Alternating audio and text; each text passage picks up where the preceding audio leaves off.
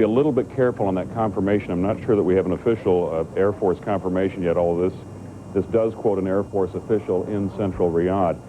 The aircraft, incidentally, that we're talking about, we have pictures of that were shot about a week ago at that particular airbase in the central part of the country.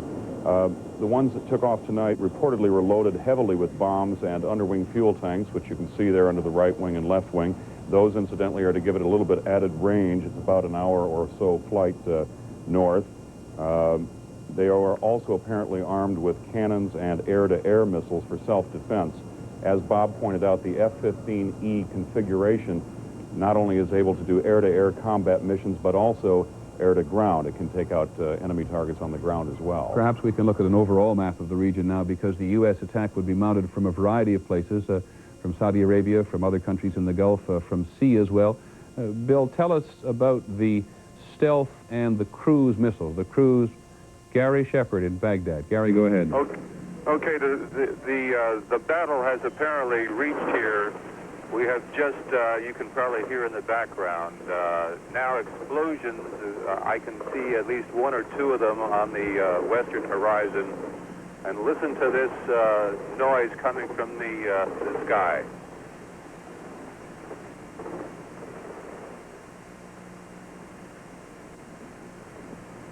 Go ahead, Gary. Keep talking. The entire sky filled with tracers again, an incredible display. I mean, this looks like fireworks on the 4th of July multiplied by 100. And there are big flashes now in the western sky. I saw at least one obvious bomb blast due west of here. It was a huge red explosion. Quite a few other white flashes right. Gary Shepard, can you hear us? Gary Shepard, do you hear us in Baghdad? Well, we have lost him for just a second at the very least. Gary Shepard is reporting from the Al Rashid Hotel in downtown Baghdad, where there are more than 100 journalists, and you heard Britt Hume, the White House correspondent, say earlier on that the President's press secretary had urged them to leave, and there was indeed a note of urgency in his note today, in his voice today, as he said those remaining journalists there should decide to come out. Baghdad is, of course, the largest city in Iraq. It's a city of almost 4 million people, and those attacks that Gary is referring to are on the western part of the city, which may be on a number of targets. They may be on targets belonging to the military high command. They may be on the military or civilian airfields, which are in the western part of the city. They may indeed be on a number of the anti-aircraft missile sites. Baghdad has a very significant, if we can look at the map again, please, has a very significant defense around Baghdad. Perhaps we can look at this one over here, gentlemen. Thank you very much. The map up on the upper left-hand side, which gives me the perimeter of Baghdad, will give people a sense, at least in terms of Iraq, if we'll zoom in on that. There are targets all over the country, of course. There are industrial sites. There are almost 60 air bases throughout the country, about 30 of which are bases of considerable use for the Iraqis at the moment, all of which are targets for this massive armada of American warplanes that everybody expected would take place when the battle began. The policy has been from the beginning to hit the Iraqis as hard as possible from the air at the very beginning and set the leadership off around Saddam Hussein, completely destabilize it if possible, get Saddam Hussein, if possible, in the view of many military people and political figures in the country as well, but also to suppress all of the Iraqi capability to mount missile attacks on U.S. forces subsequently, or for that matter to get the Iraqi Air Force off the ground and fighting. Let's go to the State Department, where our national security correspondent, John McCarthy, is standing by. John, just add to this at leisure.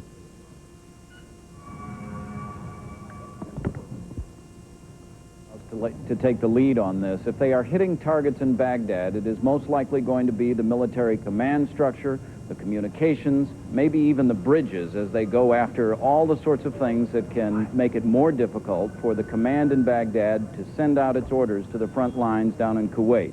Tactically, that's probably what they're after. John, aren't the Iraqis, to some extent, in a better position because they have hard line, because they're in a defensive position, because they have hardened communications, many of which are under the ground and rather difficult to get at. Some of their communications is hardened, some of it is microwave, Peter. So what the United States is trying to do is to disrupt the points where the hardened communications and the microwave communications would come together. And there are several of these points around Baghdad, several of these points, in fact, leading down to Kuwait. If they can hit those central communication centers, then they can cut the lines. Okay, and of course, let's go to Bob Zelnick at the Pentagon and talk a little bit more about this, the electronic warfare, Bob, that may be waged at this very moment by the AWACS and by some of those aircraft which have a capability to blank out a lot of their communications throughout the country. Yes, the AWACS is certainly one. The Navy has an E-6 based aboard its carriers, and remember there are 6 carriers within striking distance of these targets. There's the F-4 Wild Weasel, which can jam communications. There are any variety of aircraft that can be equipped to do that, Peter. Okay. The clue for us as to this actually beginning were the F-15s that took off from one of the air bases in central Saudi Arabia and flew off, in the words of one of the flight mechanics there, to make history. This is history in the making, said a Colonel Ray Davis, who was maintaining these F-15s as they took off into night, disappearing in pairs off into the night sky for a flight of almost 600, little more than 600 miles from central Saudi Arabia to Baghdad. But as has been pointed out on a number of occasions, this is only a minute part of the capacity which the U.S. Air Force has, and throughout this entire run-up to today, it has always been surmised by military and political personnel in the West that the one thing Saddam Hussein and his military never completely appreciated was the full force of the American Air Force, or should I say the full force of American air power from the Air Force and from the Navy, and also from the Army being used against it.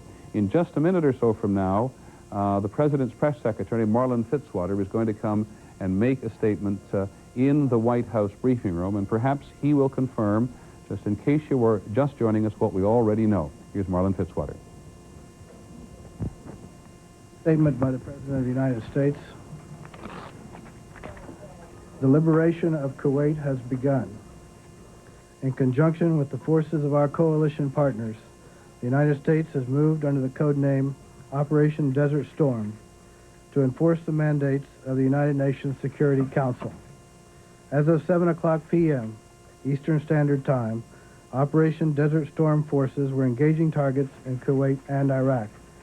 President Bush will address the nation at 9 o'clock p.m. tonight from the Oval Office. I'll try to get you more as soon as we can. Thank you very much. Well, very sparse details from Marlin Fitzwater, but Desert Shield has become Desert Storm, and he confirmed it started about 7 o'clock Eastern Time, that is to say American aircraft from the Persian Gulf, from Saudi Arabia, and perhaps from elsewhere in the Persian Gulf itself, though not from Turkey, we're told, were over their Iraqi targets, some of them having to make a considerable flight. The attack may also have involved cruise missiles, may well have involved the stealth bomber, the cruise missile, and the stealth bomber, two of America's latest pieces of high technology which have never before been tested in combat. And as Gary Shepard reported a short while ago from the Al Rashid Hotel, there was a tremendous reaction from the Iraqis on the ground. Let's go back to Gary. We can try to go back to Gary Shepard, or we cannot. Okay, so the phone line in Baghdad has, for at least the moment, been severed. Again, we're not altogether sure why that might be the case. It may be the Iraqis, though over the last couple of days, but particularly in the last 24 hours, they have given reporters much more license, pretty much, to say what they wanted out of there. But because, as John McCarthy pointed out a little earlier, cutting communications to Baghdad to create a sense of isolation in the country for the Iraqi military, particularly for the Iraqi military high command, was a clear intention of the U.S. military high command. Britt Hume is back at the White House. Britt, what can you add? It occurs to me to suggest that the President's decision, while formally made tonight, was really, in fact, an order given tonight, if not earlier. And it seems to me that based on all that we now know, that the policy that has led to this was one which contemplated the possible use of force from the start, and it really has for some time been up to Saddam Hussein whether it would actually be invoked. But my sense, having watched George Bush through the long months, is that this was a decision that he recognized that he might someday come to, and that he seems not to have flinched from it. And indeed, in watching him today and yesterday and the days leading up to this, it strikes me that he's been remarkably calmer and more serene than one would have imagined if this was not something he'd been thinking about for a long time. And, Britt, though this will come nonetheless as a tremendous surprise to people all over the country and create enormous sadness and anxiety about loved ones in the Gulf, not, of course, to mention all of the people who may die on both sides of this, we should truly not be surprised that the President acted as quickly after the deadline as he did, should we? I think not, Peter, and it's worth, I'm glad you mentioned that, because one of the things that the President was so unyielding about was that this was a real deadline and that the withdrawal had to be unconditional. And I think it struck perhaps many of us from the start that it was a very tall order that he was trying to carry out here. And I think that within the politics of the Middle East, with which you're so familiar, that it might have been possible to negotiate a settlement to this situation if getting Iraq out of Kuwait was really all that was on his mind. But it has never been.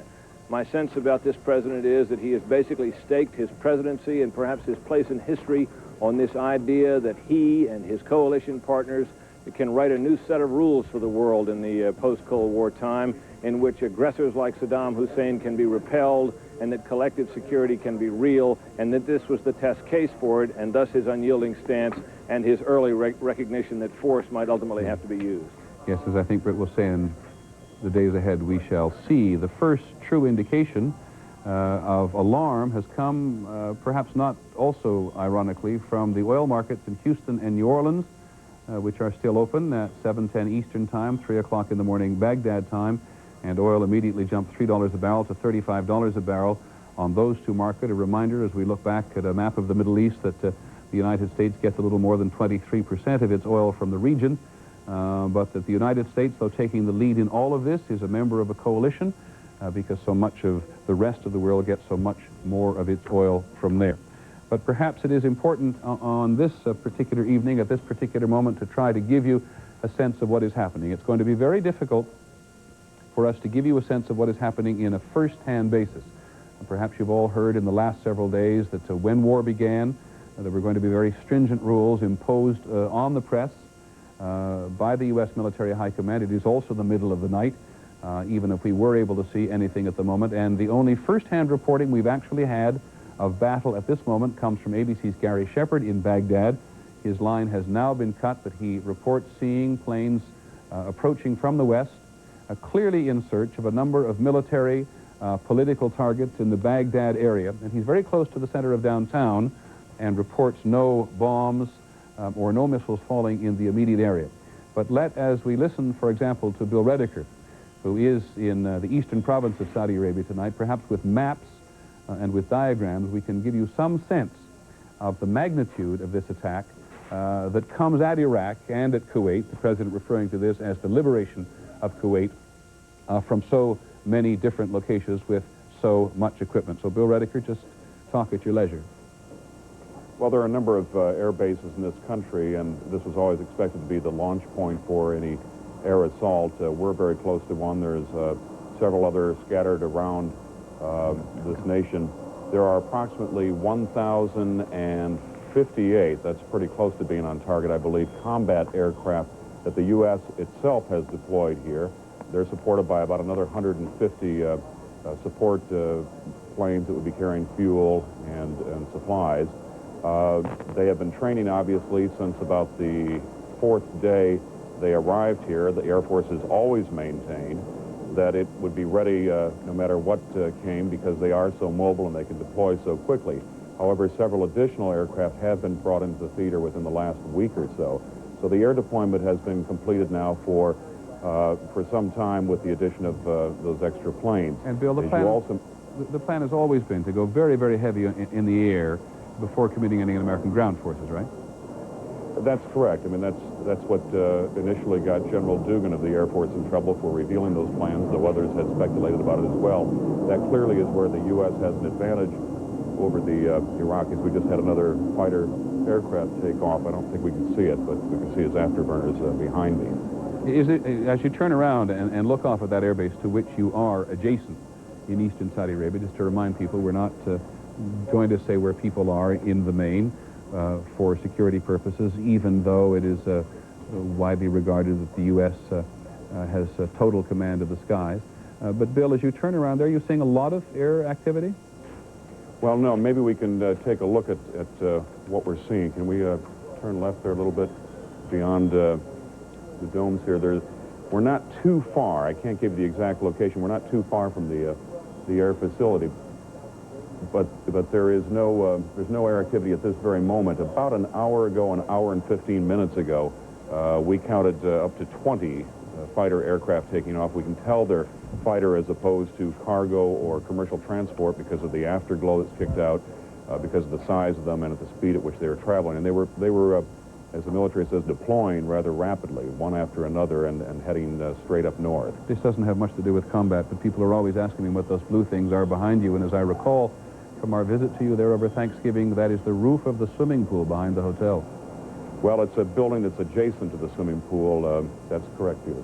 So nothing very significant to that, but anybody wonders what those blue things all the time, that's what they are. Bill, what sort of a defensive posture was the U.S.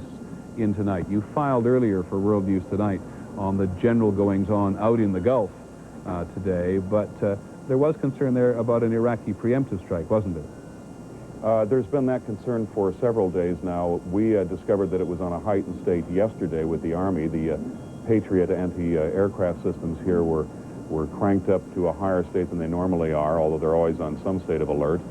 Today we discovered other signs that seemed to indicate that the U.S. was about to launch an attack. Certainly the Navy, which went on, one of its battleships went on DEFCOM, or defensive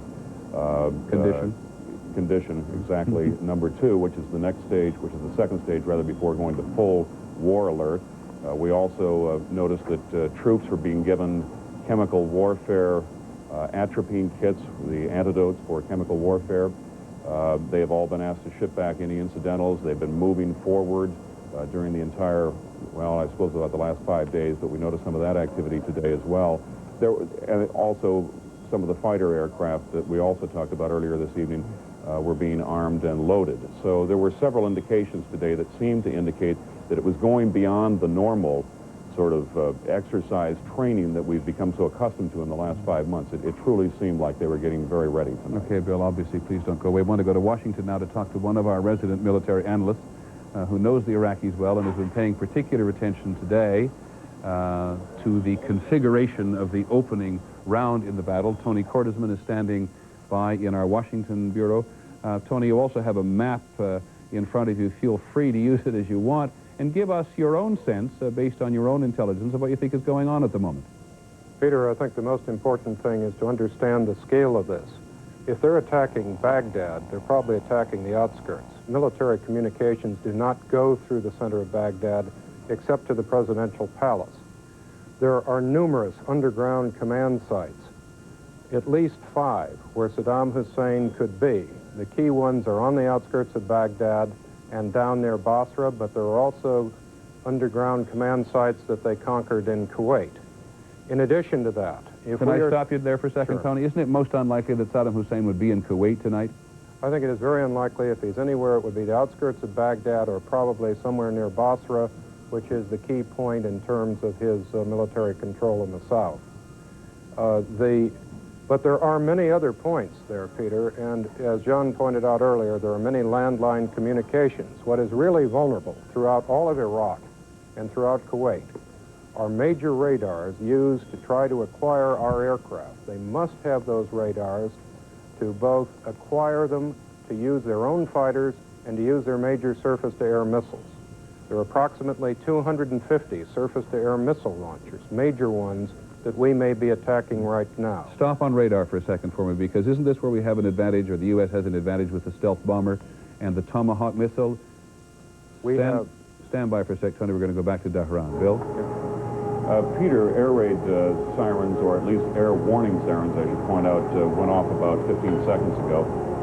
Perhaps we can hear those in the background. Are they winding down now? Can you hear that? There they go again. Bill, I don't assume this is purely precautionary. We've seen no air activity other than that that's taken off out of here earlier this evening, but nor do I in the want background, perhaps you can hear that. I don't want to be melodramatic about it either, but you are, our audience perhaps doesn't know, but you and I know, you are within range, aren't you, of Iraqi missiles? That's correct. There are more sirens going off now. We are within range of Scud missiles, though the accuracy of those missiles is not terribly reliable. Is there a lot of activity elsewhere at the moment? Just talk on about what you see and hear nearby you. Well, I see people being ordered out of this area right now, Peter, and people are putting on gas masks and being ordered out. Bill, it's your call, whatever you want to do anytime. Do you want to stay or do you want to go? I haven't seen any. Do you want to show us what's going on over here, please? I haven't seen any incoming air activity at this point. The sirens have gone up and down. We also see some trucks going out on the highway. All right, Bill. Just to be totally clear about this, at any time you wish to leave us, you leave us.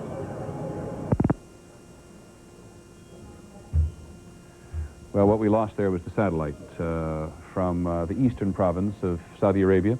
And again, this is one of the things that we anticipated might happen. And one of the reasons this might happen, let's go back to Tony Cordesman in Washington and talk about the electronic capability to blank out the whole area. But though quickly, Tony, saying before you begin, I apologize for talking on here, that in this particular instance, it was a power failure which knocked Bill Redeker off the air. So, Tony, talk a little bit about that as well, please. Well, obviously, the power plants are critical to the operations there. There are not that many major power plants, but there are some very central power plants. If those go out, then much of the radar and communications would be degraded, although most of those have separate generators. They do have electric jamming capabilities to suppress those radars. The fact that F-15 seem to have gone into the area indicates we're using active jamming. Our stealth aircraft can't be detected by their radars. With 2,000-pound bombs, they can knock the major radars out. Sea-launched cruise missiles coming from the Gulf can strike at those radars and at the command posts necessary to use them, knocking them out again. At the same time, we can bring in large numbers of aircraft, hitting the surface-to-air missiles and creating corridors, gaps through that allow us to attack other targets. Now, Peter, one thing we have to remember is that there are some 50 to 70 Scud missile launch sites scattered throughout Iraq. Those have to be a critical target to ensure that those can't be used against Saudi Arabia, our forces, or against Israel or any other ally in the coalition. I was going to make that point earlier about the Scud missiles in the western part of Iraq. They're pointed at Israel. We have been told that the Israeli military is going to make some kind of a statement in the next few minutes. They've delayed it a bit, though. Tony, put your finger on where those Scud missiles are and give us some sense of distance between there and Israel. Isn't it about 250 miles? Well, it is, and they can reach Israel. But although there are reports of 2 sites in this area here, there may well be many more sites. It's not quite clear. What is fairly clear that is the missiles that can reach Israel are relatively limited in number and relatively limited in payload. At the same time, what one has to worry about is they're using their Su-24, a very modern Soviet fighter bomber, equipped with chemical bombs and perhaps trying to make one desperate raid to penetrate Israeli airspace at the same time they use those missiles. Let us go back and use a bit of history as you talk on here, Tony. The last violence we've experienced, of course, is the U.S. raid on Libya. How did American technology perform then? On the basis of that, what are you expecting tonight? Well, American technology did not perform perfectly in Libya. We had a serious problem with the F-111s. They had never been used before in combat, and we only got about 50% of the damage expectancy that we had hoped for. On the other hand, Navy aircraft performed almost perfectly. The key, however, was that had to be improvised very quickly under the worst possible circumstances in terms of refueling. The forces here have had 4 months in which to test much of this attack plan, and they have validated their concepts with tests in the United States and elsewhere to make sure that these systems will work reasonably well. I think we're going to have to perhaps talk about one missile system or one weapon system at a time. Talk about the Scud missile now. This is the missile which was, among other things, used by the Iraqis and by the Iranians in the War of the Cities which they fought during the 8-year-long war that the Iraqis and Iranian field. It's a Soviet weapon. There are 2 versions, aren't there, Tony? There's an SS-1 Scud and a Scud-B, which is more sophisticated. That's right. Those are the two Soviet versions. Now, in addition to that, the Iraqis have two other versions. The El Hussein, which was the only system that had the range to reach Tehran in Iran. It wasn't until they developed that system with improved range that they could reply to the Iraqi attacks. Since that time, they developed another system, which is sometimes called the El Abbas or the Al Abid, which has significantly greater payload and may have significantly greater range. That system is particularly dangerous if it has chemical warheads, because it could possibly, at least, carry enough chemical warheads to do serious damage to a city in Saudi Arabia, potentially to Tel Aviv or Jerusalem, or to even targets in Turkey, although that seems an unlikely scenario. Okay, Tony, stand by for a second. Tony Cordesman, who is one of our leading military analysts in the country, will be with us throughout the evening. He will be with us for the duration. I want to go to Capitol Hill in just a minute to talk to ABC's Jim Wooten, but before we do, I'd like to play a little bit of the tape from Gary Shepard in the Al Rashid Hotel in Baghdad, which was the very first hint any of us had tonight that anything was going on. We were talking to him on the phone at the time. Peter, I am looking directly west from our hotel now, and throughout the entire sky there are flashes of light. It appears to be some sort of anti-aircraft fire, a couple of flashes on the horizon now. Something is definitely underway here. Something is going on. The whole sky lit up with these flashes continually. Is it far in the distance, Gary? Occurring, and now we can see an obvious tracers in the sky, planes now coming toward this hotel, and flashes, the sound of flak and flares. Obviously, an attack is underway of some sort. It appears that there is tracer fire coming up from the ground, and an incredible panorama of flashes continuing as I speak. How close is it to the city where you are, Gary? We now see an entire stream of red tracer fire. And now sirens, air raid sirens, are beginning to sound over Baghdad. The lights of the city itself continue to burn on the ground. Street lights, house lights. And as this occurs, the flashes continue throughout the sky. There's obviously an air raid underway right now. The air raid sirens continuing. We see more tracer fire going up. Huge flashes in the sky, throughout the sky. Gary? Yes, Peter. Gary Shepard talking to us a while ago. The very first hint we had at all that what the president calls the liberation of Kuwait had actually begun. Those first American aircraft took off. I had the time here just a moment ago, but I've lost it. I'll come back to it.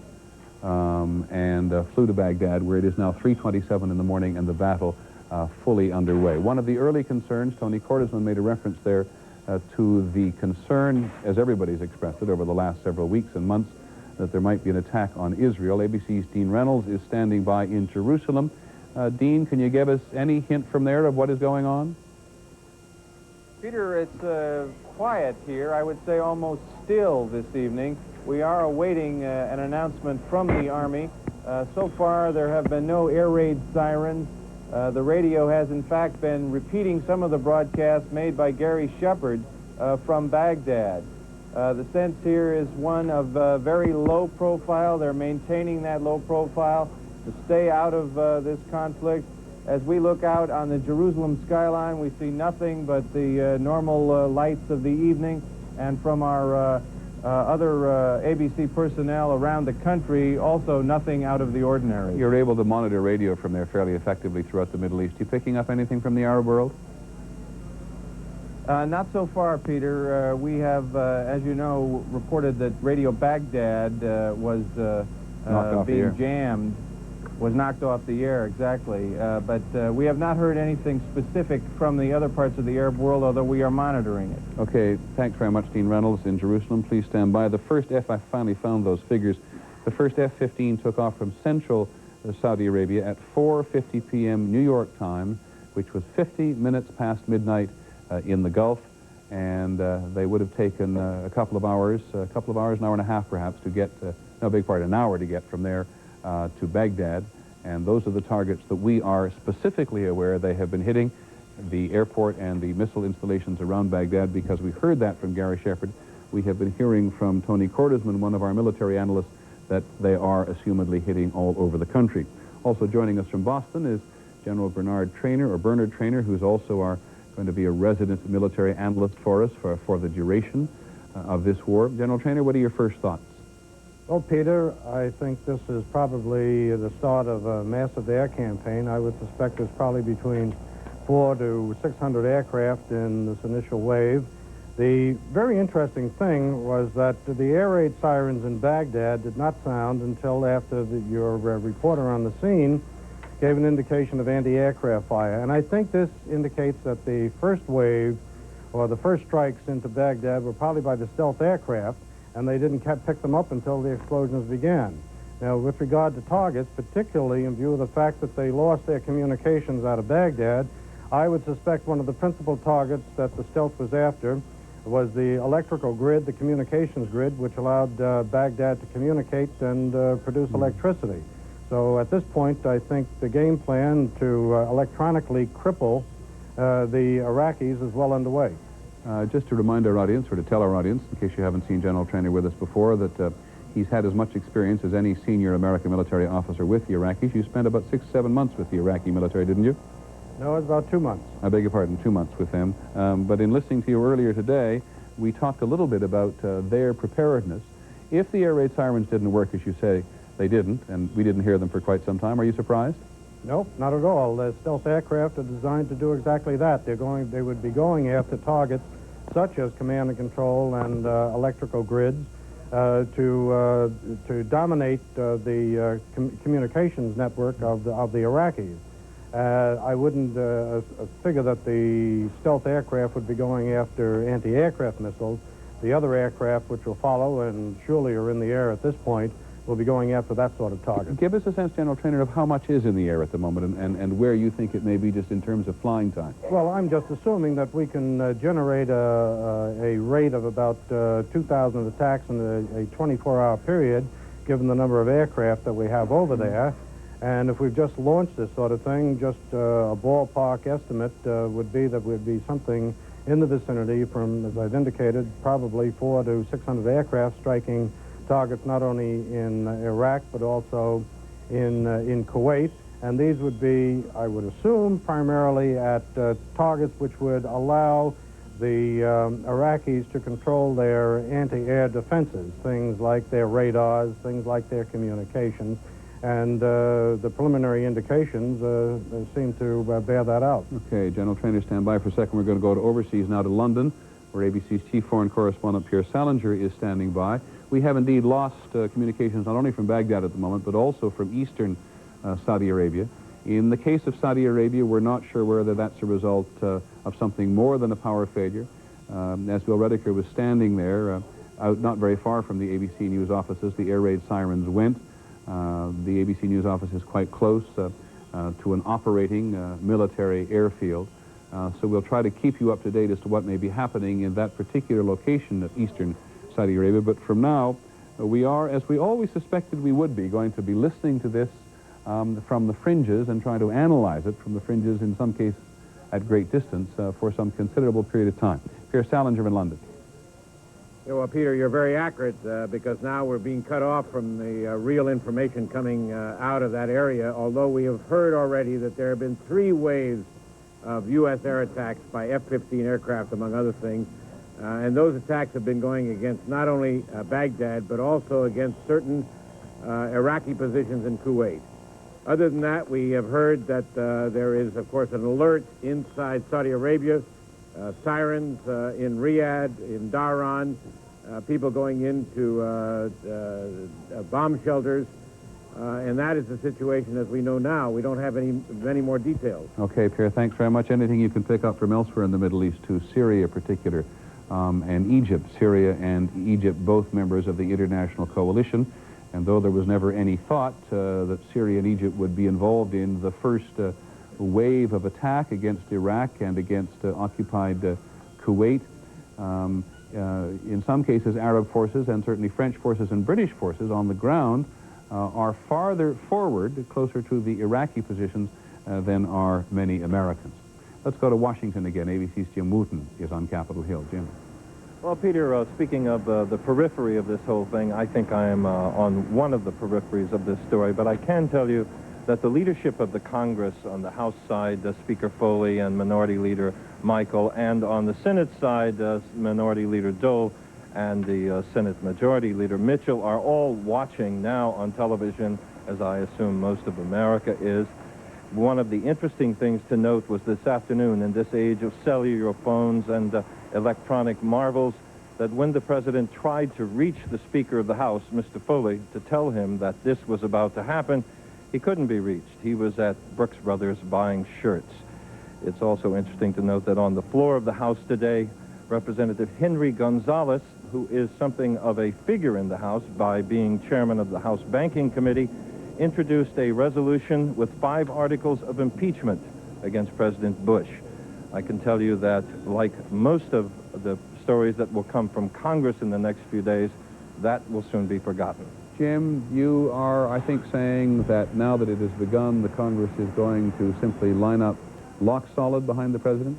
Oh, I think that's absolutely true. There will be, I think, in private conversations, remonstrations against the president by those who voted against the resolution authorizing him to do what he has done this evening. But in public, you will hear nothing but support. And it will, of course, also be support for American forces in the Gulf, which for many politicians will be infinitely more important than support for the president. Exactly. Okay. What do I recall, Jim, that a couple of congressmen have sons in the Persian Gulf, just 2? As far as I know, Peter, there are 2. There is a congressman from California, I believe, who has a Marine who is there. Okay. Thank you very much, Jim. Please don't go away, or at least continue to work the beat, because we'll want to come back to you. Most people, I think, in the country know at this point now that there is a considerable portion of the American business and political elite which has no direct involvement in the Gulf, like so much of America in the Midwest, particularly in the South, has.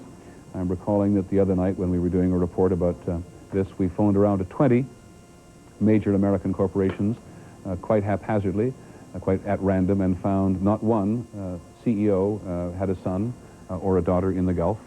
And let us now move on to the military campaign. Dean Reynolds in Jerusalem. Dean. The Army has just put out an announcement to the Israeli public. It is that due to the the apparent attack of the American forces in the Gulf, citizens of Israel are asked to open their gas mask kits and to stay at home and to keep the kits with them at all times. They are asking... Yeah, there's an electrical problem everywhere, so we lose Dean Reynolds in Jerusalem. There he is back again. Dean, continue. I was saying, Peter, that they are asking essential workers to report for their jobs this morning to continue maintain a level of service, to also carry their gas masks.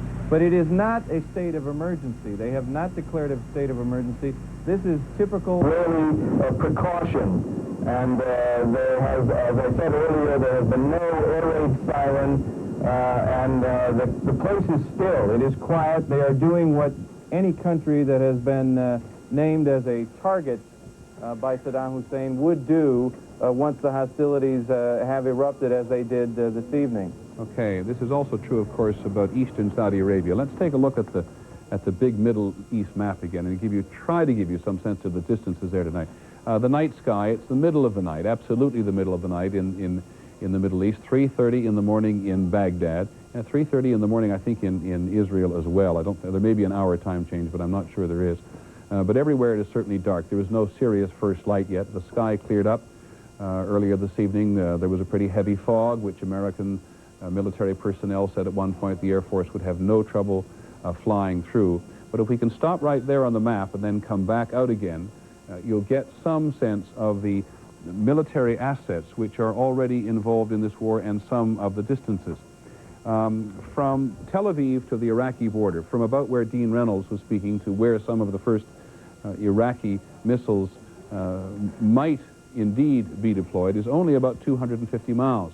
And if you look there at the Persian Gulf, where there were 2 American carriers tonight, the Ranger and the Midway, I think, are the 2 American carriers in the Gulf on the right there now. Up from there, up to Baghdad and various targets, is about 300, 400 miles in some cases to targets in Iraq and in Kuwait. From Kuwait City all the way down, right down to the Strait of Hormuz, is about 500 miles. So all of those aircraft carriers, both on the left in the Red Sea, you can see 4 American carriers there. That's the configuration as of a little earlier today. 4 American carriers in the Red Sea on the western side of Saudi Arabia, and 2 in the Persian Gulf, where Iraq and Iran and Saudi Arabia and all the other Emirates and Kuwait come together. There are a lot of attack aircraft on board those particular carriers. And in fact, let's go to our Pentagon correspondent, Bob Zelnick, who's standing by, because he can bring us up to date a little, I think, on the capability of the attack aircraft from on board those aircraft carriers. Bob, normally, as I recall, only about 25% of an aircraft carrier's airplanes are used for attacking, but there are many more available at the moment, right? Yes, the A6 is certainly one of the principal ones there, Peter, and altogether there are about 425 combat aircraft available to be used in this attack. We expect to have more details of this and specific details just after the President speaks, Peter, because Secretary Cheney and General Colin Powell, Chairman of the Joint Chiefs of Staff, are going to conduct their own briefing at that time. I might add that one of the principal worries of the United States military in the field and at the Pentagon has failed to materialize, and that is the fear that Iraq would somehow succeed in hitting Israel before the U.S. and its allies joined the fight against Iraq. That could have cost the U.S. its Arab support. They were very, very worried about that. It apparently has not happened. Not happened as of now, anyway, Bob Zelnick. Thank you very much. And as best we can tell, the attack on Iraq began maybe 45 minutes ago. It's now 7:41 Eastern Time, 3:41 in the morning in Baghdad. The President is going to talk in about an hour and 20 minutes from now. Brief Hume at the White House. Now told that that speech is expected to last about 10 to 12 minutes, and that the President has worked his way through something like 4 drafts of it. I've heard from other people here that the speechwriters have been on almost 24-hour duty for days and are absolutely bleary-eyed with exhaustion, and in part that's because they've had to work on differing drafts without any real knowledge of exactly what's going to happen. The President is said, however, to have been at work on these various drafts for several days, which goes back to the point you and I were talking about earlier, that he has obviously been contemplating this for some time. He's between 6 and 7 is when he made his calls to the leaders, we're told, and he did it from the small study adjacent to the Oval Office, and he had Vice President Quayle, National Security Advisor Scowcroft, and his Chief of Staff, Governor Sununu, with him when he made those calls. He's also called some foreign leaders, a list of those to come later. Okay, Britt, thanks very much. A number of people, obviously politicians and statespersons of all persuasion, are going to want to talk within the next 24 hours. The Kuwaiti ambassador to the United Nations has made a statement in which he says the military action fulfills the wish of the international community to liberate Kuwait from the Iraqi aggression, and he wishes victory for this operation. It used to be called Desert Shield when it was a standing operation defending Saudi Arabia against any further Iraqi aggression and perhaps waiting for offensive action. Now that it is a war, the President is calling it Operation Desert Storm.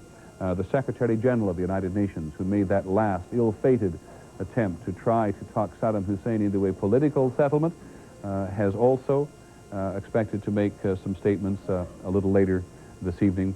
But you will recall, if you were watching or listening to the reporting over the last several days, he came back extremely depressed. In the words of ABC's David Ensor, who flew back from Europe with him, Saddam Hussein seemed much more concerned about offering tea and coffee the Secretary General than engaging in any kind of a dialogue at all with the Secretary General. And there are people, by the way, those who know Saddam Hussein better than most, not that many people know him very well at all, who believe that one of the things in his mind is to try to get this battle started, to say to the Iraqi people and his other supporters in the Middle East and elsewhere in the developing world that he has stood up to the American imperialists, and then perhaps try to sue for some kind of peace before his country is totally obliterated.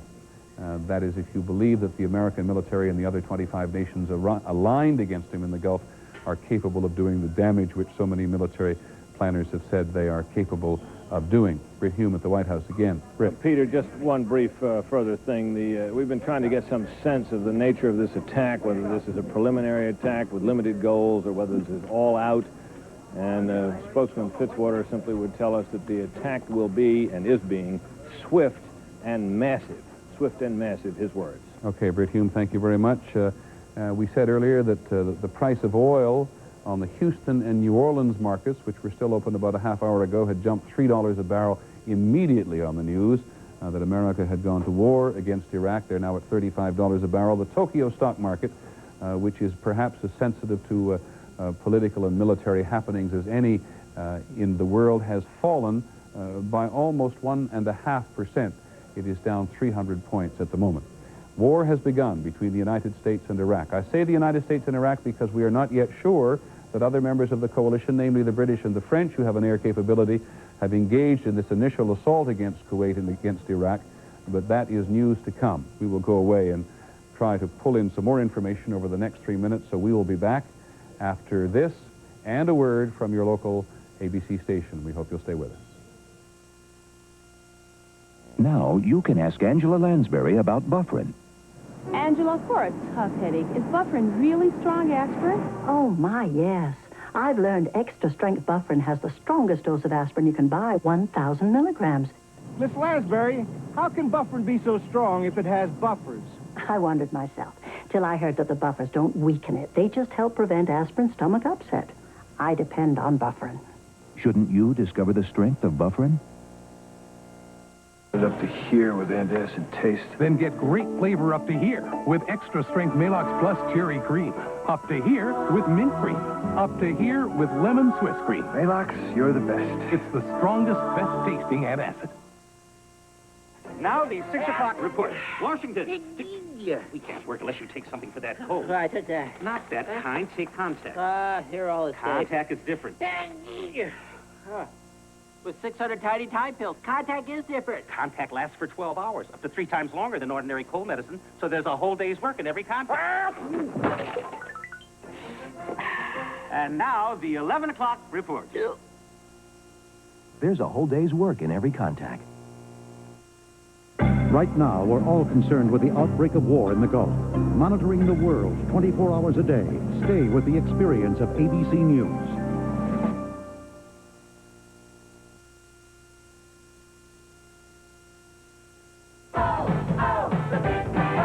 To celebrate 30 years of 30-minute delivery, Domino's Pizza delivers the Big 3-0. Order a large pizza at regular price and get a medium with your favorite topping for just 30 cents more. A great deal like this won't last forever, so call now and ask for the Big 3-0.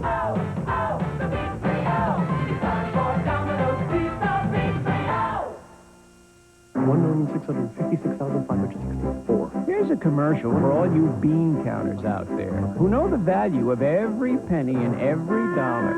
Introducing the all-new Toyota Tercel. Toyota reliability that starts for around $6,500. All right, bean counters, $6,488. And that's why when it comes to value, we think the other guys don't amount to a hill of beans. $56,564. For fresh, flavorful vegetables, we have the greatest. This week at Food Barn, save on Farmland extra tender pork steak, just $1.19 a pound in the family pack.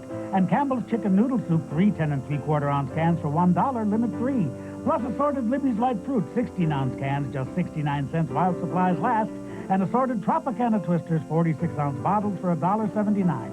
So come to Food Barn, where our everyday double coupons give you the best food value in town. Food Barn, great food, great value.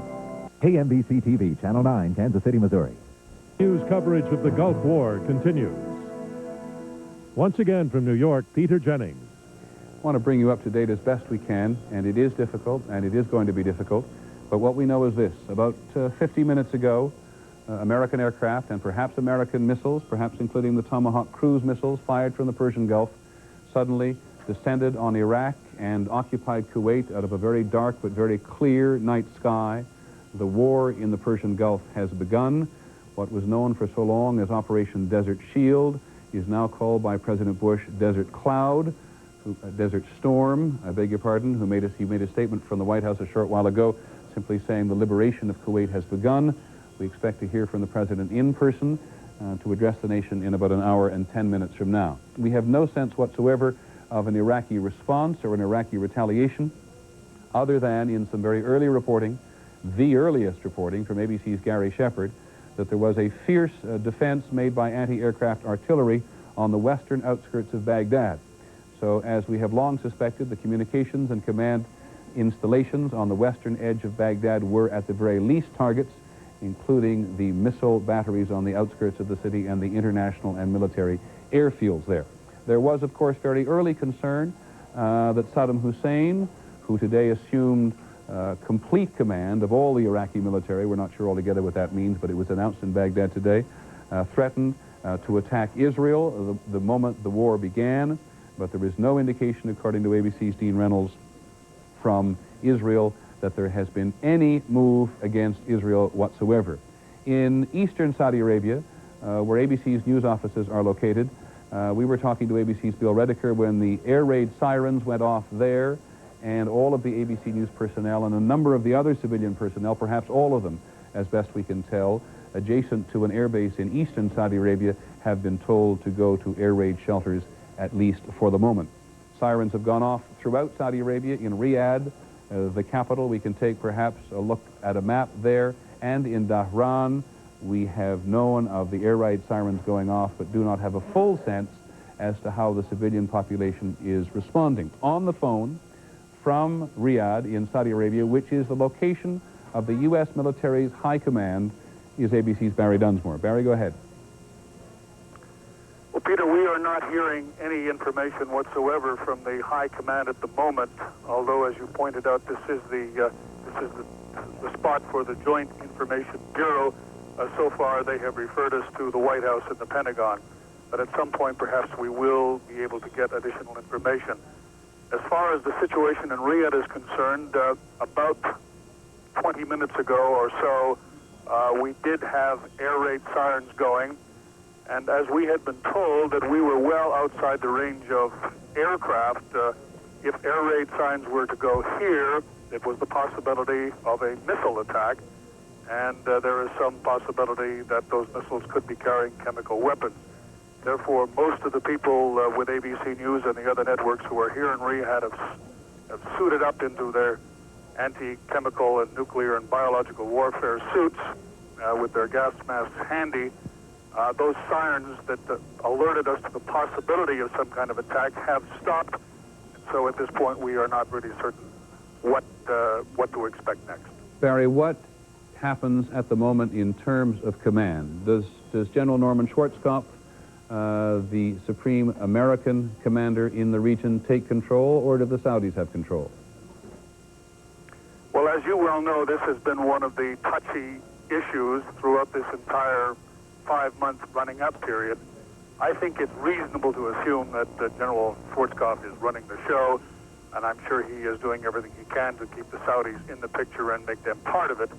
But clearly, with the more than 400,000 U.S. troops here and the fact that the United States would be in the running of the attack, as it were, General Schwarzkopf can be assumed to be in command. Barry, do you have any sense whatsoever of how the Saudi Arabian civilian population has responded to the beginning of war? Can you look out your window and see anything? It's what, almost 4 o'clock in the morning?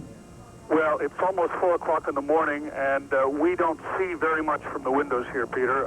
There are some people who are planning to venture out and take a look. I can tell you that today there has been, a fairly high level of anxiety, but certainly I don't think anything approaching panic. They are quite stoic about it in many cases, saying, you know, if God wills it, they will be fine, and if God doesn't will it, they won't. I think that basically the Saudis, particularly, for a long, long time have assumed that this day would never happen, that somehow they would be rescued deus ex machina and everything would be fine. So it's perhaps a little premature to predict what their reaction is going to be now that war has actually begun. Okay, thanks very much, Barry. As you point out, the Saudis have been fairly calm throughout this whole thing, saying the Americans will protect us. So as Barry points out, hearing the air raid sirens in Riyadh, which is about, looking at my chart, about 616 miles to Baghdad, but less to Kuwait, about 332 miles to Kuwait. It's a very long range, as Barry Dunsmore points out, and as one of our military analysts, Tony Cordesman, has pointed out, the Soviet or even the Iraqi refined Scud missile, one of their heavy range missiles, is an inaccurate weapon over such considerable distance, and of course has a very reduced payload. That is to say how much it can carry, but when it is carrying chemical weapons, which of course is everybody's great fear in the region, it needn't be very heavy at all. Ironically, the former chairman of the Joint Chiefs, Admiral William Crowe, who knows the region so well, was saying to us some time ago, the very obvious, it is not a dangerous weapon unless, of course, it lands anywhere adjacent to you. And then anything, no matter how heavy or how light its payload is obvious. Back to the White House and Britt Hume. Surfacing here, Peter, about the decision to do this, how it was made, and when it was made. We're told now that the president had decided on this date, and it was set by virtue of the military's priorities, according to military priorities, several days ago, before it was clear whether there'd be some last-minute move by Iraq to comply with the deadline, and that indeed the statement that was read here tonight in the president's name was written yesterday.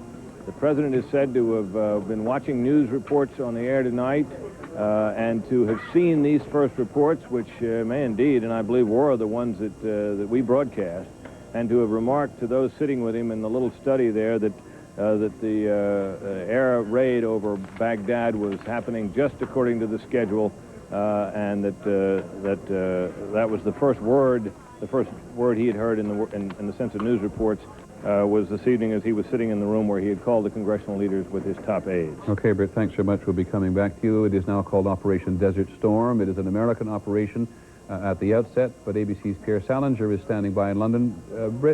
Pierre, my apologies. Do we think the British have joined this initial phase of the operation?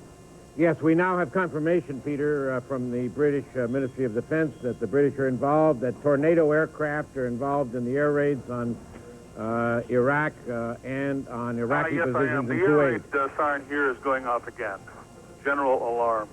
Okay, that's an interruption from Barry Dunsmore, who is in Riyadh, who says the air raid siren is going off again. Barry, continue.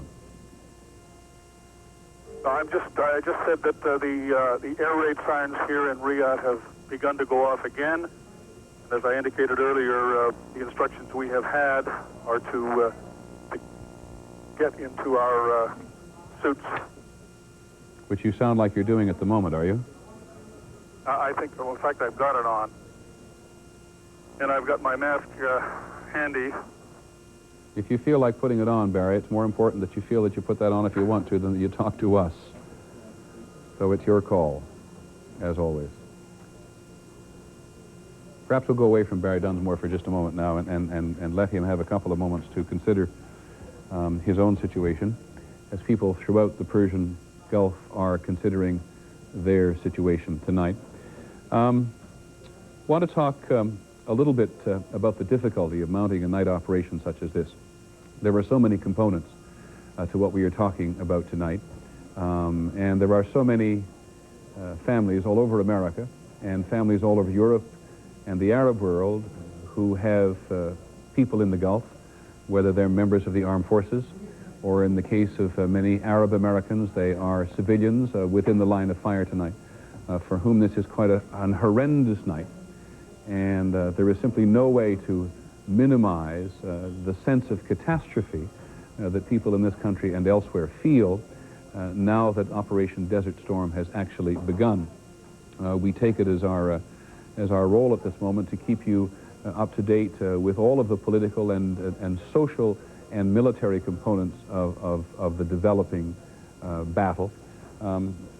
there are in the night sky tonight in various parts of the Persian Gulf American aircraft. We have a brief report now from ABC's Dennis Trout on just how difficult it is for American pilots to fight under these conditions, even unopposed. On a clear day, anyone can see forever in the desert. But on a clear night? Oh, we own the night. We own the night. On a clear night, special nighttime vision equipment means that U.S. forces can see forever then, too, or almost forever. U.S. forces are expected to have an enormous advantage in combat with Iraq. That's because new technology allows Americans to do much of the fighting at night, when they can see, and presumably, the Iraqis cannot. We consider the night warfare capabilities, both in the air and on the ground, of our forces to be a tremendous advantage militarily. One system used in the Gulf is called Lantern. Seen here in tests in Arizona, Lantern uses a combination of infrared and radar technology that turns night into day. The result is plain to see. Pilots can fly extremely close to the ground without crashing, then find and destroy enemy targets with startling accuracy. It is the most advanced, the best in the tactical fighter business that I've ever experienced. American commanders are eager for much of the fighting to happen at night, when U.S. aircraft would be far less vulnerable to handheld Iraqi missiles. When the U.S. bombed Libya in 1986 in response to terrorist attacks, the raid came at night. So did the invasion of Panama in 1989, when night-flying helicopters attacked military facilities and transported special operations forces. U.S. helicopters can fly at night when pilots wear special night vision goggles, which take existing light, such as from the moon or stars, and amplify it several thousand times. But using all this high-tech equipment can be something of a high-wire act. Experts caution that what looks so promising in training often can fail in a real war. Dennis Trout, ABC News, the Pentagon.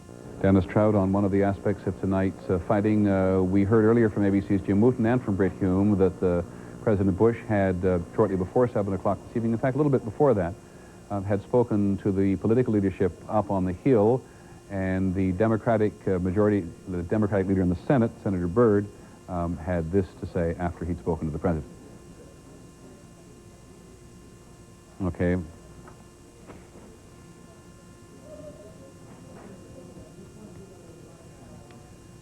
Well, we have it somewhere, and as I'm sure you'd expect in the early stages of this coverage, there is a lot bound to go wrong technically. It happens almost all the time. Before we go back to the Middle East, and we're trying to reestablish contact with Gary Shepard at the Al Rashid Hotel in Baghdad, where it's a little after 4 o'clock in the morning, let me go to Tony Cordesman, one of our two military analysts, and pick up a little bit, if I may, Tony Cordesman, there where Dennis Trout left off on the difficulties of flying at night. It is widely regarded as having been a big plus and an advantage for Americans, but it always looks easier on videotape than it really is, doesn't it? It always does, Peter, but I think we have to stress that at this point it is not the attack aircraft that have to fly low to the ground which are going to be doing the attack, but aircraft designed for the night that are flown constantly at night. The F-117 is a night aircraft. That's its mission. The F-15E is one of the most sophisticated night attack aircraft in the world, and that has been tested now for several years and works superbly. In addition to that, many of the carrier aircraft have excellent night warfare capability, particularly the A-6s. So we are dealing with aircraft flying at higher altitudes against fixed targets, where these targets are well known in general from photo reconnaissance. And they should be able to conduct this phase of the night war with great effectiveness. Now, there's a lot of talk about all sorts of people having night glasses that they never had before, a new development. We've seen them used on the ground as well. Aren't they also somewhat disorienting for the people who are wearing them, even if they've had some training? Well, they can be somewhat disorienting, but in fact, the overall performance using those goggles with helicopters has been relatively good. The Marines use them in their AV-8s. The night units that are equipped in that aircraft, it's a V-stall fighter, one that can take off straight up. They, too, have done very well. At this point in time, however, there won't be aircraft using those night vision devices. This will be a matter of radar and long-range infrared like the Lantern system. I want to bring General Trainer in here for a second, because there's also been some talk, General Trainer, In fact, you were the one who really emphasized it. Are you there in Boston? I am indeed. I can have a look at you. Thank you. Always makes me feel better. You were the one who made the point that because the air raid warnings seemed to be lagging behind an attack in Baghdad, that perhaps what was being used was the stealth bomber. This a new piece of American technology, was used in Panama for only the first time. Do you get a sense of what it would have been up again in terms of its own technology? Well, in Panama, one of their problems was that they didn't have the digitized maps for the target area because it wasn't anticipated using the stealth there. But clearly, What is it? Sorry. Well, this what is a digitized map? A map that is really turned into a computer, so that the aircraft automatically follows what the map coordinates that are translated from a geographic designation into electronic impulse. And they didn't have that for Panama, but they do have it, as I understand it, for the Middle East. So therefore, the pilot really just turns it over to this computer who follows the map to the specific target and delivers the ordnance all automatically. So if everything is working perfectly, they put it right on target, and the recipient of the attack never knows what hit him. And the stealth technology for the uninitiated is a combination of everything from paint to the materials in the aircraft, which is designed not to reflect a radar beam coming at you. And the configuration of the aircraft. And the configuration as well. So from a military point of view, a purely calculating military point of view, you and others will want to know tonight precisely how the stealth performed at night. That's correct, and I'd be surprised if the stealth wasn't in on the initial attack. That's what it's designed for.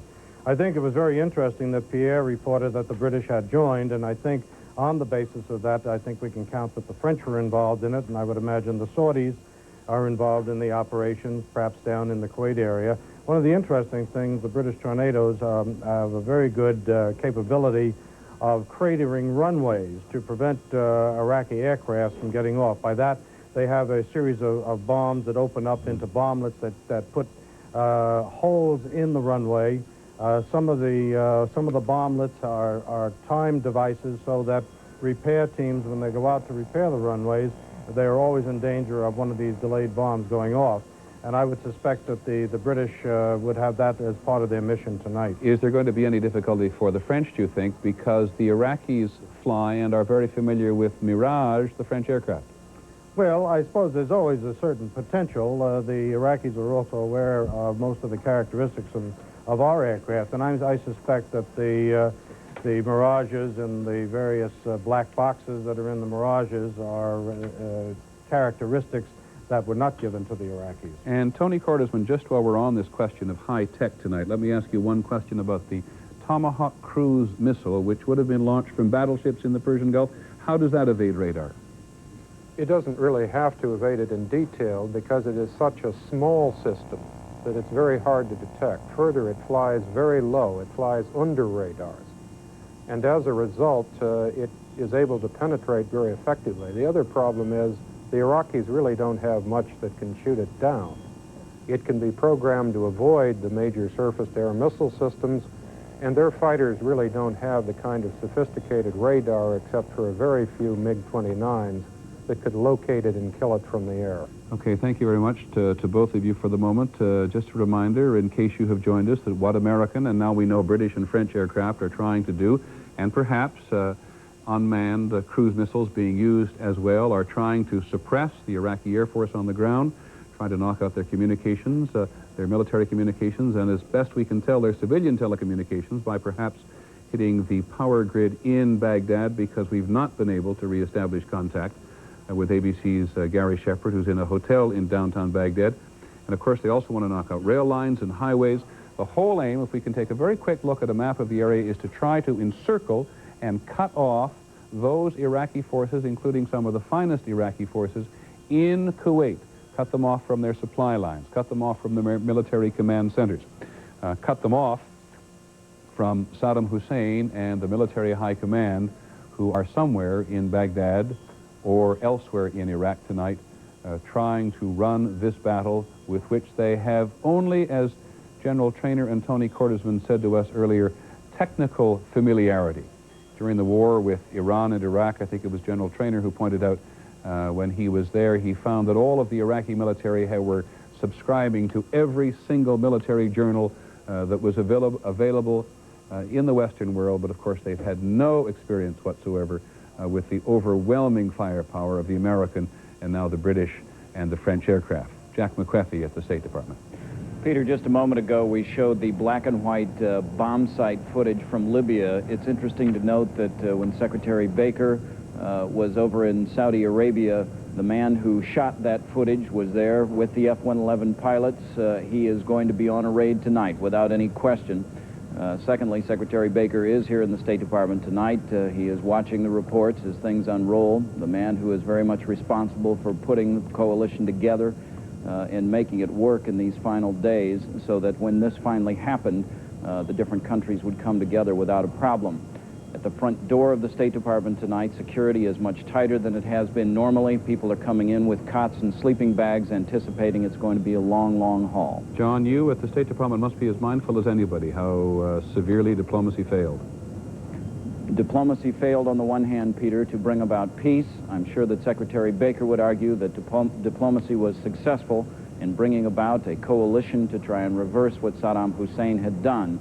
First, peacefully, if he could, Baker would argue, or by force, which is, of course, happening tonight. But you are absolutely right. Diplomacy failed to bring about a peaceful settlement. We'll be back, John. Thanks very much. John McQuethy at the State Department, the British House of Commons, and the French National Assembly today. It now all seems so coincidental, doesn't it? Voted overwhelmingly for the use of force.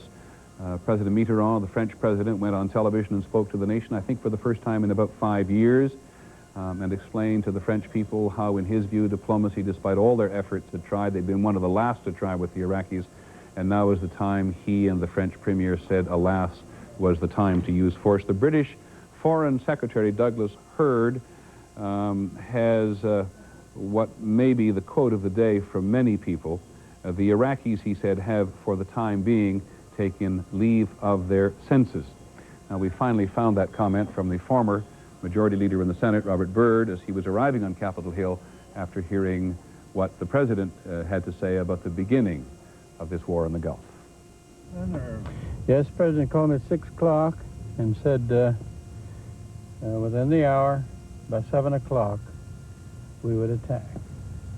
And I said, well, Mr. President, my Bible tells me that our Heavenly Father, who hears us in secret, will reward us openly. I'm praying for you every night. The former Majority Leader in the Senate, Robert Byrd, and in speaking of prayers for the President, you may recall that yesterday the President talked, among other people, to the chaplain of the Senate, who said a prayer for him on the television. We have no real sense at the moment of the President's state of mind within the last couple of hours anyway. Over the last 24 hours, he has been described as a man at peace with his decision, a man who slept very well. That seems to be pretty much the attitude put forward by most of the leaders of the anti-Iraq coalition, who feel, to use the President's words, that they have gone more than the extra mile in trying to bring Saddam Hussein to a political settlement without using force in the first instance.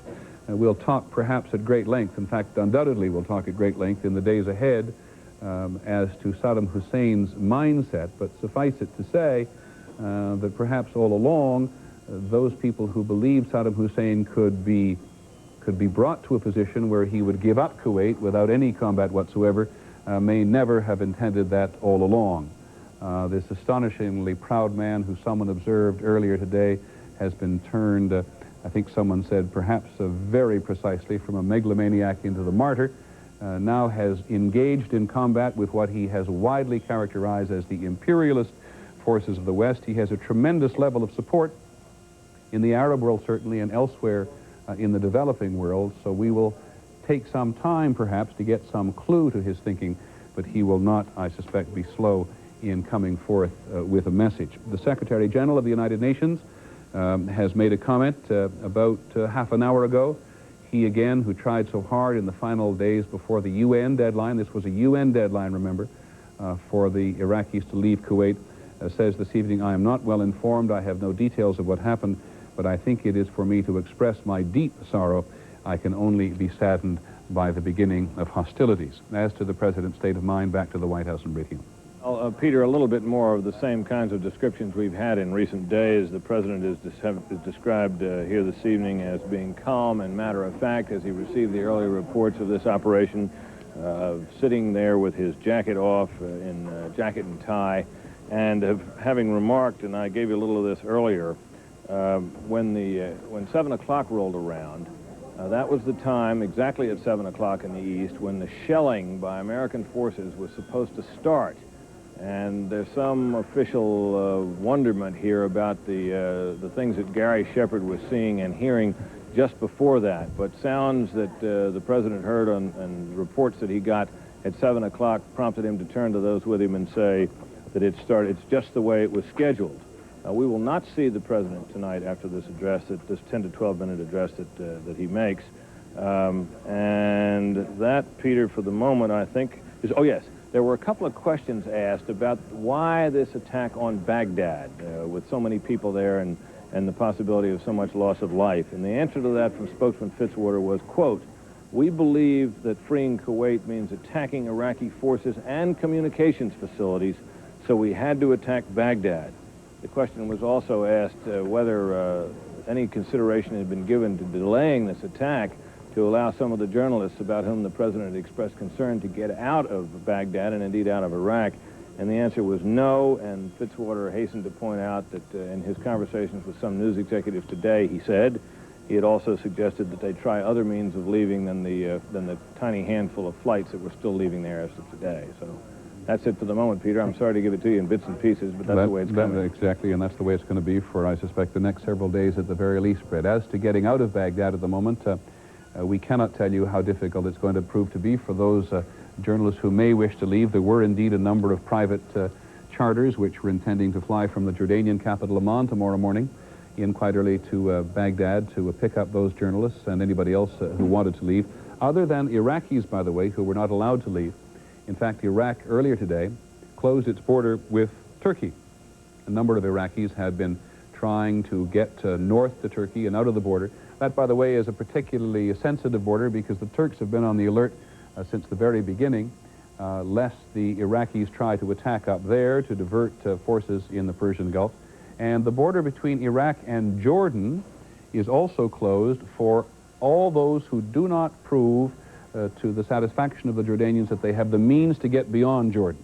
You remember very early in this crisis the enormous burden imposed on Jordan by the massive number of refugees who fled Kuwait and Iraq when the American buildup first began in the Gulf. Now, that may change in Jordan if people can get out, but it's a long drive from Baghdad, certainly, to the Jordanian border or to the Turkish border. So people in Baghdad tonight, though we do not know them to be in any specific danger. We'll talk about that in a moment when we come back, but they have no way at the moment of getting up. 4:17 in the morning in Baghdad, 8:17 Eastern Time in the United States. The President will speak to the nation in about 45 minutes. We will be back in just a moment after this and a word from your local stations.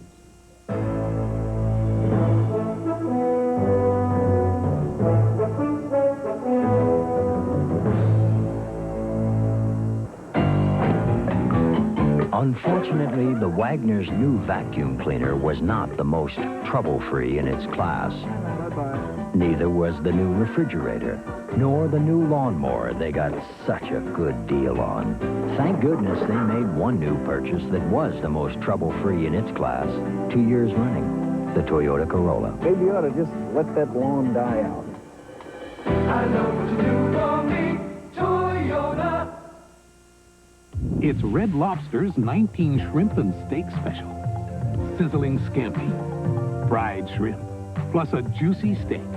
19 shrimp and steak, just $9.99. Hurry to Red Lobster. I'll put you next to Dad. Now, when life turns up the heat, there's Degree antiperspirant. Every time your body heat rises, Degree turns on extra protection. Degree, your body heat turns it on. Don't you wish you'd bought the video cassette of Lady and the Tramp when you had the chance? Now it's gone, and time is running out to add Cinderella to your collection. But you still have a chance to own 2 of Disney's most delightful animated classics, The Magical Peter Pan and the Academy Award-winning The Little Mermaid. still available, but only for a limited time. Don't let Peter Pan and the Little Mermaid get away. Introducing Glade Plug-ins Air Freshener. It keeps on freshening. And freshening. and freshening. Plug it in, plug it in. New Glade Plug-ins freshens for 30 days. Plug it in, plug it in. Gently, constantly warms this refill cartridge for a full 30 days. Freshens 30 days, freshens out of your way. Plug it in, plug it in. After 30 days, just pop in a refill. Try Glade Plug-ins and plug into 30-day freshness. Plug it in. Right now, we're all concerned with the outbreak of war in the Gulf. Monitoring the world 24 hours a day. Stay with the experience of ABC News. Hey, what's the matter? How can we leave? What's the problem? What if something should happen? Everything will be fine. They can call us in Hawaii. They do have phones. No, but it's long distance, so expensive.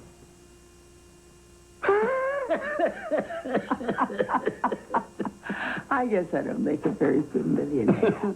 You'll learn.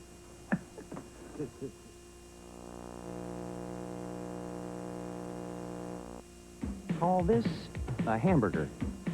Call this hamburgers for two. Whoa, what's this? Party time!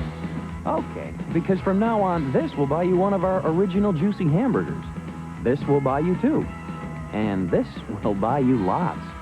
The 49-cent hamburger. Stop in soon with your pennies, nickels, and dimes and pick up on our biggest change yet. The new Real Value menu. You'll love the change at McDonald's. KMBC TV, Channel 9, Kansas City, Missouri. ABC News coverage of the Gulf War continues. Once again, reporting from New York, Peter Jennings. It is about an hour and 20 minutes since we first learned from ABC's Gary Shepard in Baghdad that the United States, in the first instance, then the British, and then the French, had begun an attack on occupied Kuwait and on various targets inside Iraq. What was known for so long as Operation Desert Shield, in the words of President Bush, is now Operation Desert Storm. It has been particularly difficult. It is bound to be particularly difficult for us to bring you information in a hurry from the Persian Gulf. We have lost power, very briefly, in eastern Saudi Arabia, where ABC's Bill Redeker was standing by, there and in central Saudi Arabia in Riyadh, which is the Saudi capital. Reporters and civilians have in some cases been sent to bomb shelters when air raid sirens went off. Nobody we know of, or nobody to the best of our knowledge, in either of those locations, in eastern or central Saudi Arabia, is in any immediate, should I say, nobody's been hurt.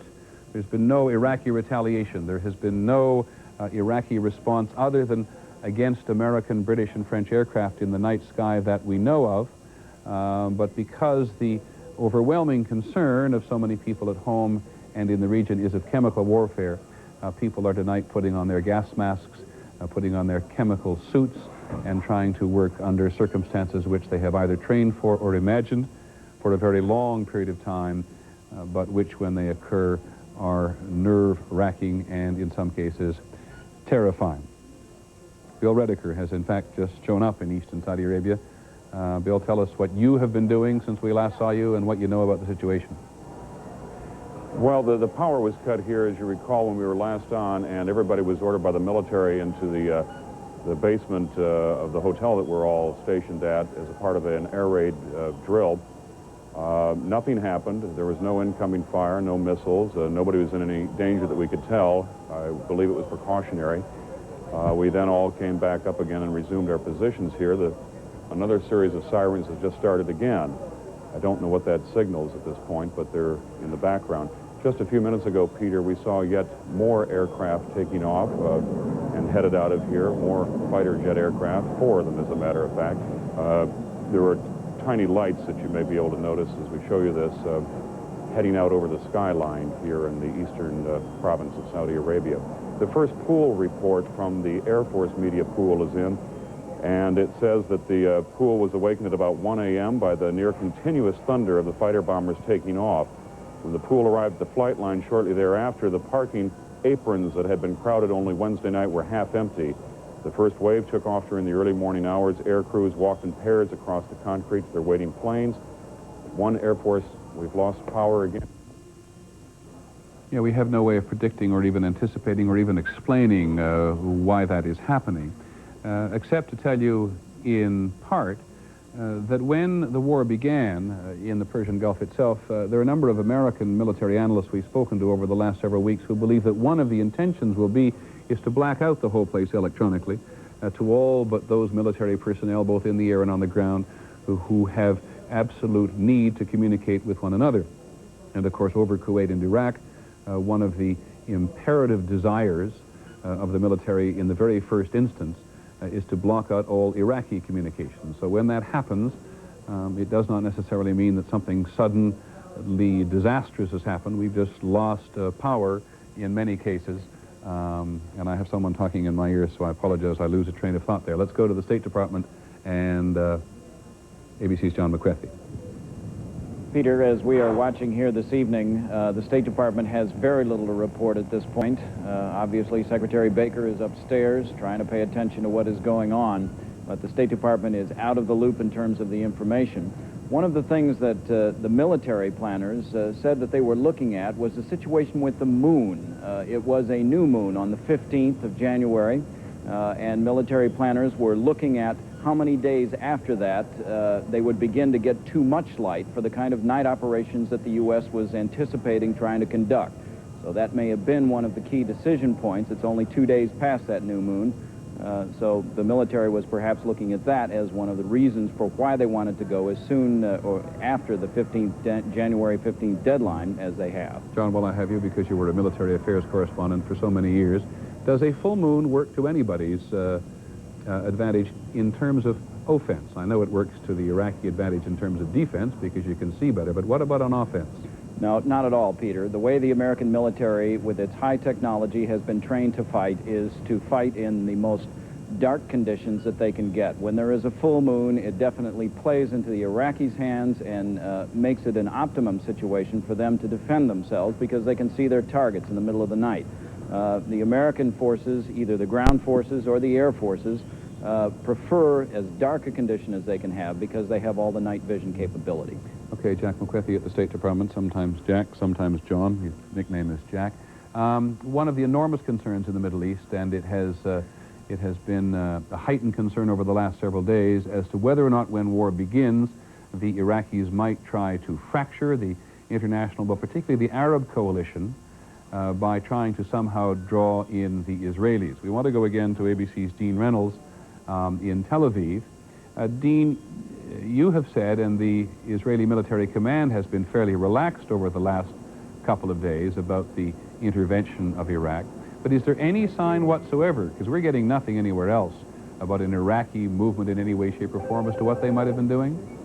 No, Peter. Actually, let me be clear. We're in Jerusalem this evening. Oh, sorry, I was told Tel Aviv. The conclusion is slowly dawning on Israeli military officials here. I think it's based on informed speculation, but perhaps a little bit more. And it helps to explain what I would describe as a relaxed atmosphere around the country today.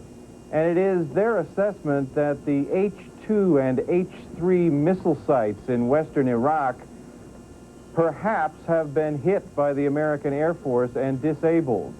That accounts for no air raid sirens, or would account for no air raid sirens going off in this part of the world. The Israelis, of course, were acutely concerned about those missiles that threatened them and the fact that Saddam had said that Tel Aviv would be the #1 target. The feeling is within the military, although they say they cannot confirm this, that those sites perhaps have been disabled, and perhaps were disabled well in advance of the word that we were getting from Baghdad that an attack was underway. Dean, I apologize to interrupt. We want to go straight away to Bill Redeker in Saudi Arabia. Bill. Peter, the sirens have been going off again, and we have a report from the Marines. They claim that a Scud missile alert has been launched. That is the only detail we have at this time. We have no further information about where, what direction, and what is threatened. But we have had these sirens going off and these alerts a couple of times tonight. This is the action inside the hotel tonight. There have been a couple of these air warnings where people have headed down to the shelter in the basement of the hotel and put on gas masks, even though there have been no gas alerts, I should stress at this point. We are a considerable distance from Iraq, but still within that missile range. You're at about 400 miles from the southernmost point of Iraq and about 330 some odd miles from Kuwait, right? I think that's about correct, yeah. And is there a real anticipation there that you and others might be on the Iraqi target list? It's always a possibility, sure. We are within range, and we are near an area that could be on that target list, yeah. Tell us something about, I mean, do you want to leave right now? No, we've not heard anything, and there are a fair number of us still out here, so now there go the sirens again. I don't mean to keep asking you this question. I assume that when you want to leave, you're just going to up and leave and interrupt whatever we're doing at the moment. I'll just keep talking to you until you want to leave. What I'd like to know is about the missile defense system and the level of confidence that the military has about protecting you, obviously, and the other civilians, because you're quite close to a major civilian center there in Dhahran, but also the military airfields behind you. There are Patriot missile systems ringing this area, and that is, of course, the premier air defense system put up by the Army. It was used in Europe by the NATO forces. It's never been used in combat. It's not combat tested, but there have been several test firings of it. It's proved to be extremely accurate. This is what we were told by the Army. So there are Patriot missile systems which are designed to knock down incoming missiles or aircraft. Now, you are fairly close. I think everybody knows, it is common knowledge that you're in eastern Saudi Arabia and fairly close to a couple of well-populated areas. What are people most worried about in your region? I hesitate here because I'm a little cautious about whether or not, lest we never violate security and the guidelines that the military have set down for us. But tell me as much as you can about the civilian population that is near you and its attitude today. Well, there's a large oil community, a community of expatriate Americans in particular, and British who reside here that work in the oil industry. So there's always been a level of concern by those workers, though they've been here for many years. But they're obviously concerned. There's been a fair amount of ticket buying over the last few days for flights out of eastern Saudi Arabia. There are 3 suburb areas that have grown up around the oil industry here. And, of course, we're on the coast as well and near a major air facility. So it's a fairly good commercial center in the eastern part of the country. Anything else you want to add at the moment?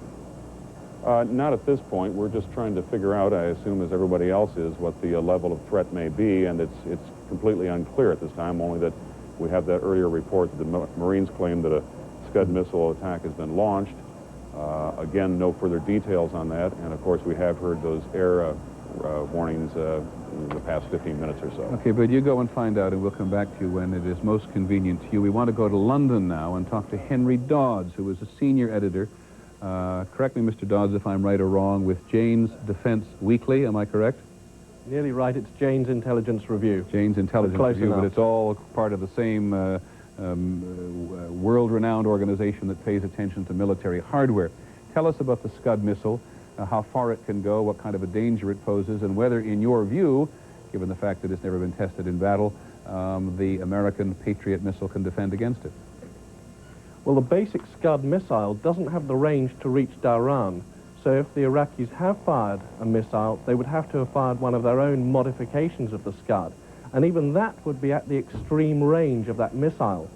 What that means is that the missile isn't going to be carrying a full warhead, so even if it does strike a target, it's not going to have the most devastating effect of a normal Scud fired at shorter range. Isn't the complication here, Mr. Dodd, that we tend to talk about missiles in terms of explosive capacity, but now we're talking about missiles which also have a chemical or bacteriological capability? I mean, the key question as far as any missile firing is concerned is, what is the warhead going to be when that missile lands on its target? The chances are that the Iraqis are going to be firing high explosive warheads in the first instance, but you can't rule out the possibility of having a chemical warhead with either mustard or with nerve agent, and that's quite a different matter. Okay, we're going to go and take a look at our map now and go on talking about the Scud and any other long-range missile. I think we need to get a little closer on the map if possible. Mr. Dodd, talk a little bit more about the Iraqi capacity to respond or initiate long-term missile attacks. Who might they hit? and with what? Stop right there, Matt, please. Okay, if we look at the basic Scud, the Iraqis have large numbers of these from the Soviet Union. Indications are that they may have up to 500 missiles, but only about 36 launchers, and I'll come back to the point of launchers in a moment. But the basic Scud only has a range of about 150 miles. So during the War of the Cities against Iran, the Iraqis modified some of their Scuds to give them a longer range. You can see up in the upper corner of your television screen, if the cameraman will stop right there, the War of the Cities was between Baghdad and Tehran, which has just gone out of your picture on the upper right-hand side of the television screen. But that will give you some indication of the distance from Baghdad to Tehran is what, 300 or 400 miles, Mr. Dodd? I believe it's about 300 miles. All right, so looking back down on the map now, if you were firing Scuds from the western border of Iraq, you could certainly reach Riyadh or not? No, you couldn't reach Riyadh with a conventional Scud. You would have to have one of the modified Scuds. And the way the Iraqis have produced missiles with a longer range is to extend the missile, but also to put a much smaller warhead on it. So, although they get the greater range, they don't have the benefit of having the full-size warhead on the missile when it reaches the target. Now, as you... The other thing... Sorry, my apologies, go ahead. The other point is that at the longer ranges, the missiles are relatively inaccurate. They can't be guaranteed to land on a target more than a mile either side. Okay, can you just briefly comment, before we go away from you for just a minute, the other weapons systems that, unless they've all been eliminated by the U.S., British, and French Air Force at the moment, that the Iraqis might be trying to get into action? Apart from the missiles, the Iraqis will be looking to get their Air Force off the ground at first light. But we know that this morning there was heavy fog in the area, and that may actually delay the Iraqi Air Force from getting off the ground in the first place. But the next couple of hours are going to be critical. Okay, the Iraqi, of course, has a reasonably sophisticated Air Force, if my memory serves me, and I'm working from memory at the moment. In fact, let me do better than that. Let me bring in Tony Cordesman, one of our two military analysts. Tony, as I recall, the Iraqis have about 500 combat aircraft. The most sophisticated is the MiG-29 and the MiG-25, but they have Soviet and French aircraft, right? That's right, Peter, but they only have about 730 combat aircraft. Out of those, probably somewhere between 500 and 600 are operational. The most sophisticated ones they have are the Mirages. They have a little over 100 of those. Some may not be operational. They have one squadron of MiG-29s. That's one of the latest Soviet air defense aircraft. And a squadron of Su-24s. That's the most lethal aircraft they have. The Su-24 is the Sukhoi bomber, am I right? Well, that's a fighter bomber. Actually, it has more payload capability than their old, obsolescent, so-called medium bombers, which are now way out of date. Now, we are, I wish to reinforce, not getting much information about how well the U.S. primarily and subsequently the British and French Air Forces are doing this evening. So we do not have any idea whether or not the Iraqi Air Force has been able to get into the air in any way, shape, or form. But General Bernard Traynor up in Boston, who is our other resident tonight, military analyst, based on your experience with the Iraqis, you think they would have got something up in the air? I doubt it. I doubt it at this point. I think the raid probably came as a complete surprise to them. Why do you think so? Well, I think the indications are that from your reporter in Baghdad, that at least the initial raids went in there very quickly. Now, it takes a little time, unless somebody's on runway alert, to get organized, to get off the ground.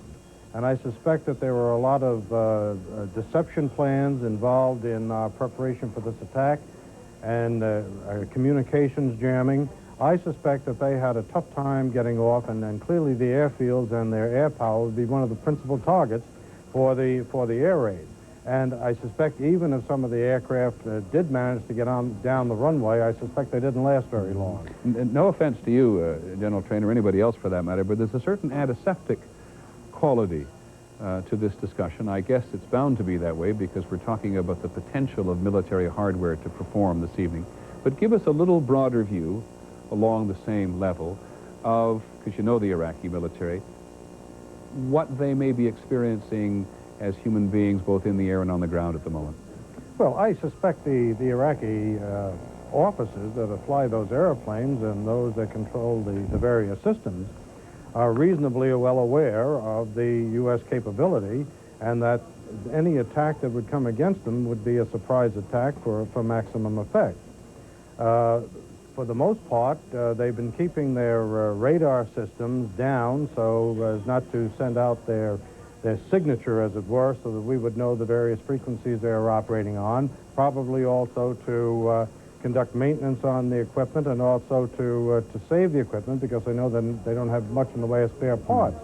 So if this operation was planned with a certain amount of deception involved in it, and then a massive across-the-board attack at all points, this put the Iraqis at a serious disadvantage, not only in terms militarily, but also psychologically. Now, I certainly would agree that there's always the case of the individual getting off or the Scud being fired, but those are going to be, in a sense, the exceptions, and for the most part, I would suspect that the intensity of this raid, which I assume is probably at this point up in the at about 1,000 aircraft at least, with some of them already back from the initial strikes, was planned very meticulously, and with the exception of the usual friction that comes with a normal military operation, was probably reasonably successful. Okay, thanks, General Trainer. Eerie almost in many respects, because we've heard no report of any Iraqi counterattack whatsoever. The only indication we've had is that report from Bill Redeker in eastern Saudi Arabia, who says that the Marines have reported to him that a Scud missile has been launched, at least a Scud missile. We have no idea where it may be going, but you heard from Henry Dodds at Jane's in London there, where it is not possible for it to go.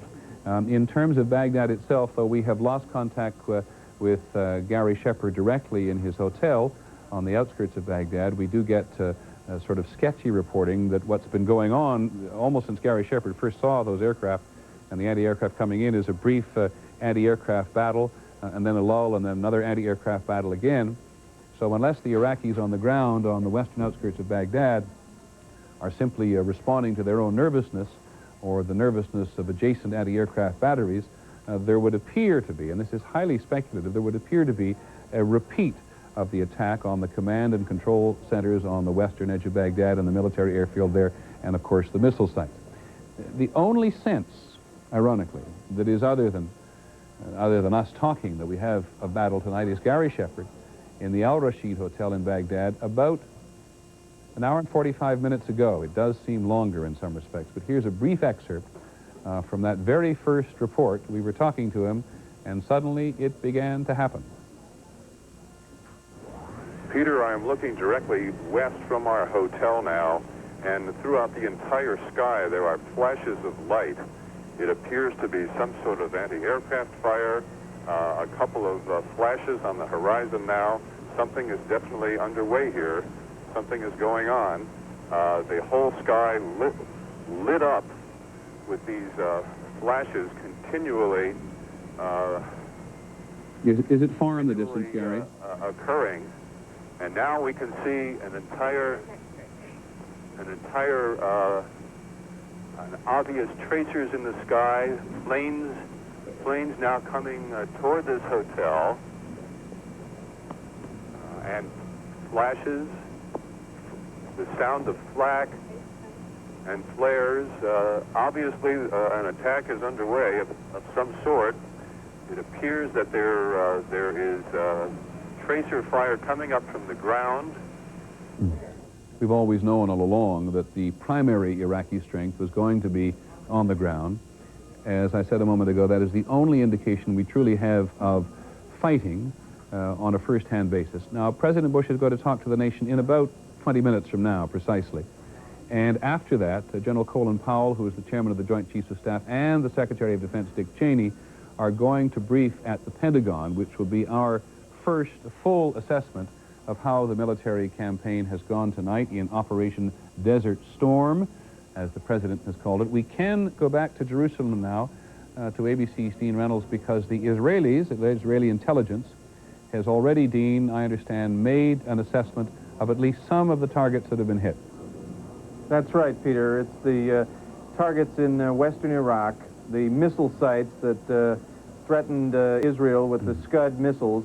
The assessment, which I would really call more a deductive analysis by the Israeli military, is that those those missile sites have been destabilized at the very least, perhaps even taken out during this wave of an attack by the American Air Force. Prime Minister Shamir hasn't even felt the need to go into the office. He's monitoring events at home. There has not been a state of emergency declared here. There are no air raid sirens. People have been told to stay at home, to open their gas masks, because even one missile is considered a perilous threat to the country. But for the most part, it is relaxed, it is quiet, and it is calm. What time is it You there? asked earlier. It is now 3:45 in the morning here in Jerusalem. You asked me earlier about what other Arab radio stations may have been reporting of the events of this morning. Damascus Radio, we are told, is reporting it matter-of-factly. Syria, of course, is part of the American coalition against Iraq. They are also playing some classical music, but they are not taking any particular slant one way or the other. Amman Radio, at least a while ago, was broadcasting anti-American propaganda, is what our monitor described it as, and playing nationalistic music. Riyadh Radio, which Barry Dunsmore could probably fill you in on better than I, but at least it was described a few minutes ago as broadcasting anti-Saddam commentary. Now, the Central Command of the Israeli Army has been meeting this morning to decide what to do with the Palestinians in the occupied territories. The Palestinians, of course, big supporters of Saddam Hussein. So far, there is no report of any demonstration or any clash in the occupied territories this morning, but we have heard that curfews are in place over much of the area in an abundance of caution, perhaps even some word that tanks may be brought in to keep things under wraps, to make sure that the Israeli army at this moment is not distracted by any intifada activity. Okay, Dean Reynolds in Jerusalem, thank you very much. It has indeed been an enormous concern as to what an American attack might mean throughout the Arab world. It is certainly, among other things, not true to say that all Palestinians are open or at least overt supporters of Saddam Hussein. You may recall that in the last several days, two of Yasser Arafat's most senior aides were murdered in Tunis, in the constant inter-Palestinian or intra-Palestinian violence that goes on for years and years. And one of those men who was murdered, Abu Iyad, a very close confidant of Yasser Arafat, was one person who thought it was a mistake for Yasser Arafat to tie his star so closely to that of Saddam Hussein, who had come to the conclusion that there was going to be a tremendously negative repercussion for Palestinians as a result of being so intimately associated with Saddam Hussein. But the reason that so many in the Arab world do associate with Saddam Hussein has to do with, among other things, frustration at the very thing Dean Reynolds was talking about, the inability of the world or the Palestinians or the Israelis to come to any kind of reconciliation at all. And Saddam Hussein, in the days just before the war, of course, tried repeatedly to tie his invasion of Kuwait to some kind of progress for the Palestinians in international conference. President Bush and the other members of the international coalition balked. The president was absolutely determined. The French and the Soviets were a little more interested in convening an international conference, which of course is now that war has begun a moot point. The Soviet news agency TASS reported tonight that hostilities had begun but had no other comment. ABC's Middle East analyst Judith Kepper is back from the region. Judith, perhaps an opening comment from you this evening on how you think that the beginnings of a military campaign are going to play out in terms of Arab emotions. Well, this morning when I left Amman, there was an overwhelming sense of sadness in the city. And when we went to the airport to get on the charter, it was interesting. 3 Iraqi 727s were sitting on the ground. Presumably, those were the charters to take people out of Baghdad. And the feeling at the airport, a lot of military, very kind, smiling. People were very pleasant to us. but a great sense of sadness and of real impending doom over the area. Now, Judith, you were in the occupied West Bank and the Gaza Strip on this trip to the Middle East as well. If, as it appears evident, Saddam Hussein is now not able, that's a little too presumptuous of me, I grant, to mount a serious offensive attack against the Israelis and liberate the Palestinians as he had promised, the Palestinians will have an enormous letdown, won't they? I think the Palestinians already feel a letdown, particularly those in the territories. They feel forgotten and betrayed. There have been people being killed and injured on a daily basis. Jerusalem is once again a divided city between Israelis and Palestinians because of the issue of personal security. People on both sides are getting stabbed. So this is a real loss for the Palestinians, and those in the occupied territories feel it the most. The economic pressure is enormous, the political dismay, the confusion, and the feeling of really having been abandoned by everybody. But you do remind us, thank you, Judith Kipper, not quite 2 hours after we first learned of the U.S. attack on Kuwait and Iraq, that the long-term ramifications of this war for the United States and for everybody in the region are enormous. We're also joined this evening by the former director of the CIA, William Colby. My question to you, Mr. Colby, is in somewhat the same vein. After 5.5 months of negotiations, are you still surprised to see the United States go to war against Iraq so quickly after the deadline expired? No, I think the president set a deadline and intended to follow it, and he set it with the idea of having it happen fairly soon after that. As you I watched, was surprised to have it in the same day, but maybe another day or so, that was about right. As you have seen this events unfold this evening, and they're hardly really unfolding in any full way for us, what are your early thoughts? Well, I think the president has handled this very well with a massive first strike, which it appears to be. And with the first objective to clear out the Saudi Air Force, the Iraqi Air Force, so that he'll be free to go do whatever else with the air that we want to do. Before the war began, there was a good deal of talk about the capacity of the Iraqi military. And I am a little haunted often by the former commander of the Pakistani Armored Brigade, in fact, at one point, the commander of the Pakistan Army, who said to me that when this war begins, you and the United States are going to be very embarrassed about how you overestimated the capacity of the Iraqis. Do you have any sense at this stage that the United States has overestimated or underestimated the Iraqi capabilities? I don't think we'd have about 400,000 troops there if we had underestimated them. We obviously have a very high opinion of their potential. Now, whether they perform that way is another question, but using the lessons of Vietnam, the military decided that follow the basic rule that if you're going to use military force, use a lot of it quickly. That is the way you use it. Okay, Mr. Colby, thank you very much for joining us. Tony Cordesman, one of our two resident military analysts for this Operation Desert Storm. You have been, in the last several days, quite insistent that the Iraqis are not well prepared. So when the briefing occurs from, I'm going to put you on the spot a little here, with the chairman of the Joint Chiefs and the Defense Secretary in about an hour from now or less, what do you think they're going to say? Well, I think they'll say that they've achieved a great deal of initial success with the air operation. I think, as General Traynor pointed out earlier, the Iraqis will not have had a particularly effective response, particularly with their surface-to-air missiles, which are their major system of defense at night. I don't know whether they're going to brief us on the ground, but I think when they do get down to the detail there, they're going to also make it clear that many of the Iraqi forces are not properly in place and that they don't really have that marvelous defensive line that some people have said they do. But in your view, it would be a serious mistake now, after a couple of hours of us talking, for Americans to overestimate what has been accomplished this evening. I think we have to understand that even if we flew several hundred sorties, even 1,000 sorties, we have days to go before we have decisively defeated or incapacitated just the air and missile component and the weapons of mass destruction and command centers in Iraq and Kuwait.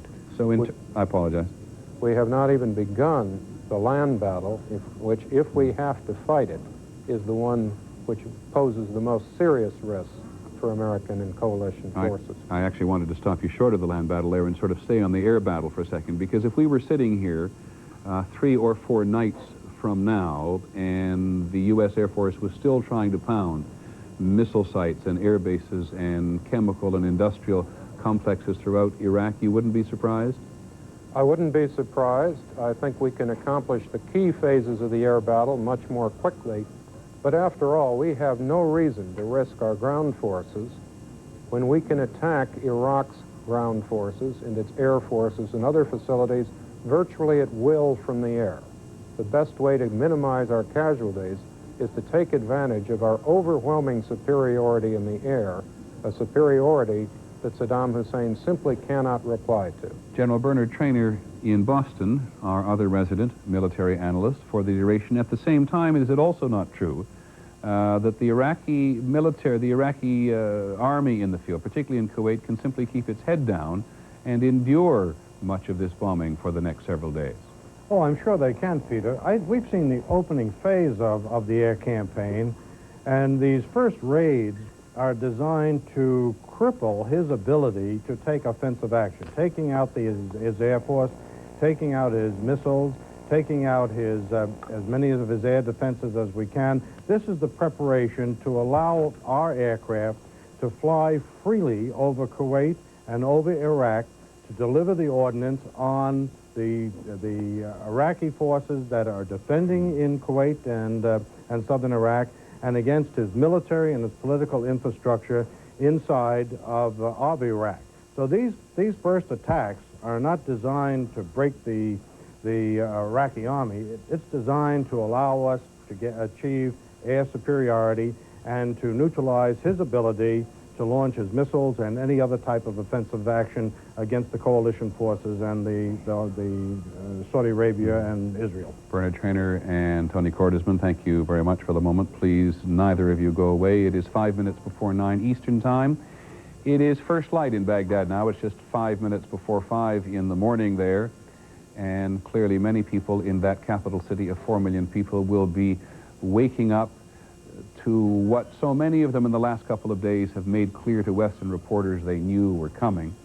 In the words of one, I think it was the Wall Street Journal reporter Geraldine Brooks, who just got out of there yesterday, said there is this sort of public hope, but this private desperation as many Iraqis try to leave the capital of Baghdad and go to at least a couple of the Iraqi holy cities, where, in the words of one Iraqi, speaking quite cynically about it, even President Bush would not bomb. There is no evidence that has occurred, but the U.S. military and the President have always made clear that if Saddam Hussein took refuge anywhere, he is a legitimate target, and if he went to a holy city, one assumes he would continue to be a target. But we will try, if we can, in fact, we try constantly to reestablish contact with Baghdad, a city that has clearly, without knowing only as little as we do, has been badly shaken by something so many Iraqis simply knew was coming. We are joined tonight by a man who comments regularly on political military affairs for us, the former chairman of the Joint Chiefs, Admiral William Crowe, is in Oklahoma City this evening. Good evening, sir. Welcome. I'd just like to know what you've been thinking over the last hour or so. Well, it's upon us. Certainly from my standpoint, which is not well informed, it's very encouraging thus far. And I certainly concur with everything I've heard Tony and Mick Traynor comment on. I would urge you to not expect too much information too quickly and to bear the old maxim, which is quite common in the military, that first reports are not always accurate, but certainly it has gone well and started the way we intended it. And I think we can be encouraged, but we should expect a lot of this over the next few days. Well, those of us who have been talking for the last hour or so are reasonably thick-skinned, sir. Have we, in your view, made any glaring mistakes in assessing the situation up until now? Not at all. As a bystander, I'm very impressed, Peter. Well, I wasn't fishing for that. I just wanted you to enlarge a little bit on what you see or what you think as you've looked at the maps of the Middle East, how you think the campaign may have begun, or you look at the map of Iraq. If you'd like to just sort of indulge in a stream of consciousness for the next few minutes, we'll try to illustrate it for you. Well, we're talking about things that we've gathered in our past knowledge and so forth, but tonight's the real thing, and we're dealing with a minimum amount of information. A lot of confusion, I'm sure, on both sides. I think that Mick Traynor was correct, that maybe we saw the first stealth attacks. On the other hand, I think we also saw the initial confusion that goes with absorbing the very first air attack. I'm sure Iraq was not as organized as perhaps they wanted to be or expected to be. I suspect that we have not done everything precisely the way we wanted to do it. I would be surprised if it was flawless. On the other hand, no military operation is flawless.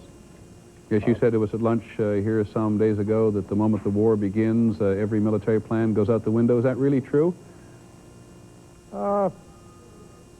That's a little different sense that we were talking about. We were talking about plans of years and months and so forth. This plan has been of the last few days. It's been specific. It had in mind the exact targets they were talking about. I don't think it's generally applicable in this case. It will be now from after we've hit the original targets and we get our damage assessment and we see that some things didn't go the way we wanted, some went better, we will be refining and altering those plans hourly, day by day, and missions and packages will be changed from the original planning. You were, sir, the chairman of the Joint Chiefs through the development of some of the technology that's being used tonight. What, slightly a negative question, I grant you, but what makes you nervous about the use of American technology in a situation like this, aside from the obvious that it doesn't work? Well, you always want to know whether it'll work in the real world, and from a professional standpoint, we're going to see some really interesting systems used for the first time in anger, and we will be extremely curious as to they perform as advertised. What you're really looking for, of course, is some of the countermeasures that are taken by an enemy. You find sometimes in sophisticated weapon systems that some very primitive defenses prove effective. We'll look to see if the Iraqis have developed any of those. Now, you, sir, have commanded men in combat. Tell me, in the minute we have left before President Bush comes and speaks to the nation, what you think the state of mind and emotion might be of American fighter pilots over Iraq and Kuwait tonight. Well, their adrenaline is flowing. They're a very competent group. They're extremely trained, and they're at a high edge right now. I think their morale is, while it may have slumped over the last few months as they were going through the training stage, as we have built up to the 15 January deadline, I think it's come right back up. Every indication I have is that they are at the very peak. And this was a very good argument for not waiting any longer, is to take advantage of this attitude. And in some of the footage I've seen on television, talking to those people, I think it's confirmed just by their manner, their enthusiasm, and their determination. Thank you very much, Admiral Crowe. We hope you'll stay with us. Forgive me for interrupting. Here is President Bush. Bye.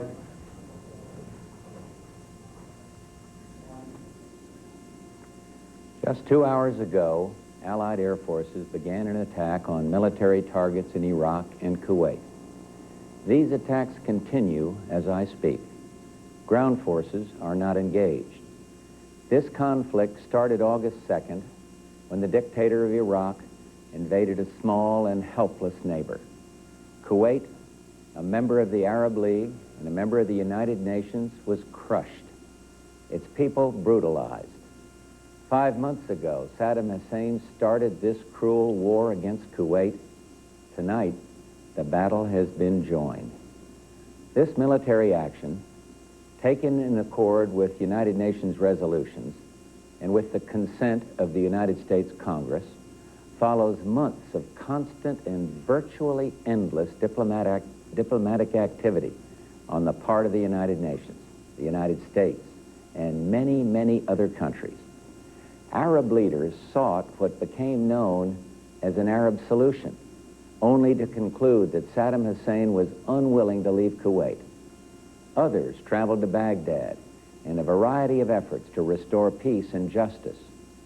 Our Secretary of State, James Baker, held an historic meeting in Geneva, only to be totally rebuffed.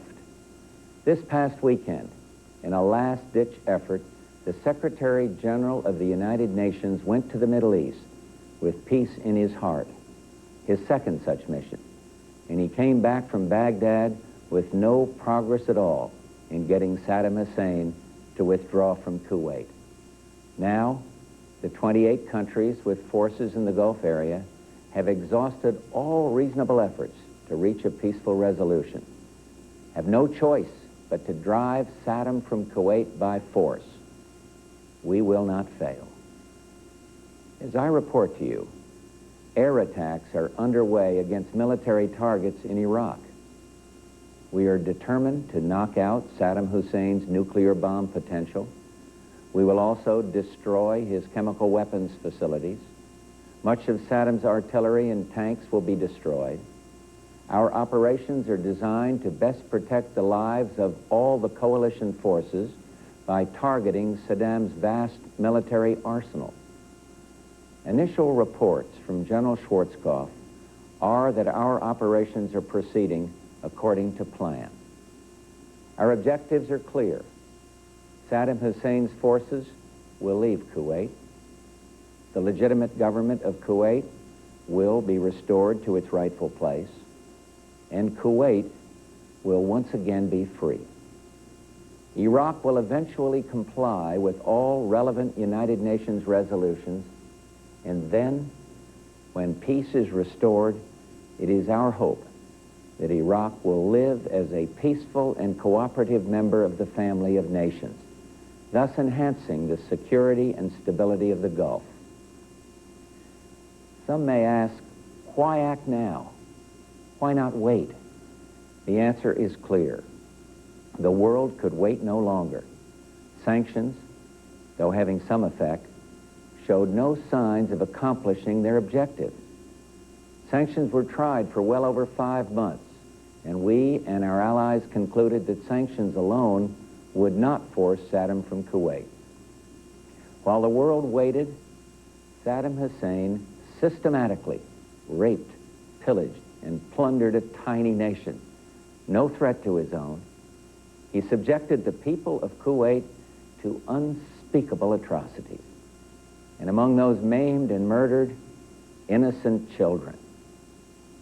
While the world waited, Saddam sought to add to the chemical weapons arsenal he now possesses an infinitely more dangerous weapon of mass destruction, a nuclear weapon. And while the world waited, while the world talked peace and withdrawal, Saddam Hussein dug in and moved massive forces into Kuwait. While the world waited, while Saddam stalled, more damage was being done to the fragile economies of the Third World, the emerging democracies of Eastern Europe, to the entire world, including to our own economy. The United States, together with the United Nations, exhausted every means at our disposal to bring this crisis to a peaceful end. However, Saddam clearly felt that by stalling and threatening and defying the United Nations, he could weaken the forces arrayed against him. While the world waited, Saddam Hussein met every overture of peace with open contempt. While the world prayed for peace, Saddam prepared for war. I had hoped that when the United States Congress, in historic debate, took its resolute action, Saddam would realize he could not prevail and would move out of Kuwait in accord with the United Nations resolutions. He did not do that. Instead, he remained intransigent, certain that time was on his side.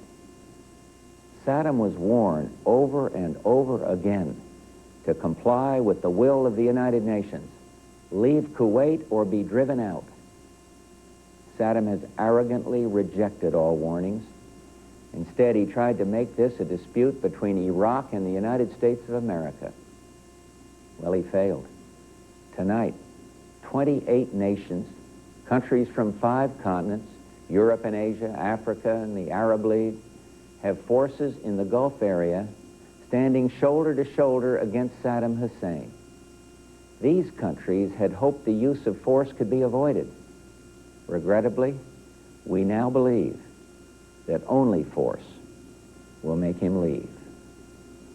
Prior to ordering our forces into battle, I instructed our military commanders to take every necessary step to prevail as quickly as possible and with the greatest degree of protection possible for American and Allied servicemen and women.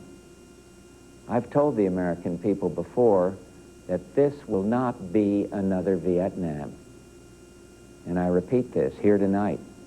Our troops will have the best possible support in the entire world, and they will not be asked to fight with one hand tied behind their back. I'm hopeful that this fighting will not go on for long, and that casualties will be held to an absolute minimum. This is an historic moment. We have in this past year made great progress in ending the long era of conflict and Cold War. We have before us the opportunity to forge for ourselves and for future generations a new world order, a world where the rule of law, not the law of the jungle, governs the conduct of nations. When we are successful, and we will be, we have a real chance at this new world order, an order in which a credible United Nations can use its peacekeeping role to fulfill the promise and vision of the UN's founders. We have no argument with the people of Iraq. Indeed, for the innocents caught in this conflict, I pray for their safety. Our goal is not the conquest of Iraq. It is the liberation of Kuwait. It is my hope that somehow the Iraqi people can, even now, convince their dictator that he must lay down his arms, leave Kuwait, and let Iraq itself rejoin the family of peace-loving nations. Thomas Paine wrote many years ago, "These are the times that try men's souls." Those well-known words are so very true today. But even as planes of the multinational forces attack Iraq, I prefer to think of peace, not war. I am convinced not only that we will prevail, but that out of the horror of combat will come the recognition that no nation can stand against a world united. No nation will be permitted to brutally assault its neighbor.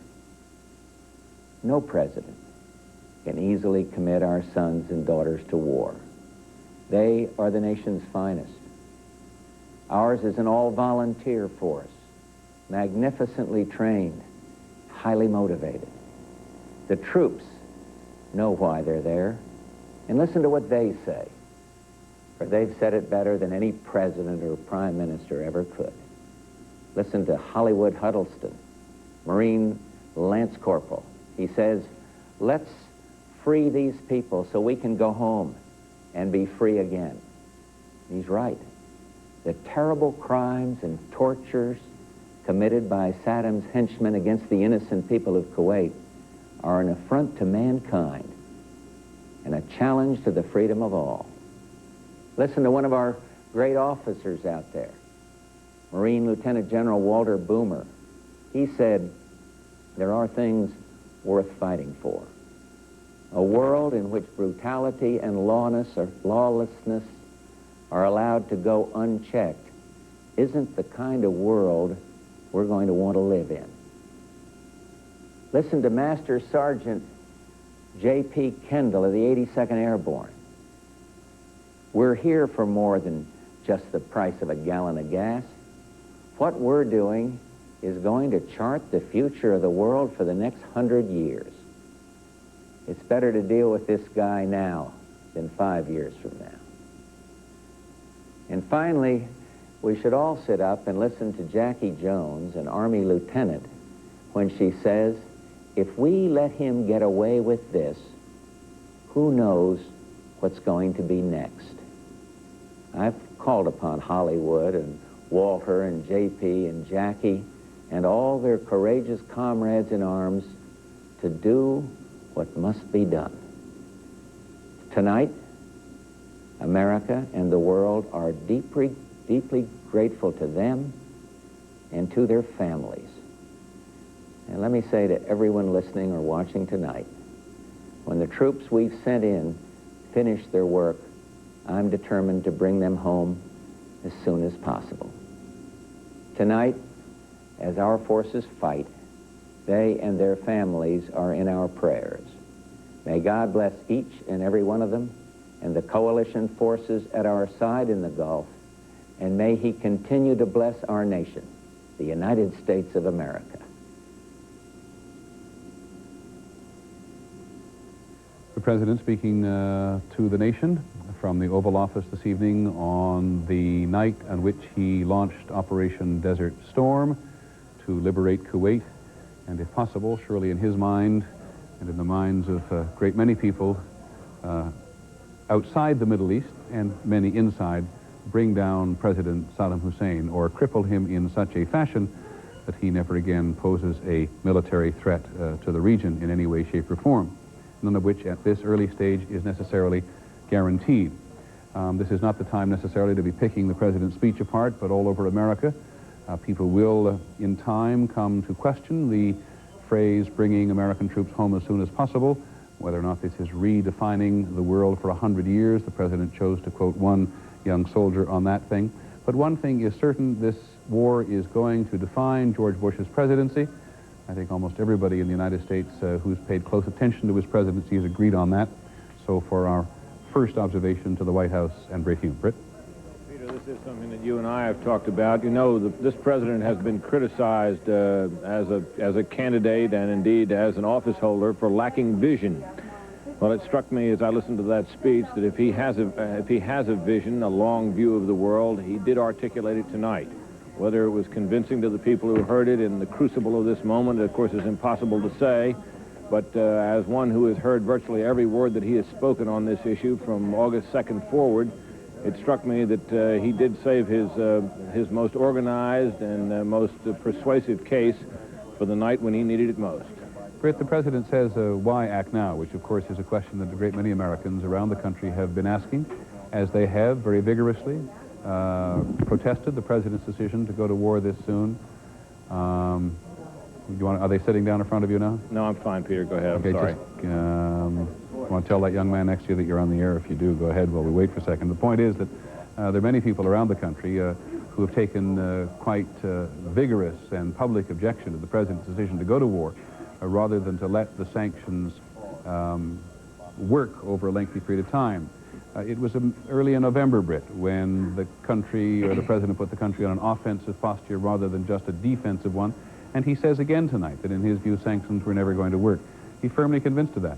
Well, he's certainly firmly convinced of that. And Peter, it's worth noting that I have been told by senior advisors to the president that all along the Arab experts, the Arab specialists in the State Department and in the intelligence community have advised the president and those immediately around him that sanctions would not work against Saddam Hussein, that he would let his own people starve down to the last bone before he deprived his military, and that he would do everything he could to hold on to Kuwait, that the sanctions would not work. And as recently as last week at a meeting here at the White House, a number of those specialists, including April Glaspie, who still has the title of the United States ambassador to Iraq, advised the president that they did not believe at this point that Saddam Hussein was going to yield to the threat of military force either, that it just wasn't going to work. Nonetheless, the president and his men and those around him all held out hope that at the last minute it would, but were deeply pessimistic starting recently that it ever would. Boy, you bring up a name from the past, a woman named April Glaspie, American ambassador to Iraq, seen in the famous video with Saddam Hussein telling him that the United States had no particular policy about Kuwait. She was under instructions at the time from the State Department to say just that. And before Saddam Hussein invaded Kuwait, an encounter between an American diplomat based on American policy towards the Middle East, which will go into the history books and be debated for years to come. But a great many American politicians tonight will think this is not a time in fact, a great many Americans tonight will think this is not a time to debate the president's policies, because American military men and women are now involved in a war. Let's go to Capitol Hill, where ABC's Jim Wooten is standing by with Senator John Warner. Warner is the ranking Republican on the Armed Services Committee, former Secretary of the Navy, and he's also a member of the Intelligence Committee. I assume you believe that the president did make his case tonight. Very definitely, but I'm pleased that the constitutional process as laid down by the Founding Fathers was complied with before this military action. I'm also pleased that the president did not pull the trigger the instant the UN deadline went into effect, but gave Saddam Hussein and diplomacy another 48 hours. Is there anything that Congress can do now? Is there any further role that Congress plays, that a man like you? Well, very definitely. I've been summoned to go to the Secretary of Defense's office early in the morning to begin to lay plans on that. But I'd like to point out one other thing. The President tonight and in meetings with congressional leaders where I was in attendance repeatedly said that he wanted to give his military commanders a greater degree of discretion in this conflict than perhaps at any time since World War II. He felt all along that they didn't want any parallels to Vietnam, but this time he picked the best. He's given them the authority. He'll remain civilian control, in control, undoubtedly, with Secretary Cheney, but they will have, as he said tonight, their arm will not be tied behind their back, and they will be given a greater degree of discretion. Peter? I was just going to ask Senator Warner a little bit more about that, Jim. Yes. Presidents do meddle in military affairs no end. One is reminded of Lyndon Johnson during Vietnam particularly. Senator Warner, is there no circumstance in which you believe the President will be tempted to play a more active role than he has up until now in military affairs? Well, I was in the Pentagon for 5 years during Vietnam as Undersecretary, Secretary of the Navy, and saw firsthand how the military was put on a pretty tight rein. This time, as the President consulted with the leaders in Congress, and bear in mind he did that more than any other president in history before a conflict, repeatedly said he did not want those same parallels. And tonight he made reference to not having their arms tied, one arm behind their back. And to me, that means he'll maintain civilian control and dearly, with his Secretary of Defense, observe keenly and carefully all of the operations. But I do say that he will give them a greater degree of discretion than senior military people have had probably since World War II. Senator Warner, you've been very visible throughout the run-up to actual war, throughout the crisis. You've been a very strong supporter of the President. What advice have you been giving him? Well, he followed it. I was one of the ones in December that called for early action by Congress, believing that the Constitution must be met, and indeed he did that. And secondly, again, to launch this attack, and I said this at our meeting on Monday, time it in connection with the best advice that you can get from the Chairman of the Joint Chiefs of Staff and the Commander-in-Chief, the SINC, General Schwarzkopf, and I'm confident he did that. And what's the biggest pitfall we have to watch for at the moment? Early optimism, and bear in mind we must maintain in our hearts the concern for the men and women engaged in that battle at all levels, and also their families here at home. Thank you, Senator Warner. If I may, I'd like to talk to Jim Wooten for just one more minute. Jim, it's just my instinct that at a moment of great national testing like this, politicians would want to converge on Capitol Hill, if only to talk to one another. Is that happening? It isn't happening, Peter, not at all. I think this happened so late tonight, and not all congressmen, as Senator Warner was, were briefed early on as to the possibility of what was happening tonight. So, and the Senate went out of session a little earlier, so did the House. So most of them made their way home, and I expect got the news about the same time that we did. We're always asking you to count noses up there, particularly in the Senate, as to way emotion and intellects are running. What do you think this will have caused tonight? Great surprise that it was this soon? No, not at all. No surprise at all that I could discover in the few senators that I've talked with. I think that there was some anticipation that it might be even a little longer than this, but I don't think that that the trigger being pulled on this night surprised anybody in the Congress. Okay, Jim Wooten, thank you very much, and also thank you, Senator Warner, for coming in, and certainly in that closing remark, reflecting the feeling of all Americans, perhaps not all Americans, but let's assume all Americans, no matter which side of the political issue they are at the moment, that their hearts go out this evening to the families, wives and children, mothers and fathers of men and women who are serving in the Persian Gulf, whose situation at the moment we simply know very little about. But Bob Zelnick, if you're at the Defense Department, and I hope you are, we have been told that the Chairman of the Joint Chiefs, Colin Powell, and the Secretary of Defense are going to brief the nation on some aspect of the military campaign. Do we know when? Yes, we're told it'll be in just a couple of minutes from now, and that we'll get a hard warning time of 2 minutes before they come in. There are some very interesting things to be gone over by these two gentlemen. Number one, we're getting indications of just how massive this attack was. According to Navy sources, it began with the launching of about 100 cruise missiles at Iraqi targets. That's about a fifth of all the cruise missiles the U.S. had aboard naval vessels in the area. Second, I was struck by the President's reference to the fact that the early targets included tanks and artillery, as well as the chemical weapons and potential nuclear capability. Can I stop you there for a second? Sure. You confirm, now the President did said, we will destroy his tanks, we will destroy his artillery. So you're confirming they were targets this evening? That was our interpretation. Okay. I believe that we will get more on that from General Powell and Secretary Cheney. Okay. I may have not heard it the same way you did. Well, I Peter. apologize. I didn't mean to bring you up short there, but you're quite right that if it was tanks and artillery that the U.S. Air Force or cruise missiles were after at the moment, this is certainly widening the battle beyond where people expected it would go in the first stages.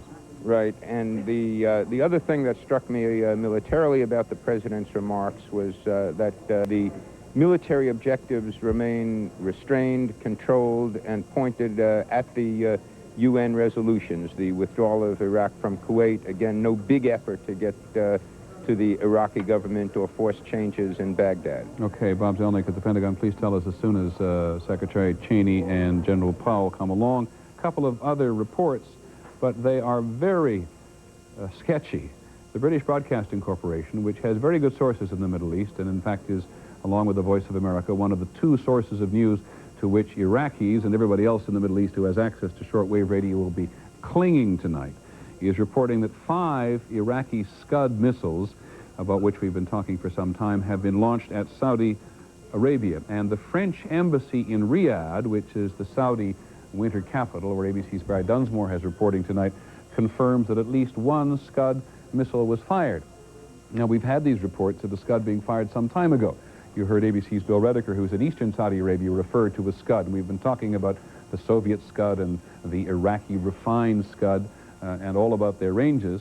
And while we have on at least 3 occasions now heard about them being fired, we have yet to hear anything about any of them landing. In terms of early damage, we can go back to Jerusalem now, where ABC's Dean Reynolds has been monitoring Israeli intelligence as to whether or not, I think we need to look at a map at this point, as to whether or not 2 key Iraqi missile sites on the western border, where Iraq and Syria join, have been destroyed. They were the ones that the Israelis were most concerned about. So, Dean, if you can talk about them, we'll go to our wall map here in the studio and try to match up with what you're talking about. Well, Peter, if you go to the map, you can see where the nation of Jordan juts out in sort of a panhandle effect toward Iraq, and just a few kilometers beyond the Jordanian border lie H2 and H3, the missile sites with the modified Scud missiles that were threatening or menacing the Israelis. The Israeli military reports that those missile sites were hit in the assault by the American Air Force, that they may have been severely damaged, perhaps even totally destroyed. We are entering a period of uncertainty, however, in Israel, which accounts for the announcement to prepare your gas masks here, because in about 40 minutes from now, this is how long it would have taken from the initial assault, 40 minutes from now, for the Iraqis to have armed and readied a missile. So that if one of the launchers, one of the missiles perhaps was not hit, the Iraqis may yet have the wherewithal to fire one of these missiles at the Israelis. That's why the Israelis are exercising an abundance of caution. Those missiles take between 4 and 7 minutes to fly across Jordan and target in on what Saddam Hussein says is the #1 target, which is Tel Aviv. Which is the major Israeli city on the Mediterranean coast, which was earlier today, Dean, as I recall you telling me somewhat earlier today, was just a little more barren than usual. That's right. The cafes were virtually empty. Children had the day off from school. It was a quiet, anxious period. The beaches were empty. The Israelis were watching and waiting, and there was every indication that something was imminent. Prime Minister Shamir addressed the nation tonight. He doesn't do that very often. He told the Israeli people to be calm, and he urged them to cooperate with military instructions, and there was a sense that something was about to happen. Okay, Dean Reynolds in Jerusalem, thank you very much. We will come back to you. It is 4:30 in the morning in Jerusalem. It is a little before 5:30 in the morning in Baghdad, so first light has already come to the Iraqi capital. To continue for just a few minutes now, while we're waiting for the Secretary of Defense and the Chairman of the Joint Chiefs to brief us on the military situation, think a little more about the President's speech. One of our political commentators who pays particular attention to the history of the presidency is ABC's Jeff Greenfield. Jeff, your thoughts on the President's speech? Well, I was trying to remember the last time that a president spoke under such somber circumstances, and I guess it would be October of 1962 during the Cuban Missile Crisis. The President was at pains, I think, to be optimistic, to be reassuring. That's what a president has to do under these circumstances. And it occurred to me, Peter, as a former speechwriter, that words are not the key to this. When a president commits American lives in battle, his presidency almost always stands or falls on the success of that operation. When it falters, as in Korea or Vietnam, where people think it falters, presidents don't do well. When it works, as with FDR and Truman in World War II, the public says, fine, you did your job. And so that's really what's at stake here. The words the president spoke, which I agree were for a man who's not all that articulate, were good tonight. They're not going to decide how we feel about this. If it's quick and decisive, the president probably has sealed his fate for the better. If the war drags on, all the words that speechwriters can concoct aren't going to prevent a political firestorm. For this first night, I think he did his job, but it's going to depend on what happens in the field, not what happens on the air. I must confess, Jeff, I can never make up my mind whether it's unseemly or not for those of us in the press to start picking apart the president on such an occasion such as this. But one of the things that he did strike me was this: oh, well, we're not going to pick it apart any longer. The Secretary of Defense has showed up at the Pentagon along with the Chairman of the Joint Chiefs of Staff. That is Pete Williams, who is the normal Pentagon briefer. We will spare our audience any further political analysis of the President's speech. We'll come back to it. This is clearly a briefing that the entire nation, in fact, much of the world, will hang on the Secretary of Defense. Well, thank you very much, Pete. Ladies and gentlemen, I know you all heard the speech a short time ago by the President. And while there is not a great deal we can add now, we did want to be as forthcoming as we can with you. At 7 o'clock tonight, as you all know by now, Eastern Time, 3 o'clock Thursday morning in the Gulf, the armed forces of the United States began an operation at the direction of the President to force Saddam Hussein to withdraw his troops from Kuwait and to end his occupation of that country. At the direction of the President, I signed the execute order yesterday afternoon to undertake this operation, subject to certain conditions. It was to begin only after we'd met the terms of the resolution passed last Saturday by the Congress. Those conditions have been complied with, and proper notice has been given as required. And the operation was not to take place if there had been any last-minute diplomatic breakthroughs. The operation underway tonight, taking place in the pre-dawn darkness of the Persian Gulf, involves Allied air forces of 4 nations: the United States, the United Kingdom, Saudi Arabia, and Kuwait. As they undertake their missions, they do so after months of careful planning. At the direction of the President, great care has been taken to focus on military targets, to minimize U.S. casualties, and to do everything possible to avoid injury to civilians in Iraq and Kuwait. The targets being struck tonight are located throughout Iraq and Kuwait. Our focus is on the destruction of Saddam Hussein's offensive military capabilities, the very capabilities that he used to seize control of Kuwait and that make him a continuing threat to the nations of the Middle East. These are the same capabilities that now threaten American and Allied forces in the Gulf. Our goal, the same one we have maintained throughout Operation Desert Shield, is to liberate Kuwait and enforce the resolutions of the UN Security Council.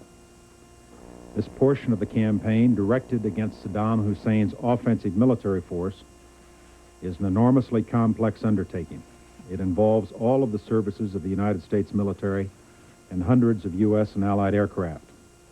It is an ongoing operation, and we must therefore limit the kind and the amount of information that we provide in these early stages. This obviously is different from what happened in Panama in December of 1989, where most of the operation was over by the morning of the first day. We understand your need for information about what will happen next, and we are well aware of our obligation to keep the American people informed. But you must also understand that we cannot talk about future operations without putting at risk the safety of those who will have to carry them out. I believe I can speak for all of us at the Pentagon tonight when I say that we had hoped to settle this matter peacefully. This has clearly been an agonizing decision for the President and the Congress of the United States. And we've reached the point of committing our forces to battle very reluctantly, only after the most careful consideration. But no one should doubt our ability and our resolve to carry out our mission and to achieve our objective.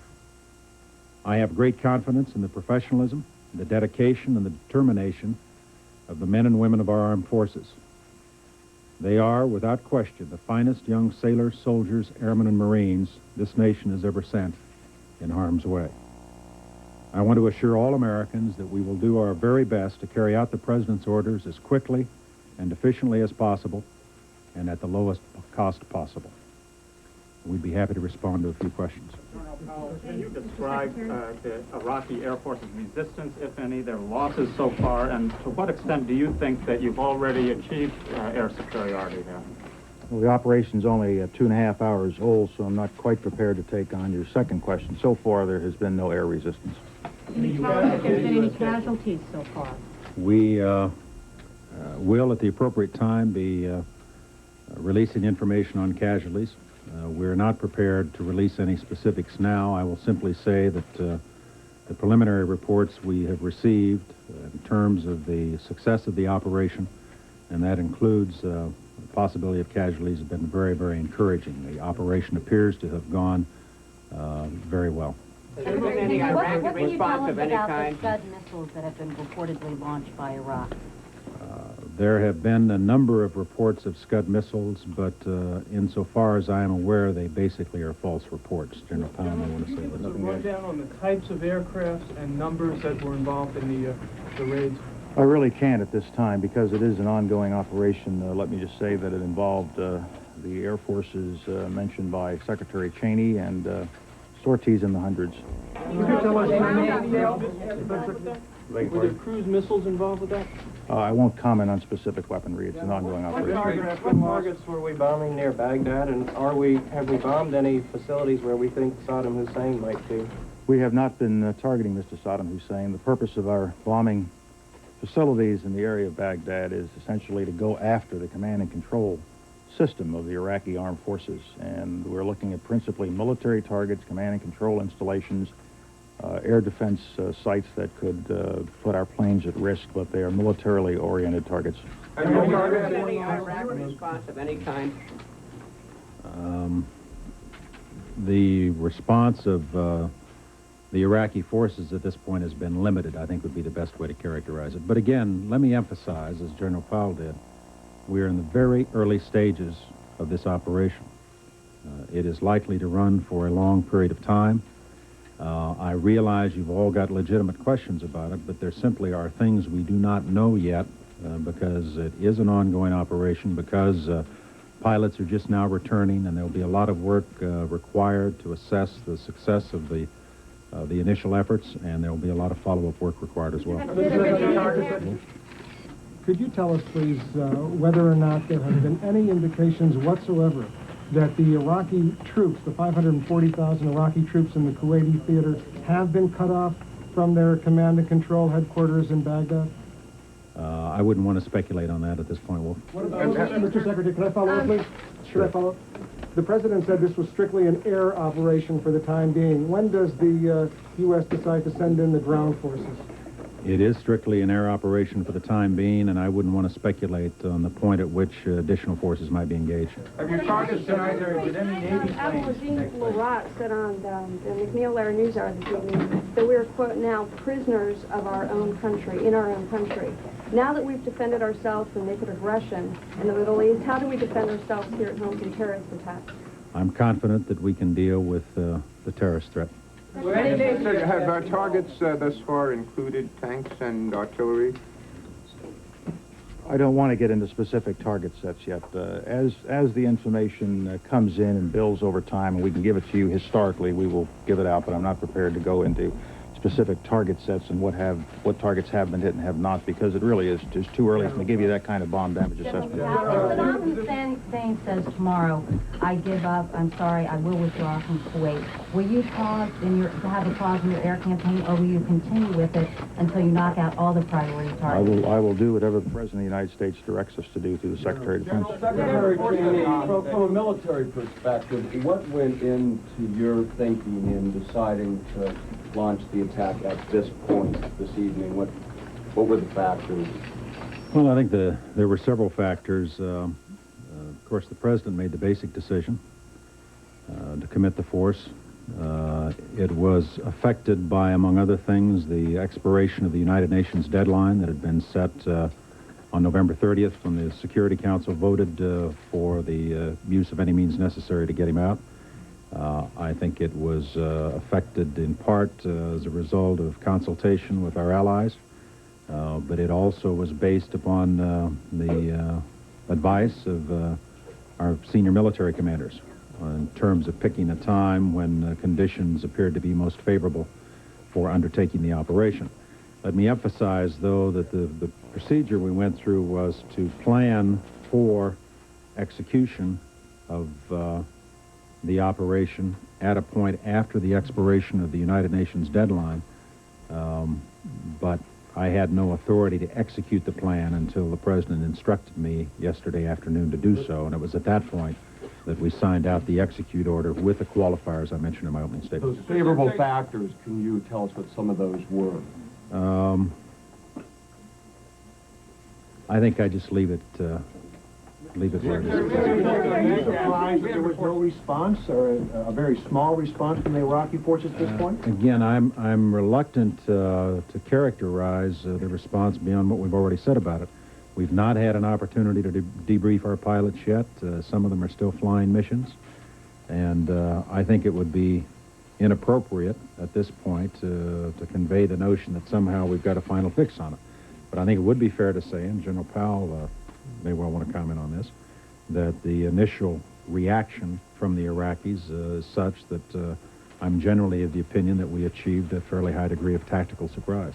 Israel or Turkey on the part of Iraq? None to my knowledge. Mr. Secretary, could you tell us, the President mentioned that one of the objectives was to take out chemical and nuclear sites. Can you tell us in a general way if that mission was accomplished? I can say that we have, in fact, gone after those targets. I do not yet have information on the effectiveness of those efforts. Mr. Secretary, what about word of casualties at Baghdad? You indicated you wanted to spare civilians there. Do you have any sense about how that may or may not have occurred in the city? There was a lot of bombing, obviously, in Baghdad. The best reporting that I've seen on what transpired in Baghdad was on CNN. And it would appear, based upon the comments that were coming in from the CNN crew in the hotel in Baghdad, that the operation was successful in striking targets with a high degree of precision. At least that's the reporting according to CNN. Was there an Iraqi attempt to launch missiles, sir? Do you have any We've had reports of missile launches, but none of them have been confirmed. What about the Scuds in western Iraq at those air bases on the border? Have you got any reading on that? Are those fairly high priority targets? Yes, they are a fairly high priority target. And how'd you do? I'm not prepared to say how we did or what we've done so far. I'll follow up on that. At the end of this operation, this phase of the operation, when you get a little better picture, and could you come back or have one of your staff come back and give us a briefing on it? We'll be getting regular briefings, and we'll be, as the Secretary said, we're going to be as forthcoming as we possibly can, while at the same time preserving operational security. Are you confident that your targeting of command and control sites has left Saddam Hussein the ability to, number one, know what's happening to his forces, and number two, to communicate to you that he wants to quit if he does decide so? Again, Melissa, I don't have any information at this point on the overall effectiveness of the operation. What I said was the preliminary reports are very positive, but we are in the very earliest stages of this, and therefore there's not a lot of detailed information we can give you on what the effect of the bombing campaign has been on specific strategic categories of targets. Navy aircraft participate? Pardon? Is there a military commander like Saddam Hussein still alive to surrender if there is such a decision? I really don't have anything I can give you on that. Did you know where Saddam was when the attacks began, and was that a target even though he was not the target? We have not been tracking Mr. Saddam Hussein for the purpose of targeting him. General, can you characterize in any general way how long the current beginning phase of this operation will continue? That is, the air operation will be the rest of I guess, tonight and tomorrow morning, or throughout tomorrow? Give people any kind of general idea how long this first phase will... The air part of the campaign will continue until the whole campaign is completed. It doesn't end. Do you believe the threat of a missile attack by the Iraqis has been eliminated at this point? I cannot answer that at this time until we get some assessments in. Damage to any oil facilities at all? I don't have bomb damage assessment yet. I can't answer that question. General, how massive is this first wave? Are we talking 500 missions, 1,000 missions tonight? I think tomorrow we'll be in a better position to try to give you a handle on that, but this early in the operation, I'm reluctant to give those numbers out until I've had a chance to talk to General Schwarzkopf in greater detail. General Powell, when you say hundreds of sorties... All U.S. services were involved in this part of the campaign. When you say, General Powell, that there were hundreds of sorties, does that mean that there were not more than 1,000? I think I'll leave it at that, between a bread box or something else. Hundreds of sorties. Thank you all. Thank you. Well, for those people around the country who are hungry, as I think probably the whole country is, for a measure of operational information, the Secretary of Defense and the Chairman of the Joint Chiefs are being very clear. Either they won't release information now for what the Chairman calls operational security, or in some cases they simply do not know, which is, at this point in any campaign, a perfectly legitimate answer, because as they point out, pilots are still in the sky. This was an entirely air operation up until now. There have been no ground forces committed to the battle as of yet, and some of the pilots are either still up in the air or are back at their bases and have not been fully debriefed. But the President set the tone in his remarks that the U.S. Air Force, and as it is confirmed by the Secretary, the British and the French, and in some way, we're not quite sure how yet, the Saudis and the Kuwaitis are involved in the initial attack, have been going for the offensive military capability of Saddam Hussein in Kuwait and Iraq. That, I assume, means they're going for almost everything that in any way, shape, or form could assist the war effort, but we'll talk to our military analysts in just a moment. The Kuwaiti Air Force, which fled tactical retreat, one might say, at the early hours of the Iraqi invasion back on the 2nd of August and flew out of the country, has been residing for some 5.5 months in eastern Saudi Arabia. They fly both U.S. and French aircraft. They fly the A-4, the American Skyhawk, and they also fly a French Mirage, something called an F-1.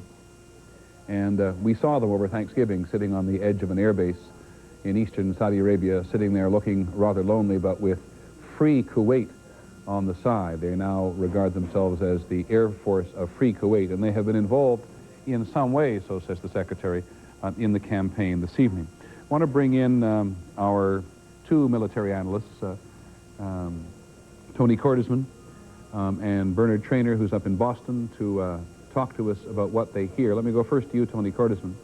And you know the language of the Pentagon so much better than we do. What do you pick up that we might be missing in terms of the characterization of how the campaign has gone so far? Well, I think obviously there was no sign of pessimism. It's obvious that there should have been enough feedback so both the Secretary and General Powell would know if there were major problems, and I think it's very clear that they weren't, although obviously it's going to be hours and days before we'll know the details. The key message here, however, is this is not some kind of limited initial attack. This is the start of a truly massive attack designed to root out one of the largest military establishments in the world. And just a few key statistics, Peter. We're talking about 20 main operating air bases, perhaps another 20 that have to be suppressed. We're talking about 250 missile sites, perhaps 12 command sites. We're talking about 50 to 70 surface-to-surface missile sites. We're talking, who knows how many, but in excess of 50 ammunition depots, radars, and other facilities scattered all over the country. So we're talking of thousands of sorties before we really can use air power to the point where we'll probably bring the ground power in. And do you hear in the characterization of the mission anything that indicates to you that this is going to be a long and drawn-out affair in the air? Well, long and drawn out, I think, in the air means that it will be long and drawn out in terms of the way we use air power to attack Iraqi targets. If they could not mount at least a surface-to-air missile defense of some note, or get a few aircraft off tonight, then it indicates that they are substantially weaker than we thought, or that they were very poorly commanded and very poorly led. Let me go up to Boston to General Bernard Traynor to talk about some of the specifics of the briefing, which Tony Cordesman has already alluded to. General Traynor, here are the quotes from the Secretary of Defense. There's been no air resistance. Surprised? Well, in a sense, yes. One would assume that the Iraqis might have gotten one or two aircraft up, but it certainly appeared to me that they were sending the message that Saddam Hussein's offensive air capability and his missile capability had been defanged. I've noted some of the points you just mentioned. Surprise was achieved, and of course that was a key in this operation. There was no air resistance. The operational performance and the casualties were, quote, encouraging. And there were no known Scud firings. Now, that would seem to provide a rather optimistic picture of the operation, and accepting the fact that there's always confusion, and as Admiral Crowell pointed out in the early stages of reports. It would appear, however, that the Pentagon feels that this operation went very well, with the key being that surprise was achieved. And they used not only the aircraft, but they also used the cruise missiles, which were apparently quite effective. You know, I was doing a little back-of-the-envelope figuring here, and it's rather informative.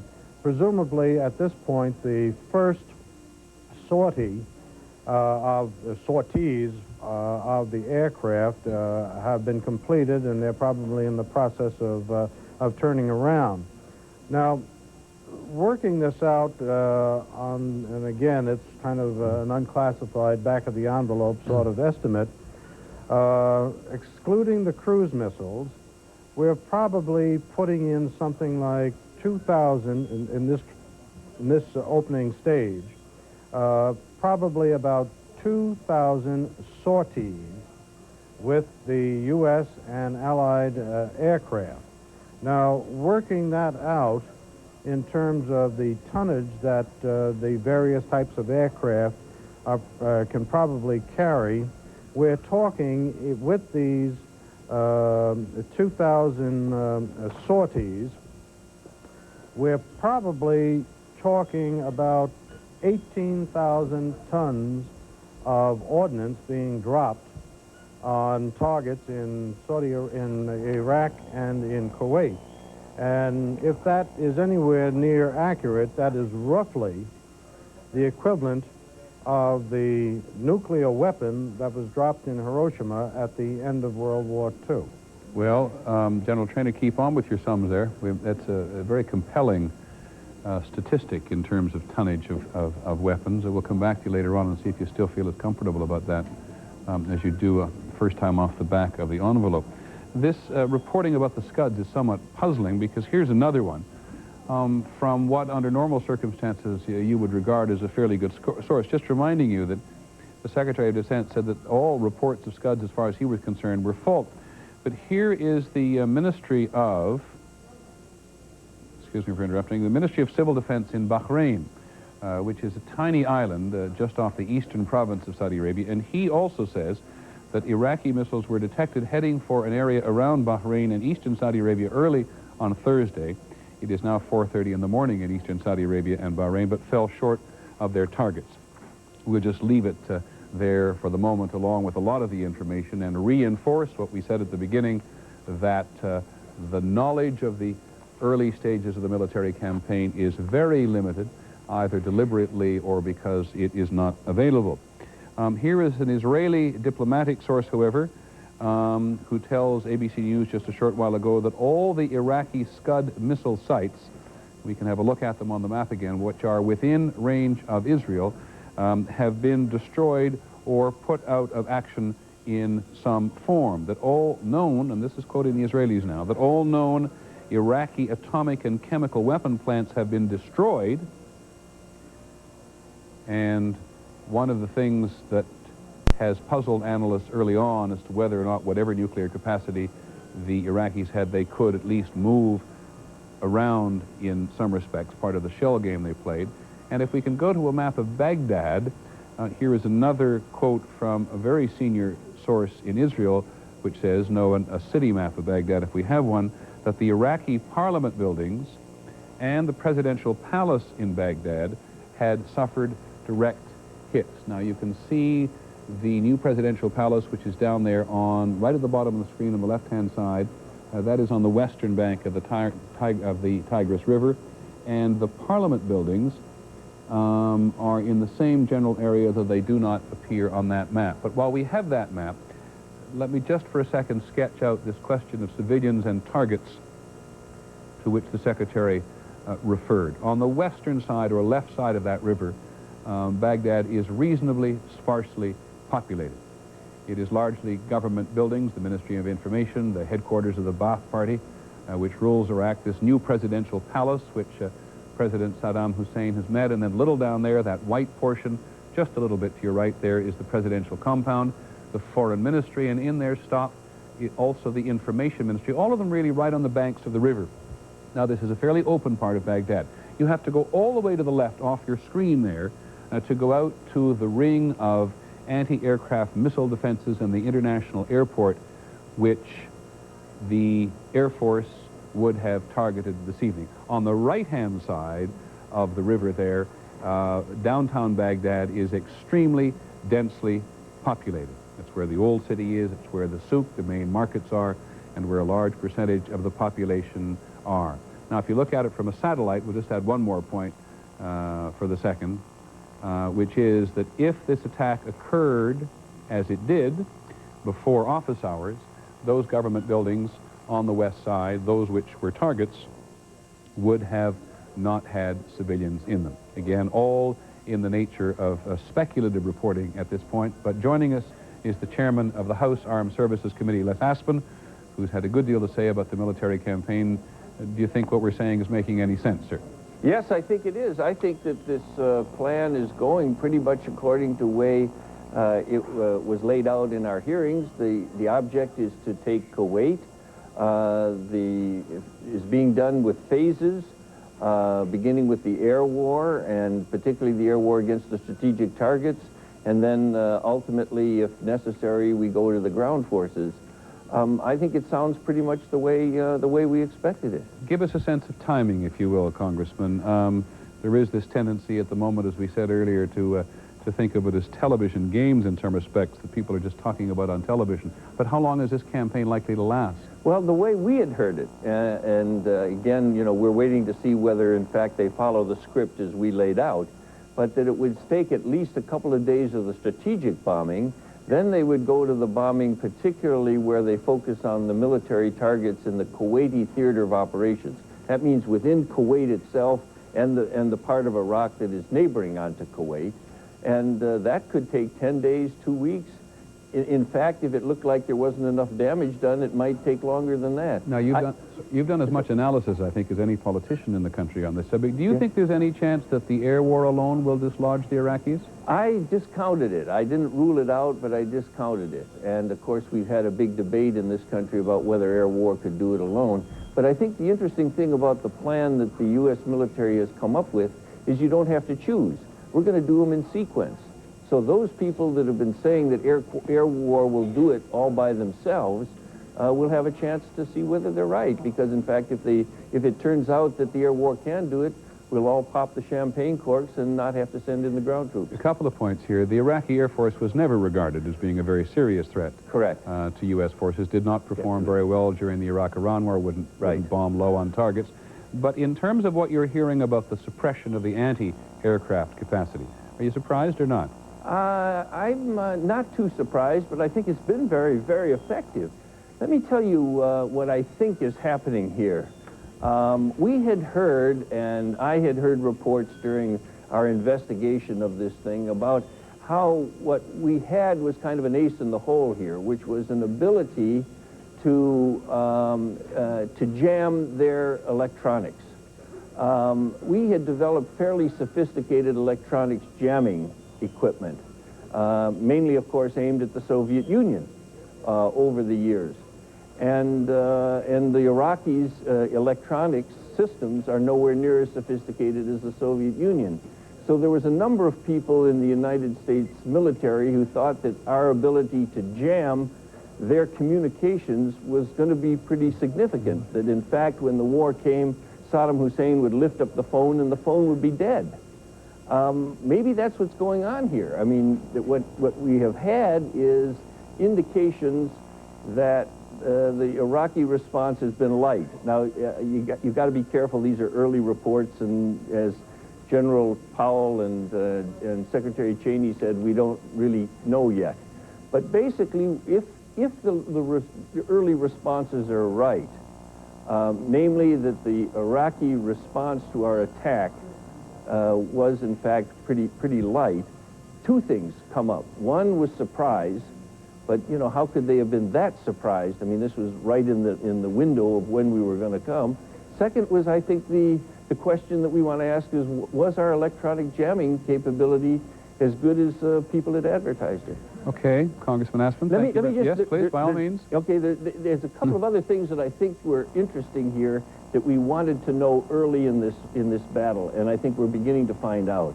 One is the question of whether the Arabs would fight. I mean, that was a fundamental question, and that's why I thought it was terribly important that Dick Cheney listed Saudi Arabia and Kuwait Air Forces as part of the forces that are taking part in these raids. Can I stop you there for a second? Yes, sir. Because there was really never any speculation that Saudi Arabia and Kuwait wouldn't fly. The real question is whether or not Egyptians and Syrians would fight on the ground. But I think also there was some question as to whether they would attack targets in Iraq as opposed to just targets in Kuwait. But we don't know that they have. We don't know. And that's what I'm saying, is that the important question, though, is at least we know that, at least as far as this part of the battle is concerned, is that there's some participation by the Kuwaitis and by the Saudi Arabian Air Forces. We'd heard, in fact, staff here had heard something like 150 Saudi Arabian planes had participated. The symbolism of which for is the very multinational important. is very important. Absolutely critical here. I mean, the point of all of this is, first of all, it's very important for Americans that know that the participation of the Allies, but it's also important in the region that this not be perceived as totally an American versus Iraq, and that's why the participation of allies, but particularly The allies, is important.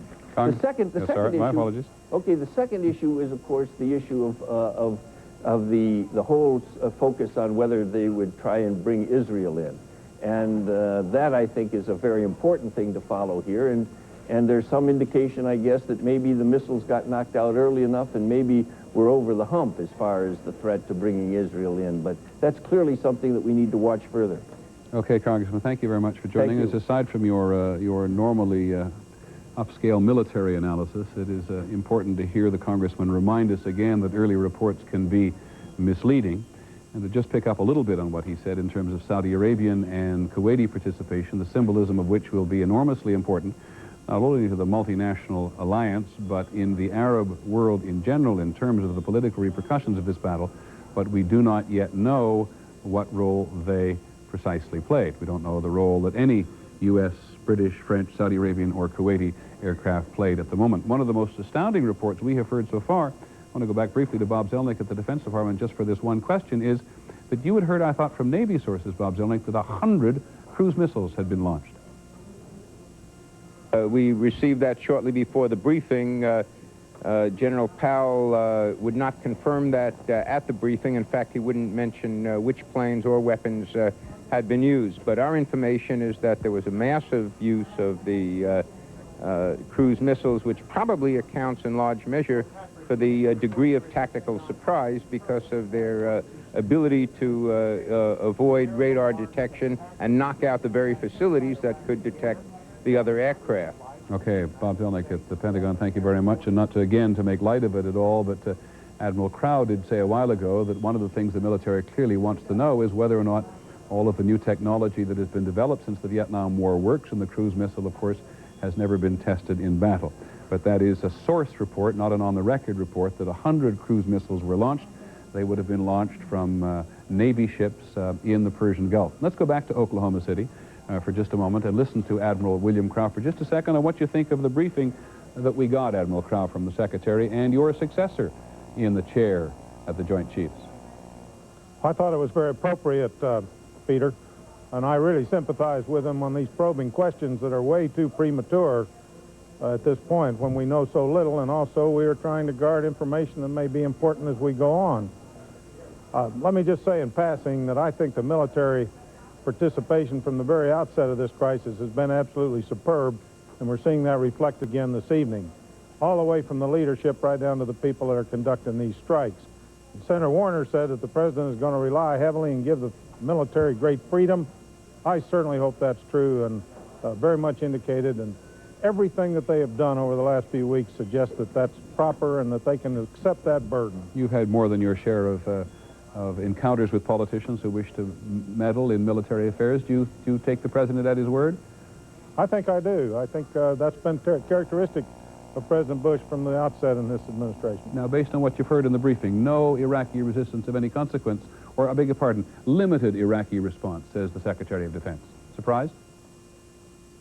I'm not sure. First of all, I sort of agree with both Secretary Cheney and General Powell on it's a little too early to start putting this picture together. If Mick Trainor's right about the number of sorties, etc., reports from 2,000 sorties are going to take an awful long time to be sorted out, to be collated, etc.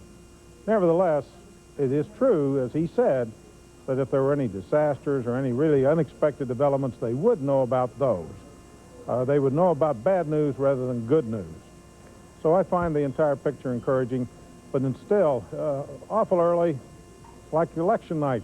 Still a little early for those computers to grind out the results, and we've got a big job ahead of us digging out the whole Iraqi military. I agree. No question. I agree, Admiral Crow, and I can assure you we will not, I hope, make the mistake of projecting any of the results of this campaign based on the military equivalent of exit polls. Let me ask you one other question for the moment. It's a little after 6 o'clock in the morning in Baghdad. The sun is up. In fact, Baghdad radio is back on the air. We aren't hearing much from it except recitations from the Quran, which may well indeed be an indication of the somber mood at best that occurs in the country at the moment. But when first light comes after a major night operation at the moment, how does the military situation change? The military situation, yes, per sir. se? Yes, sir. Well, first of all, there will be a seriousness about their work today that was not there 24 hours ago. And any doubts, lingering doubts or otherwise, about American seriousness was going to happen, the war was upon us, that's all dispelled. You'll now see the professionalism set in on both sides in a great big way, you will see less enthusiasm, less bravado, and more determination, and gritting of teeth, and hunkering down. So unless, again, I realize this is speculative, but unless the U.S. has had a massively successful first night, everything's going to be tougher on the first day after the first night. Well, certainly people perform better, and they react quicker, and they are not surprised, and they know more about what it's like from now on. If we have, in fact, had a very, very massive success today, then we will react accordingly, and they will also. A little early to say that, though. Okay, Admiral Crowell, thanks very much for joining us. Look forward to hearing from you again. I must confess that we have been sitting here with something of a desperate urge to know how the families of men and women serving in the Gulf have been reacting around the country to the news as it has been coming in now for only, believe it or not, a little more than 3 hours since we first heard those early reports of the attack on the western outskirts of Baghdad. We have managed to put together a little reaction from some of the families at Fort Bragg in North Carolina. I was watching the program, and all of a sudden all this came on, and it just hit me. You know, I'm hurting for my daughter, and my son-in-law is over there. And I'm just taking it hard, because I got a son that he might be leaving too. We knew it was coming, but that didn't soften the blow. My sister, you know, which is his niece, she's leaving tomorrow morning. I had to come off and see her one last time. Hopefully I'll see her again. You know, I knew we had to do this. Just, I don't know why, really. If at any time you wish to leave us, you leave us. Oh. Everyone will remember where they were when Operation Desert Shield became Operation Desert Storm. Some turned to God as churches opened their doors tonight, as people flocked in looking for answers and solace. Others were glued to radios or television sets as the news began to sink in. And for some, the news was a grim awakening of just what waits for them as they get ready to ship out. Yeah, I'm scared. I got family back home in Texas, and I'm ready to go fight and do my job, but I'm scared. I'm more worried about my troops that's already over there. Those are the ones I'm worried about. They're over there, and I should be there, and I've been doing a lot of work back here, and I think I should be there now with them. We do not know who the reporter was in North Carolina, but our thanks to our affiliate station WTVD, and we will do our best as the night goes on to knit the country together as best we can electronically by getting response from the various corners of the country, from east to west, from north to south. Back to the State Department, John McCarthy. Jack. Peter, several things to comment on. First of all, one of the military observations that you have been kicking around throughout the night, the limited response from the Iraqis. The fact that this attack came at night and that the Iraqi Air Force has an extremely difficult time flying at night may account for at least part of the limited response. Also, of course, surprise. And the point that you were making just a few moments ago about what happens when daylight comes up. Remember that the Iraqis are capable, much more capable, of fighting in daylight than they are during the night. And when they can see aircraft coming in, then they can do the sorts of things that they were not able to do during at night. Even small arms fire can bring down American aircraft if they're coming in low and fast. That is one point. Now, here at the State Department, they have just given us some of the details of what has happened during the course of the day. The first country that was notified, called in early this morning, was Prince Bandar of Saudi Arabia. The State Department asked him to please inform his government that the United States was going to go forward. Throughout the afternoon, Secretary Baker and others in the State Department began informing all the different countries that are part of the coalition exactly what time this operation was going to get underway. Secretary Baker was up in his office around 7 p.m.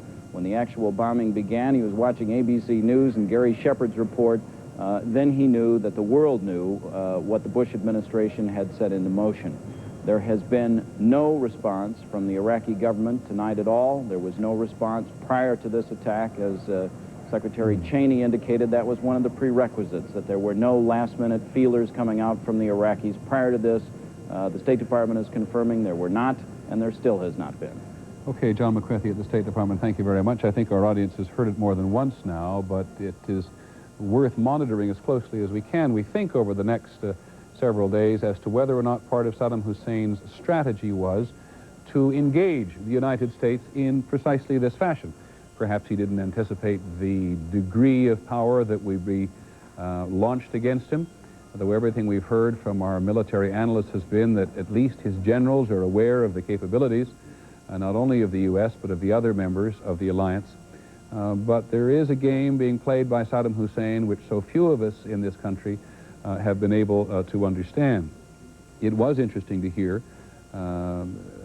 interesting and almost irritating to a lot of people in the country at this point, that as of now, Saddam Hussein is not regarded as a target by the U.S. military. This can mean a couple of things. A number of senior serving officers have said to us over the last week or two that if you ever get Saddam Hussein, it'll be by accident. He has, among other things, 37, at last count, residences around the country. He's known never to spend more than 1 or 2 nights in the same place at the same time, though during a military campaign, he will surely have to be, as everybody has pointed out, close to his command and control centers. But the effort by the U.S. Air Force and others tonight, as General Powell said, was to attack at the military offensive capability of Iraq. And as Admiral Crow, and John McWethy have said, daylight brings something of a different equation. Very briefly, just before we go, because as people have commented around the country, we've tried to gather them, Senator John Glenn, a Democrat of Ohio, a man who has taken a profound interest in American military affairs, has a short while ago made a brief comment to us, and here is something of what he had to say. As far as the longer term goes, I think long term, once this thing is resolved, what our relationship is with other nations in that area, what kind of force is a peacekeeping force? Will it be UN or will it be mainly Arab neighbors? And for most of that force, will we be required to stay there with a military power for a long time along with our coalition allies? Lots of questions, I think, that have not had much discussion yet, or I haven't seen much discussion on either here in the Congress or from the administration. Those things have to be addressed for the long term.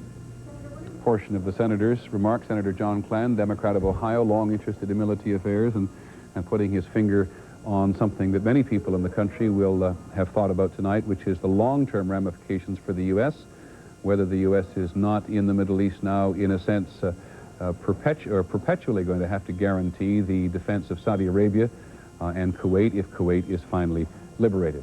Britt Hume at the White House with further news. Britt, on how the decision was actually and finally arrived at. Peter, the White House has been at some pains tonight to create at least the impression that the decision to do this was actually and officially made today. It seems apparent from the scope of this operation that it is something that had to have been set in motion days, if not weeks ago, and the president or the president's spokesman, Mr. Fitzwater, has indicated that the date of it was set according to military priorities, so presumably this date had been picked. Nonetheless, it is said that yesterday the president signed a national security directive, which is the necessary document to bring something like this into being, and it was undated. And that at some point today, the decision was formally and officially made that today would be the day. Obviously, reporters here have been somewhat skeptical as to whether this really wasn't a foregone conclusion and that the decision had not been made. And the question was asked, well, what about all these hopes you kept holding out about how a last-minute diplomatic solution might save the day? And the answer came back from the president's spokesman, well, an announcement of a massive pullout could, up until today, have staved this off, and perhaps indeed that's true. One other thing, Peter, the president has now retired to his residence, where he will be given periodic updates into the night. He has an overnight guest, the Reverend Billy Graham, who is an old friend of the Bushes, and who we're told, as we have in the past, is someone he calls upon for spiritual advice at such times.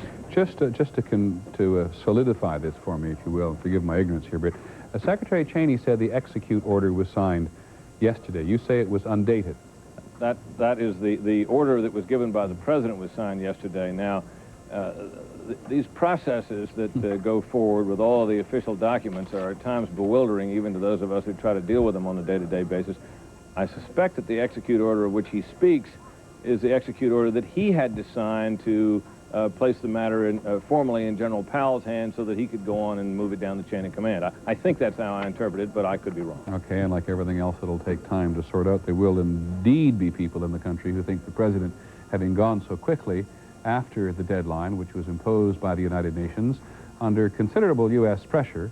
The U.S. originally wanted the deadline to be January the 1st, and then it got backed up to the 15th of January. But there will be people who think the president was very eager to go soon after the deadline. Whatever the case, we will be back to continue our coverage. It is a little more than 6 hours since this operation began, and about 3 hours and 18 minutes since we first learned that the United States and Iraq were at war. We'll be right back after this and a word from your local stations.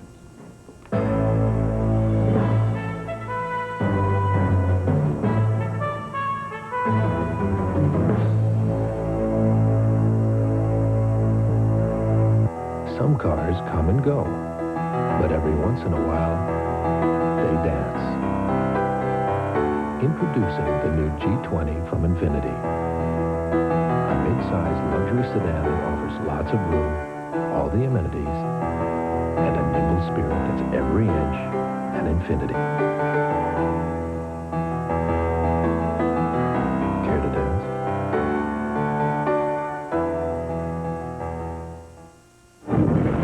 Critics rave over Hamlet. Emotionally charged, beautifully cinematic, Mel Gibson's Hamlet is strong and intelligent. Gibson is terrific, incredible. Glenn Close is near perfection. Go see it. Mel Gibson, Glenn Close, Hamlet. Rated PG, now playing at select theaters, everywhere, January 18th. To celebrate 30 years of 30-minute delivery, Domino's Pizza delivers the Big 3-0. Order a large pizza at regular price and get a medium with your favorite topping for just 30 cents more. A great deal like this won't last forever, so call now and ask for the Big 3-0.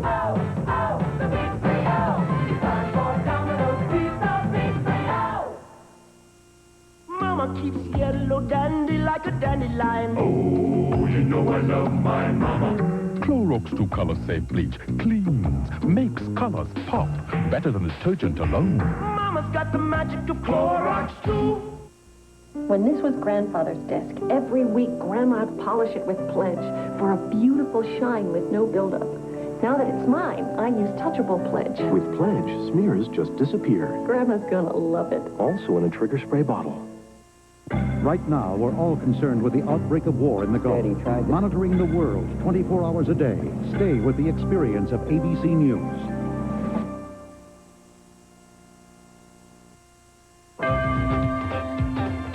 Taco Bell is 3 times better. With 3 new menus, it's 3 times better. I tell you why. 3 low prices, now everything I like is just $59.79.99. Taco Supreme, not just Supreme, $59.79.99. Run for the bullet of the Widow Sister, $59.79.99. Taco Bell is 3 times better, $59.79.99. Taurus versus Accord. Which has more power and still gets better gas mileage? Ford Taurus. Question, which of these cars has a driver's side airbag and available anti-lock brakes? Ford Taurus. Question, which of these cars cost less? Ford Taurus. Now, special bonus savings will make your loaded Ford Taurus a better value than ever. More power, more features than Accord for less money. Ford Taurus is a better value. There's no question about it. Have you driven a Ford lately? What comes with the 91 Toyota Corolla LE Extra Value Package?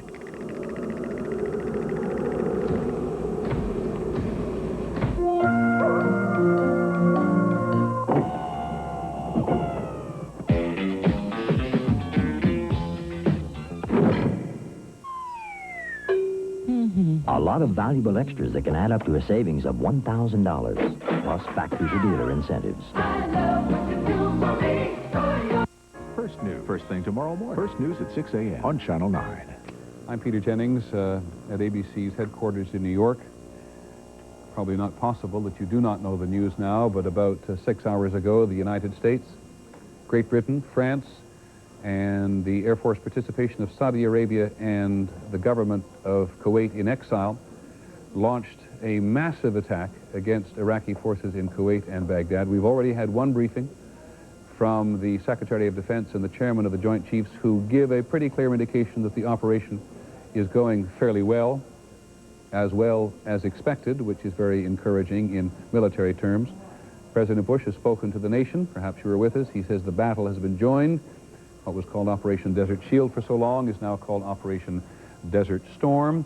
There appears to have been limited military reaction or resistance from the Iraqis on the ground at the moment. The operation began at night. It is now 6:30 in the morning in Baghdad, and as the former chairman of the Joint Chiefs, Admiral William Crowe, told us a short while ago, this may change the equation of the battle. ABC's John McCarthy, our national security correspondent, points out that the Iraqis have a limited nighttime fighting capability, but a somewhat better daytime capability. Let us now begin to talk a little bit about the political repercussions this is having in an already volatile, always tense region of the world, namely the Middle East itself. ABC's Don Kladstrup is in Cairo. The Egyptians are part of the multinational force. They have ground forces there.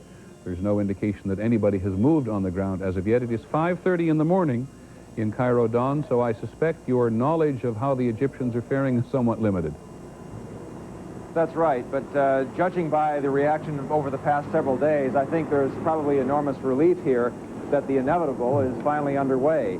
There is also, however, quite a bit of concern about what will happen if Egyptian troops are asked to go into Kuwait to actually help liberate things there. There's a lot of fear there and a lot of doubt about it. As you wander around the streets of that enormous, teeming, crowded, politically opinionated city, what are people saying about actually doing battle with fellow Arabs like this?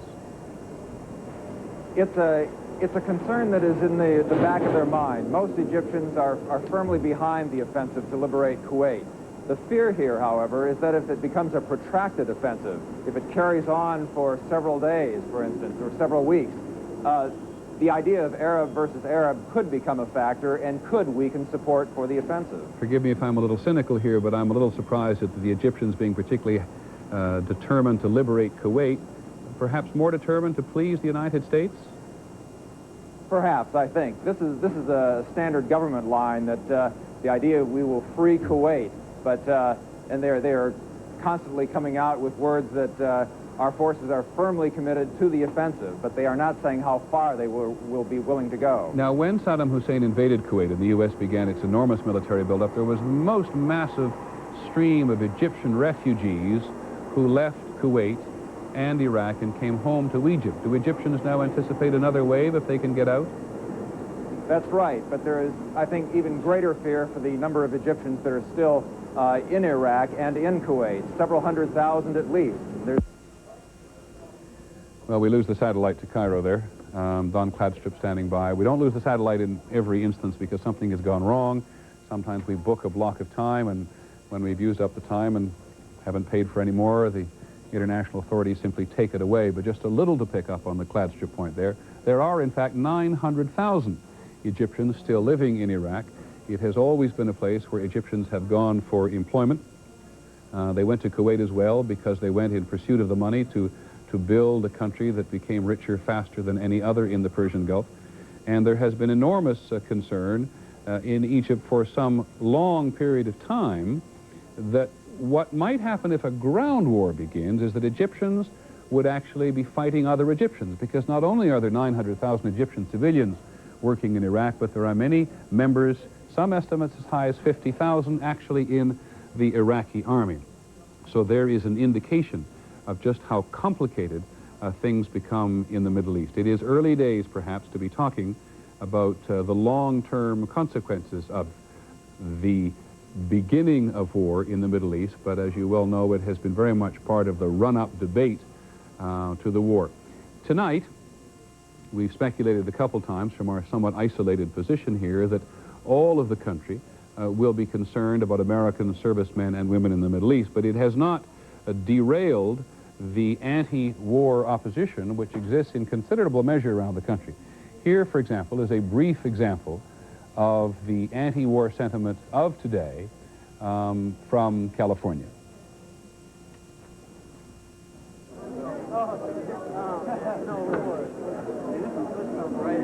Let me quickly say that is not an example of anti-war sentiment in California.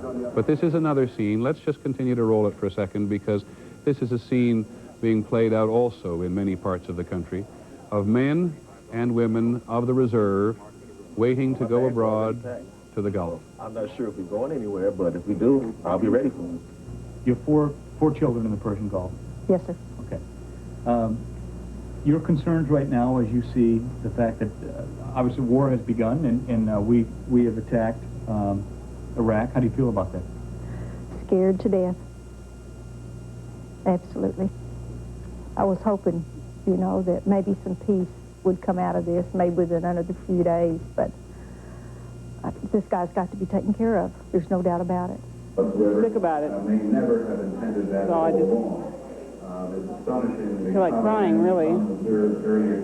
I hate to see all the devastation that's going to come about. I think we've, you know, given 6 months to let the economic sanctions take effect, and he didn't seem to respond, and we tried everything we could, and I support the president in what he's doing. It's too bad, but I still have to think we had to do something. If we don't get him now, we're going to have to go back in later. As far as I'm concerned, I need to go in and blast him off. The voices of Americans in various parts of the country. Doesn't perhaps matter precisely where they are geographically at the moment, but the voices of those Americans who, in considerable measure throughout the country, have expressed this deeply felt belief by many people that if Saddam Hussein was not dealt with now, he would have to be dealt with as a much stronger individual in the future. What war in the Middle East does is totally destabilize the situation for the immediately foreseeable future. Now, I'm not sure if we're able to see the other piece of video which we had intended to introduce to you, but there has been anti-war sentiment in the country tonight. About 100 people were arrested in Los Angeles as they tried to block entrance to the federal building there. And in New York City, in New York's Times Square, an Army recruiting station was splattered with red paint and peace signs. It would, however, probably be wrong to characterize the anti-war movement as people who just rush around, though some people do, and paint signs and throw paints on Army recruiting stations. If you judge the nation's temperature in part by the opposition in the churches throughout the country, there is very vigorous operation from churches throughout the country in almost every part of the country and from every denomination in the country. You've probably seen it on television or read it in your local newspapers over the run-up to the beginning of Operation Desert Storm. Sheila Cast is standing by now with a guest. Sheila? We've heard some of that anti-war. Sheila Cast, I'm not even quite sure where she is. In Washington?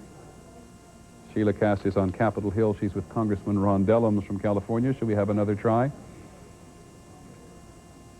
Okay, can we go to the Middle East? Like very much if we could to talk to Jordan, or maybe to Syria. John Donovan, who is ABC's correspondent in Jordan. Just as we do that, could we please again take a look at the map so that we remind people of the situation in Jordan, at least geographically. Jordan sits, I think we need a high shot here.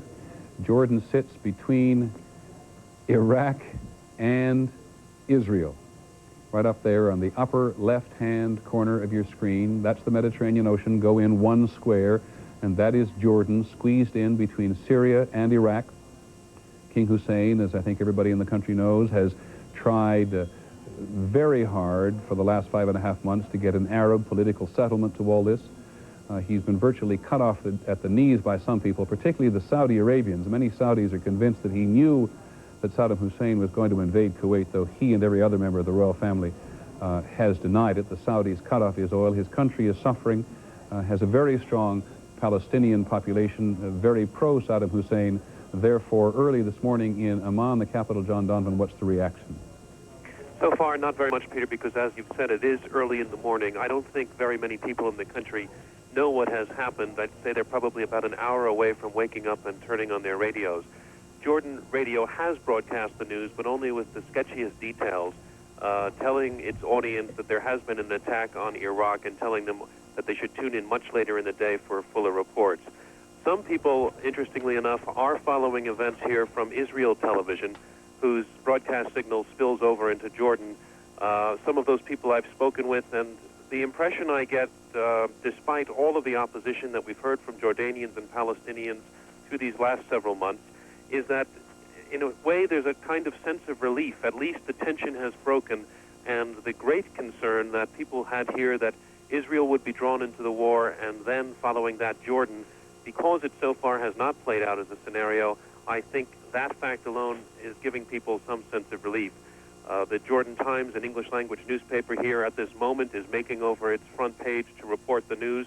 That newspaper's editor told me this morning that he considers the military attacks quite effective from all of the information he has, but he also says he would like very much to hear from the Iraqi side, and he is unwilling to be drawn on final conclusions until he can hear from the Iraqis.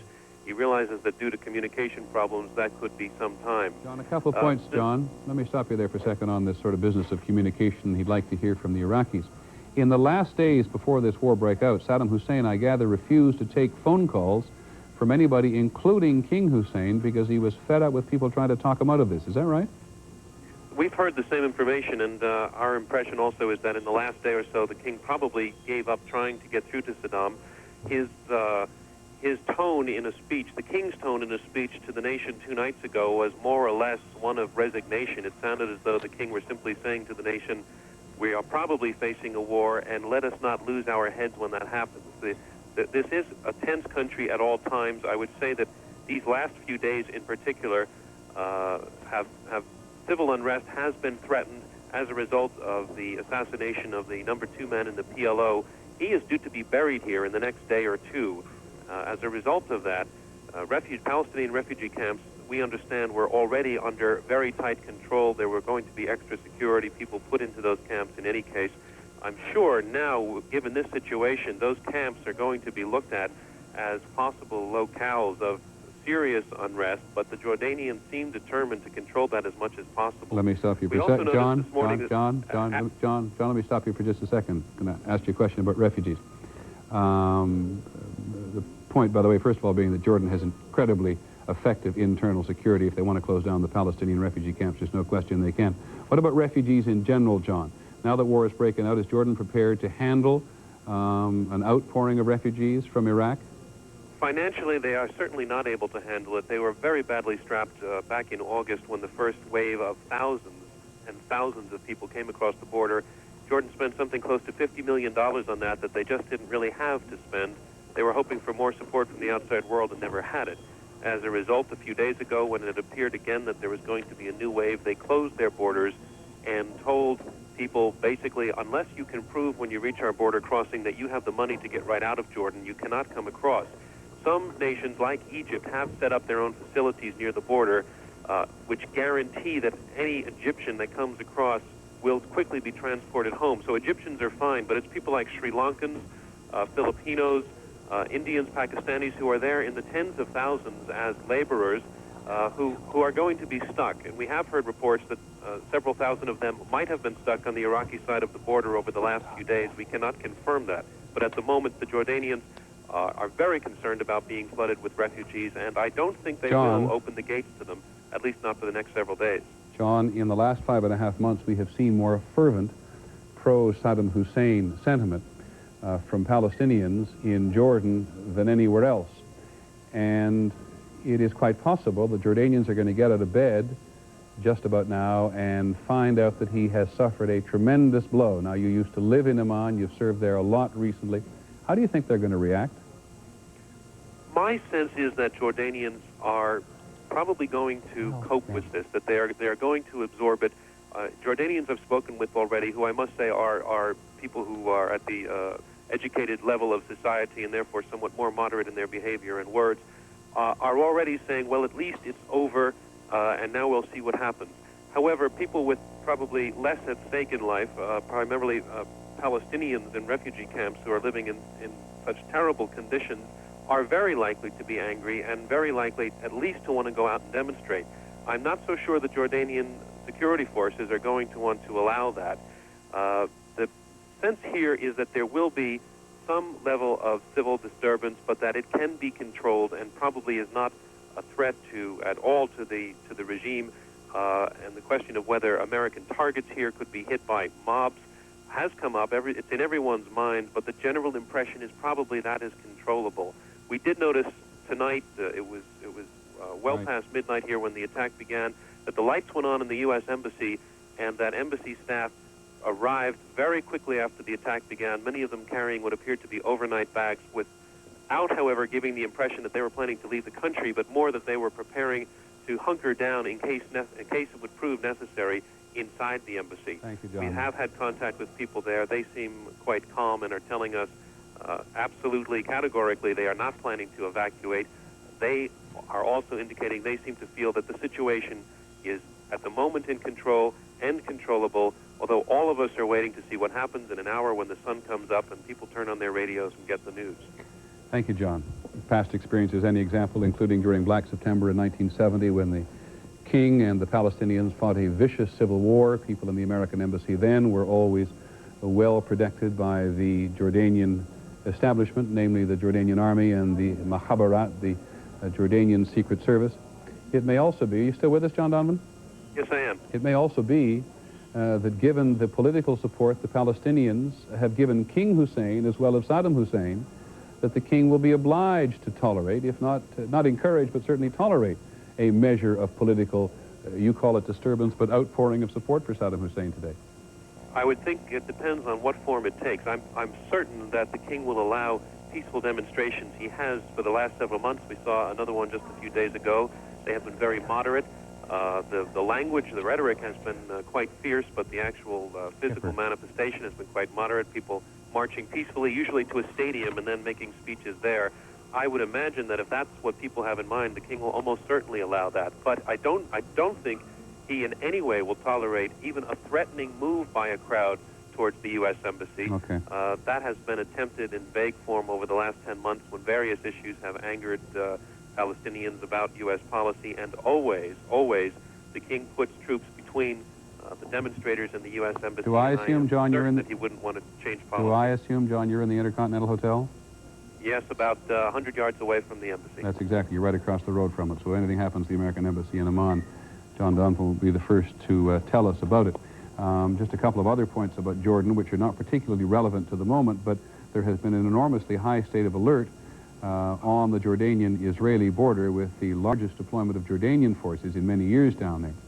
But if the early stages of the reporting are accurate from, and I'm sure, don't doubt them, from Dean Reynolds quoting Israeli military intelligence, that the Iraqi missiles, which had the capability of attacking, being launched at Israel from Iraq 250, 260 miles away, then the general tension or the general temperature, the political and military temperature in the Jordan Valley, which Israel and Jordan share and dispute, will likely go down. There are those in Jordan and elsewhere in the Arab world and here at home who say that Saddam Hussein does not have to win a war to become a hero. Not necessarily does he even have to win a war to remain preeminent in the Arab world if he is not personally destroyed or his immediate political apparatus is not destroyed. Joining us again is our regular Middle East analyst, Judith Kipper. What do you think about that? I think that's right, Peter. I think that there is a chance that if he stays alive during this war, and there is frustration and rage in the Arab streets, that he really could be a hero afterwards. But I'm impressed that in the early hours of this war that Baghdad was hit. That's certainly going to have a huge psychological impact, not only on Saddam Hussein, but on the Iraqi people. And if the reports are correct, the chance for Saddam Hussein to hit Israel and draw Israel into this war have already been eliminated. Or at least minimized. Minimized. If that's true, I think that already limits his capacities. It may catch him off balance, and we might see some things that otherwise would be unexpected. Okay, Judith, please stay with us, but I want to cut away from you for a moment because standing by in Louisville, Kentucky, is Congressman Lee Hamilton, the Democrat who is the chairman of the House Foreign Affairs Committee. It is about 20 minutes to 11. By the way, at 11 o'clock, we shall cut away for local news all around the country, though we will continue to provide the same continuous international coverage from here. Congressman Hamilton, are you there? Yes, I'm here. Thank you for joining us, sir. Your thoughts this evening? Well, I've been very encouraged by the initial reports of the military action. I find among my constituents, and I'm sure among most Americans, an almost desperate hope that this military action will be quick and decisive. And we all fervently hope that that's the case. The reports indicate it might be. Do you know anything that we don't, sir? Have you been briefed in any particular way that we have not? No, I've been here in my constituency in Indiana and will be returning very soon to Washington. I thought it was puzzling that somebody told me you were in Louisville, Kentucky. I'm glad you tell me precisely where you are. When did you last talk to the president? Over a week ago, when he had one of his briefings for members of Congress. And at that time, I think, like others, I was deeply impressed by the frustration the president felt about these events in the Gulf area and his impatience. And therefore, it was not the least bit surprising to me that he chose to strike very shortly after that January 15th date. Tell me how you were impressed with his impatience. More the manner of the man, I guess, than actual words. A kind of unwillingness to entertain thoughts that challenge the idea of striking early. His language slipped into colloquialisms. He felt as if he had been, well, some of them have been very well stated in the media. And you felt as if he'd really made up his mind. He had heard all of the arguments from everybody, and it was time to get on with it. Britt Hume was saying to us at the White House just a few minutes ago that the word from the White House tonight is that the decision was made today. Do I hear you saying that you think he made the decision to go as soon as the deadline expired a couple of weeks ago? My belief is he made the decision to use military force some time ago. I'm sure the exact timing of it depended on factors like advice from his military commanders, but I had no doubt in my mind that within a matter of hours after that January 15th date, he was prepared to go. Are you, what's the word, not pleased, but are you satisfied that the United States is presently in a war? Well, I'm not happy that we're in a war, and I took the view that there were other ways of dealing with this situation, but that debate is behind us now, and it's necessary, I think, for the Congress, for all of the Congress, for the American people to support the president's action, stand behind the troops, and let's see if we can win this war quickly and decisively, and then go on to the problems that are surely going to exist in the Middle East. No matter how this war comes out, we're going to be faced with formidable challenges. As you correctly point out, Congressman, there's a natural cohesion in the country tonight, supporting the president and supporting the men and women in the Gulf. But how long do you think he has before you begin to debate it in other terms? I think what the president has is an authority to go to war, provided he wins that war rather quickly. It cannot be unnoticed that a large number in the Congress voted against military action in both the House and the Senate. And it's a little unusual, I think, historically for the United States to go into a war with that many votes in the Congress against it. If this war were to stretch out for a long period of time, then there would be some real political difficulties in sustaining the political support. This will all come to a head in the Congress, I think, when the requests come in for money, for appropriations to support it. Initially, of course, the support of the Congress will be very strong. Thank you very much, Congressman Hamilton, in his home constituency of Indiana tonight. Democrat, chairman of the House Foreign Affairs Committee. If my memory serves me correctly, the majority in the Senate for the president was 5, and the majority in the House of Representatives, I think, was only about 65 when the Congress gave the president the authorization or the virtual declaration of war. We will be back to continue our coverage of Operation Desert Storm, as the president calls it, in just a moment.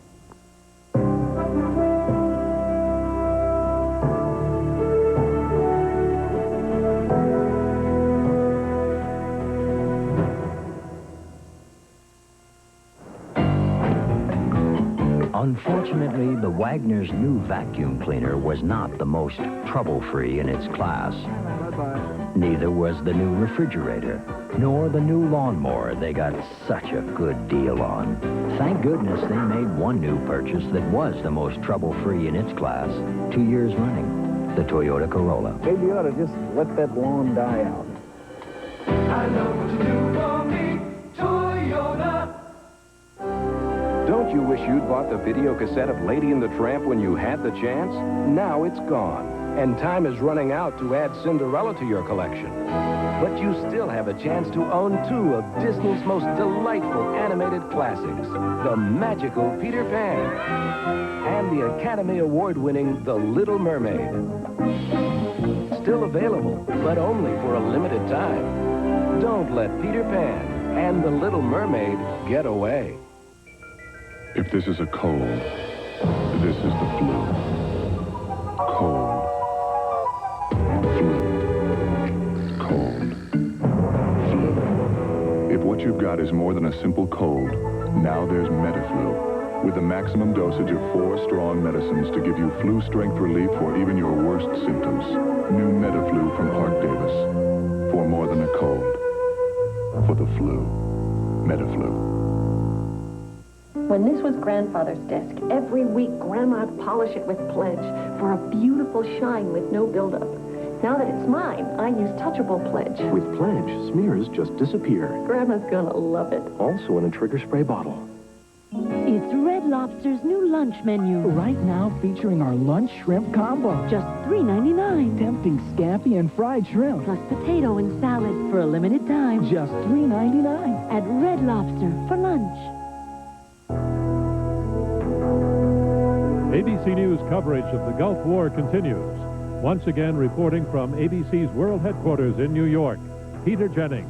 Again, though we think it not possible that you don't know, like we know, the bare bones of what is going on in the Middle East tonight, it is about almost 4 hours, 5 hours now since the United States, France, Great Britain, and with Air Force participation from Saudi Arabia and Kuwait, launched an attack against Iraqi forces in Kuwait and Iraq.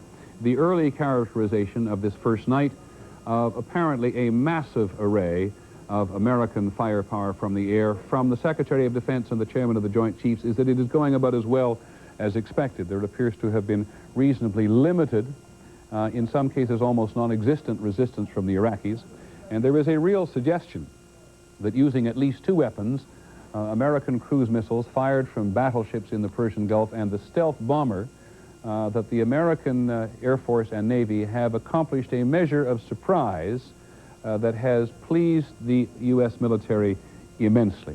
Let us go to eastern Saudi Arabia, where ABC's Bill Redeker is standing by. Bill, you've had so far a very dicey night there. Start talking, I guess. Yeah, it's been interrupted by a couple of air raids. Fortunately, nothing came into our area of northeastern Saudi Arabia. Everybody's been let out of the hotel. You might find it interesting, Peter, to note what the Saudis here and the Kuwaiti refugees, of which there are a couple of 100,000, are seen on television this morning. We have some videotape of that we'd like to show you. This is called The Songs of War. It is a video that is played during times of war in this country. It is meant to stir up the local populace. We are told by our Saudi friends and contacts here that this is almost the equivalent of at least recognizing, perhaps even celebrating, the U.S. attack earlier today, your time, or last night, our time. We can now show you what's on television live as we're seeing it. This is a video we're told is called The Crime of the Century, and it's about what happened to Kuwait, the invasion of Kuwait on August 2nd. It's produced by the Saudis and the Kuwaitis, and of course those are the women who protested during the occupation and some of the graffiti that is written against Iraq. Now, just about a half an hour ago, more air activity here. Another 16 American warplanes took off from the airfield nearby, and we also noticed that a couple of Saudi tornadoes roared out of here also to support that effort. You mean the British aircraft tornado? Well, the Saudis have the tornadoes, and so do the British. There are 4 countries represented, and they are the 4 that are involved in this air campaign: the U.S., the Saudis, the British and the Kuwaitis, all of those planes are represented at this particular airfield. Do you have any sense of what the Kuwaitis and the Saudis actually did on this mission at all? Well, I suspect it's more symbolic than anything else. The planes that the Kuwaitis fly are Hawks, and they're not terribly effective. They're somewhat effective, but not nearly as effective as American F-15s. The Saudis also fly American F-15s, but they perhaps were used in a defensive role more than anything else. How have people been reacting on the ground to what's been going on over the last 4 or 5 hours? Well, the sirens stirred up things quite a bit here, and you can understand that. But we have talked to Saudis who are in our vicinity, and they seem genuinely pleased. There's been a strong will here for some time to go to war, to wipe out, as they see it, the threat to the kingdom. And you yourselves have been sent to the shelters a few times? Twice during the past several hours, air raid warnings went off. We were told by the Marines that a Scud missile alert was in effect. Everybody was evacuated and sent into the basement with the gas masks that we've all been issued here by our representative companies. Can you hold it up a little higher? Yeah, I don't know if you can see that. Yeah, I can now. This is essentially the mask. We also have chemical warfare suits, but for the most part, the masks were what were being carried by everyone here. Our medical editor, Tim Johnson, having done a study of this over the last several days, told me that the masks issued to U.S. forces in the Gulf were not up to the par of America's allies in the Gulf. Have you heard anything about that? I've heard that same criticism, and in fact, the gas masks that we purchased for our people here are of British design, if that tells you anything. What else, Bill? What about military activity elsewhere in the province? Have you been able to get a handle on that? Is the Joint Information Bureau there giving you anything at all this morning? So far, no. We had posed this question much earlier this evening when the attack began, and we were told that the flow of information would come first from Washington, probably the White House, and then it would come through the Pentagon, and eventually it would filter down to Riyadh, and maybe someday here to the Eastern Province, which is one of the major military staging areas. So that's been the chain of command, and we've heard no further military details at this hour. Okay, Bill, thanks very much. We look forward to talking to you a little later on. We want to go now to the United Nations here in New York. You earlier today heard the UN Secretary General express his deep disappointment that hostilities had begun, but ABC's Lynn Sher is standing by at the UN with the Kuwaiti ambassador to the UN, Mohammed Abul Hassan. Lynn. Yes, Peter, as you say, the ambassador is here. He found out about the attack the same way the rest of us did, by watching television. No advance warning. Ambassador, your reaction to the attack tonight? Well, my reaction is really, I felt that pity. We have put so much of effort to achieve the resolution of this conflict through peaceful means, whether Arab initiatives, Islamic initiative, international initiative, a lot of emissaries, high-ranking people from all sects of life went to Saddam Hussein to plea for complying with the will of the Security Council and the will of the international community, but with no prevail. Secretary General's trip was unfortunately without any result. We were very much saddened to hear just yesterday from the Minister of Information of Iraq a statement saying that he does not want, or his government does not want to solve this conflict peacefully, and that he welcomes war. That was a turning point to us. Therefore, I mean, we are very sorry to see that the liberation of Kuwait could not be achieved by peaceful means, but anyhow, peace should be preserved at any price. But this is exactly what your government in exile has been pushing for, is it not? Well, my government, I mean, is always for a peaceful resolution. Otherwise, we could not have come to the Security Council. We did not plea for countries to go to Iraq, and we are on record supporting all efforts until Secretary General's efforts. Your efforts now will focus on the Security Council once again. We understand that they will be meeting later this evening. Ambassador Pickering, the U.S. ambassador, told us that that they will be talking to them. Just very briefly, is there anything that you expect out of that meeting? Well, I don't expect that Security Council, I mean, will act differently than it should act, which is to confirm that the, I mean, operation is authorized by Security Council Resolution 678. Thank you very much, Ambassador. Peter? Thank you, Ambassador Abul Hassan. Thank you, Lynn Sher at the United Nations. We will be going back to the United Nations on a regular basis.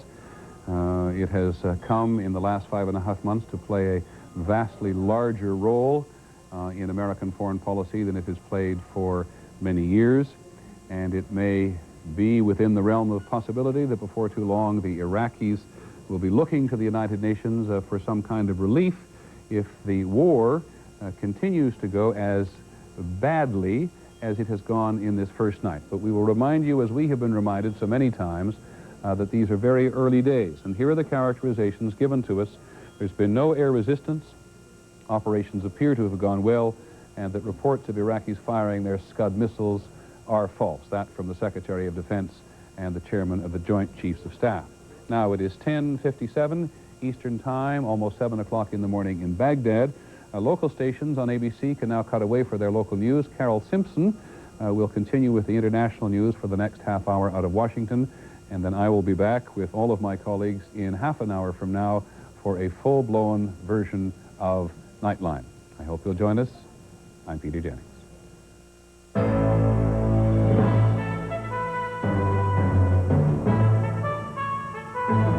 For fresh, flavorful vegetables, we have the greatest. This week at Food Barn, save on Farmland extra tender pork steak, just $1.19 a pound in the family pack.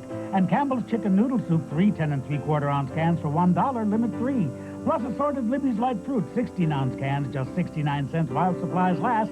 And assorted Tropicana twisters, 46-ounce bottles for $1.79. So come to Food Barn, where our everyday double coupons give you the best food value in town. Food Barn, great food, great value.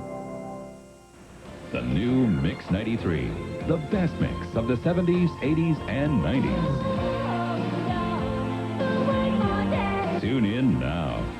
The new Mix 93, 93.3 FM. Hi, everybody, and welcome to the official Lotto America drawing. Mike Pace is my name. Our jackpot tonight, an estimated $2.2 million. You can win it by correctly matching 6 of 54 numbers. Our broadcast is being monitored by Ernst & Young. Good luck. 11 is the first ball, number 11. And 9, number 9 is the next ball. There is number 7. Number 7, we're looking for a total of 6 numbers in any order. 29, number 29. And the next ball is 35. 35, an estimated $2.2 million on the line. 23, the last ball, 23. Here they are again, 11, 9, 7, 29, 35, and 23. If there is no jackpot winner tonight, on Saturday, you'll be playing for an estimated $5 million. Of course, tonight, our thoughts are with America's men and women in the Persian Gulf. Good night.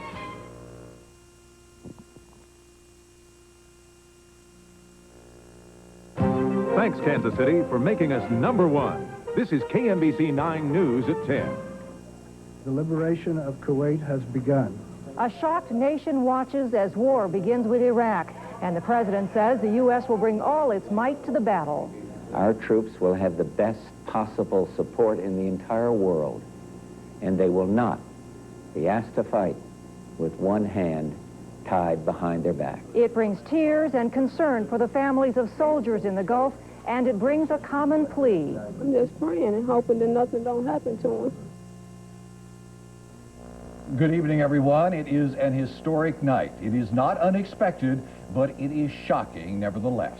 War began in the skies over Baghdad about 4 hours ago. 2 hours later, President Bush spoke to the nation, hoping to assure all of us that this war will be brief and decisive. 5 months ago, Saddam Hussein started this cruel war against Kuwait. Tonight, the battle has been joined. President Bush talked about 14 minutes, emphasizing that this military action comes only as a last resort. Saddam was warned over and over again to comply with the will of the United Nations. Leave Kuwait or be driven out. Saddam has arrogantly rejected all warnings. Instead, he tried to make this a dispute between Iraq and the United States of America. Well, he failed. But tonight, says Mr. Bush, 28 nations stand together, united against Saddam Hussein. Our objectives are clear. Saddam Hussein's forces will leave Kuwait. The legitimate government of Kuwait will be restored to its rightful place. And Kuwait will once again be free. And the president repeated his vow that this will not become another Vietnam. Our troops will have the best possible support in the entire world, and they will not be asked to fight with one hand tied behind their back.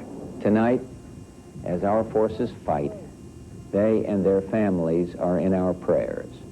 May God bless each and every one of them and the coalition forces at our side in the Gulf, and may He continue to bless our nation, the United States of America.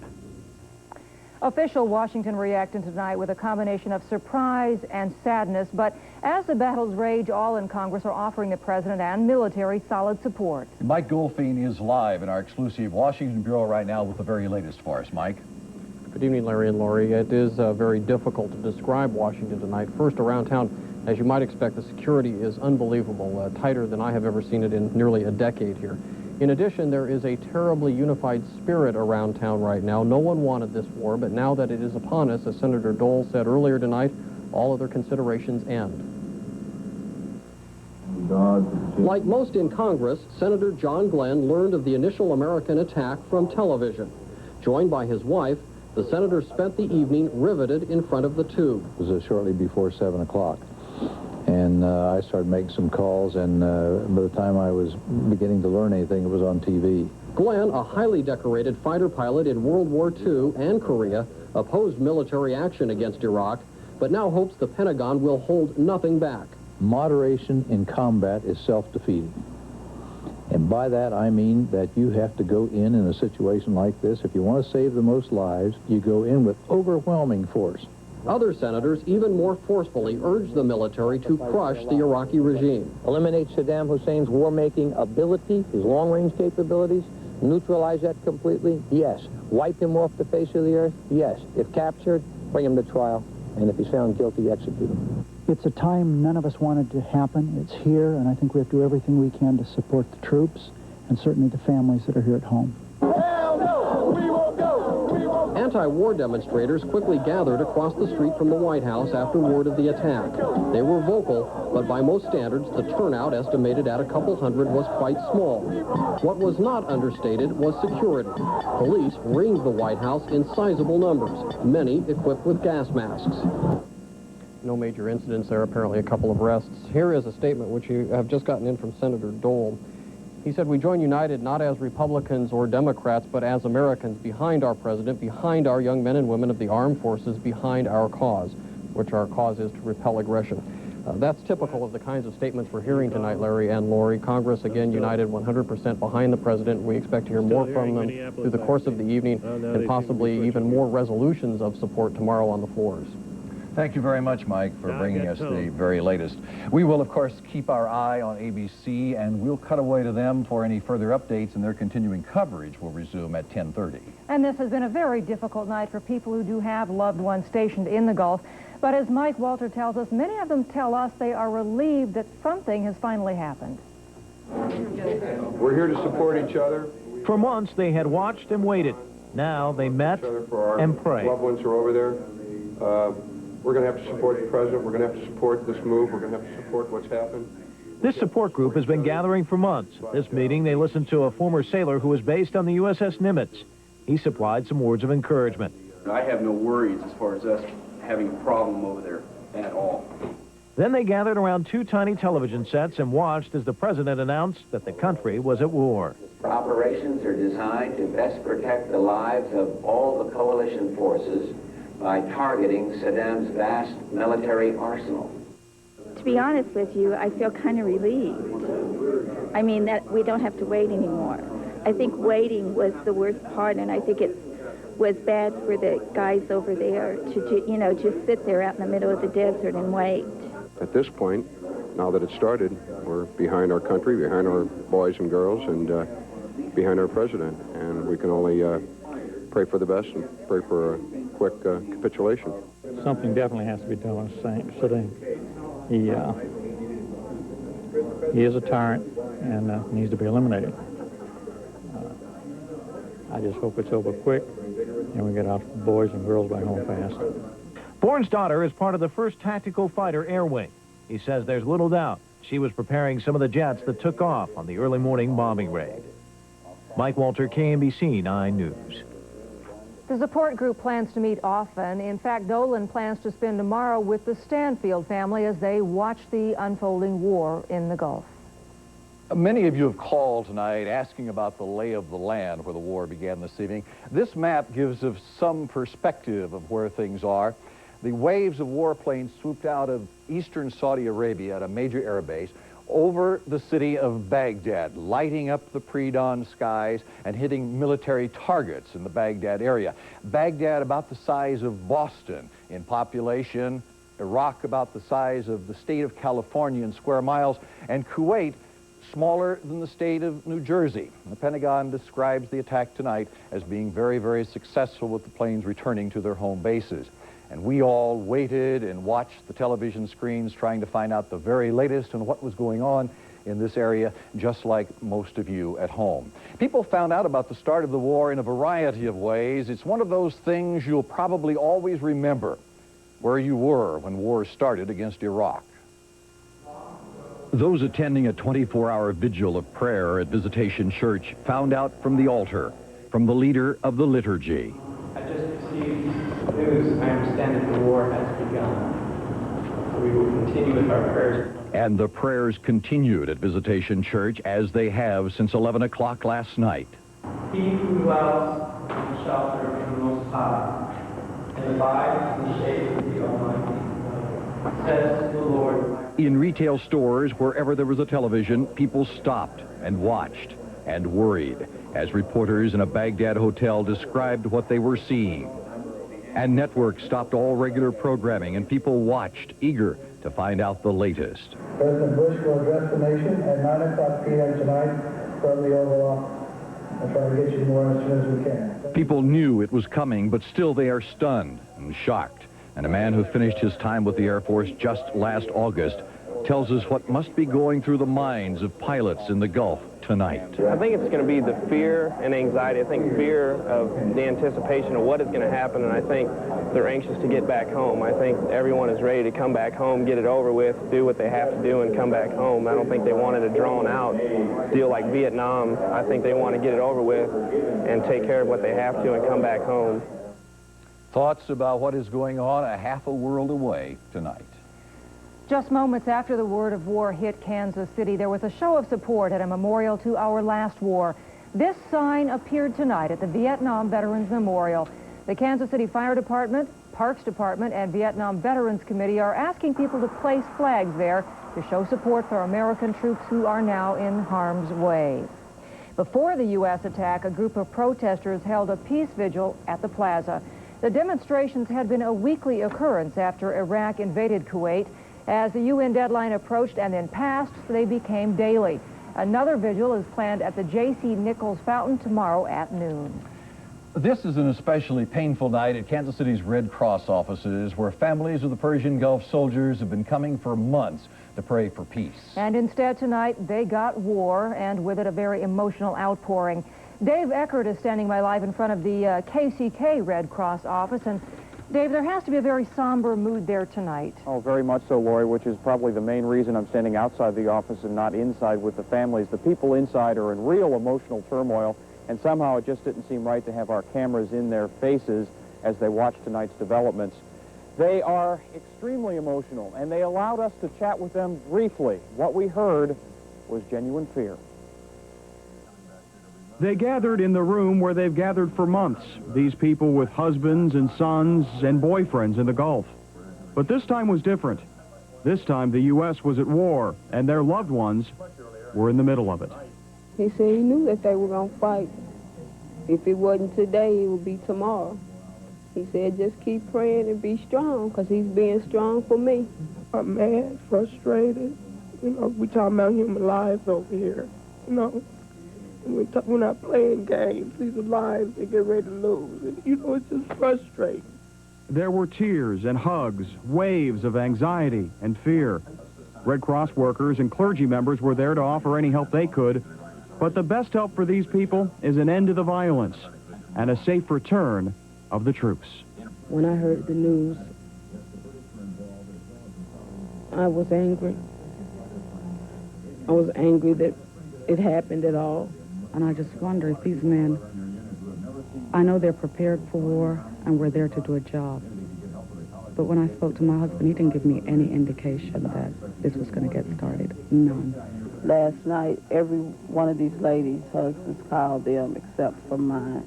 And where is he?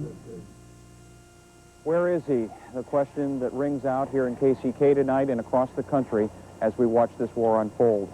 By the way, these KCK offices and the Kansas City, Missouri offices of the Red Cross will remain open around the clock until further notice. Larry and Lori, back downtown to you. Thank you very much, Dave. People at the same time are gathering in churches all over the city to pray. Bev Chapman is at Sacred Heart Church at 26th and Madison. Bev, what's the mood like there tonight? Well, Larry, as you might imagine, it's very somber. A steady stream of parishioners has been filing through these doors since about 6 o'clock when the official announcement of the war began. And as you might imagine, the people who have come here tonight have a lot on their minds. Among the people who will be praying tonight, not here but at his home, is a man who knows the ways of war far too well. He grew up in Israel, where tonight his family, his parents, 3 brothers and a sister are, and perhaps in harm's way.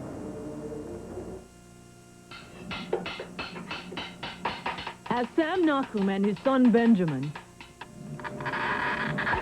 delicately cut glass and arrange the pieces into a beautiful mosaic, they are keenly aware of the fragile nature of the world tonight. That's my younger brother, Uri. He's going to the army in 5 days. He is one of 3 brothers living in Tel Aviv. The Israeli city Saddam Hussein says he will strike first. Schools are closed in the city. Families are taping up windows, attempting to block out poison gas. It's very hard to be here thinking what's going to happen over there. Sam has spent nearly all his life under the gun. When he was just a little older than Benjamin, he passed tanks on his way to school each day. He served as an Israeli soldier. Tonight, a world away from his brothers, sisters, and parents, he does the only thing he can. Pray every day for God to make good people better and make bad people good. Those sentiments would, of course, be echoed by those people who are gathered here tonight at Sacred Heart Parish. And Sam's prayers for safety for his family may have in part been answered tonight. The initial reports from the Middle East indicate that the U.S. offensive did hit missiles in western Iraq that were aimed at Israel. An Israeli soldier tonight says all we can hope is that they took out the entire system. In addition to the services here at Sacred Heart, which will be going on overnight tonight at 11 o'clock, Visitation Parish at 51st and Main will conclude its 24-hour prayer vigil, and north of the river at St. Patrick's Parish, Northeast 42nd Terrace and Davidson Road, that church will be open all night tonight as well. Larry and Lori, back to you. Thank you very much, Beth. Meantime, another local family watching reports with great concern tonight is that of Fuad Isat. Fuad is from Jordan. His parents, brothers, sisters, and aunts and uncles are still there. He says he is afraid for them. He has not left his TV set since war broke out.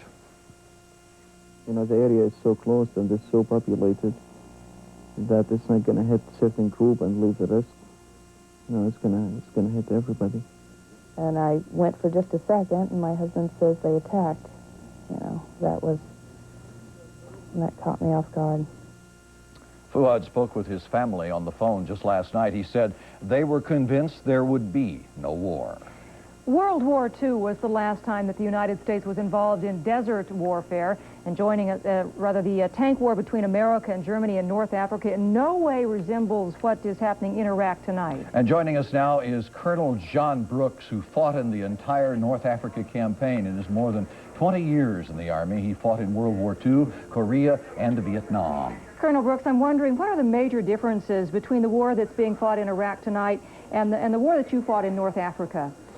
Well, the first thing that comes to mind is we had no air to speak of in North Africa. We couldn't move on the roads during daytime. I scarcely ever saw an American plane for the first 4 or 5 months that we were in North Africa. That's the big difference. I think also the experience that we had in North Africa, we were not well trained. We were basically a selective service outfit, drafted. These troops that I have seen recently in Fort Knox and Fort Campbell, the all-volunteer force, superbly trained, a most wonderful attitude. I think they're going to do a bang-up job. The war in Africa, while we had water, we did not have a shortage of water like I'm sure they do in Saudi Arabia. We didn't have water to wash with or to do our clothes, but we certainly had water to cook and drink. Colonel Brooks, massive bombing was used in Vietnam, and this started out tonight with massive bombing. Can you explain the difference in the effectiveness and the destructiveness of the weapons used now compared to the Vietnam days? Well, I'd have to say it's attributed to research and development, the high tech and the perfection of the computer. We've come a quantum leap from our pullout in Vietnam back in '74, 17 years later. The strides that we have made in our weaponry and different kinds of systems have been absolutely miraculous.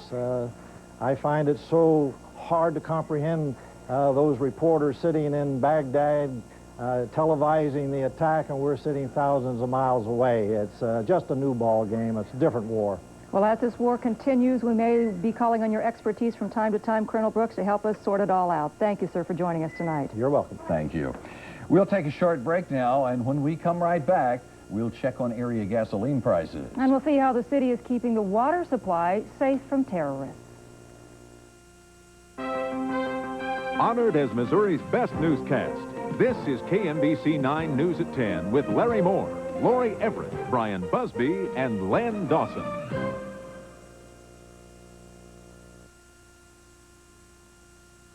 Men and women, brave and true, KMBC TV is so proud of you. How we miss you while you're gone. We're sending you this message from all of us back home, that we're proud of you. You heeded America's call. Yes, we're proud of you for giving it your all, far away on foreign sand, in the air and on the sea. You're keeping America free. We're proud of you.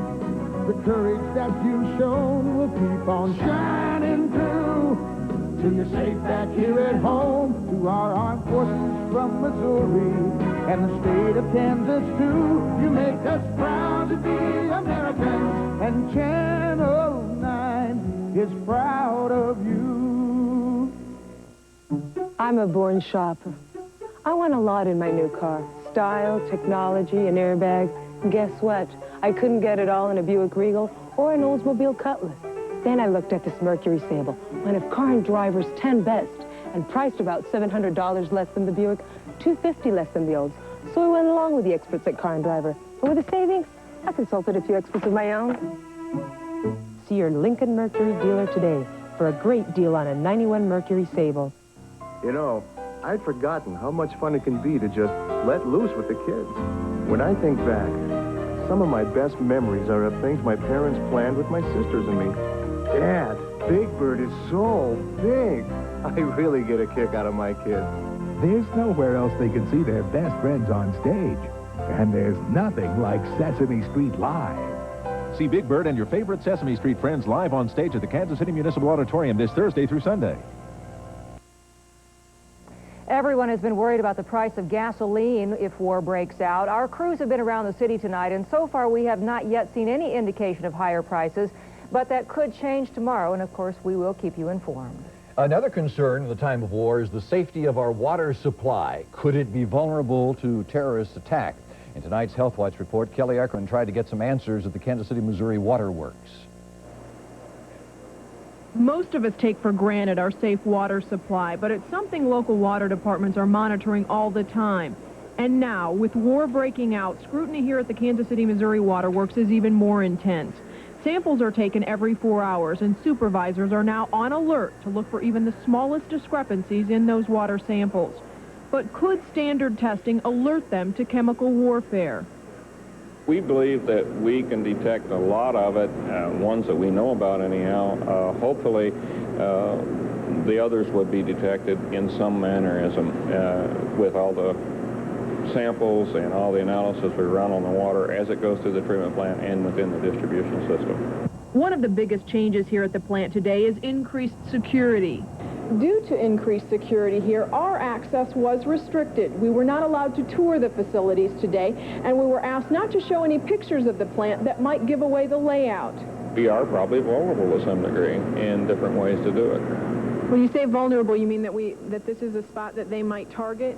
This is a very good possibility, yes. And that's why officials here say they are taking every precaution. Kelly Eckerman, KMBC 9 Health Watch. Water department officials are also working closely with local police departments, asking for increased patrols at various water supply sites. Joel Nichols will have a quick check of our weather when we come back. Prices will never be the same on Stainmaster carpet. Hi, this is Rochelle. Carpet Corner breaks the price barrier on all DuPont Stainmaster carpets by Salem. Choose Berger's, beautiful now and for years to come. Choose Texture's full 5-year warranty, the beauty lasts. And even beautiful plushes, great for today's active families. They're all on sale now for as low as $12.49 a square yard. And remember, there's no extra charge for pattern installation. Buy it today, we'll install it tomorrow. You know, other dealers called me up and said, how can I get people to come on in, Sonny? I told them, good. Lower your prices. Right now, buy any new car, truck in stock. $91 over invoice. Choose from over 200 new Chevy cars, over 500 new Chevrolet and GMC trucks, over 100 new Oldsmobiles, over 200 new Pontiacs. Plus, get a brand new Pontiac Grand Am with no money down as low as $149 a month. Buy any new car, truck in stock. $91 over invoice through Monday only. We're starting the new year with a bang. Sunny Hill Motors, just off I-29, right by the Plant City Water Tower.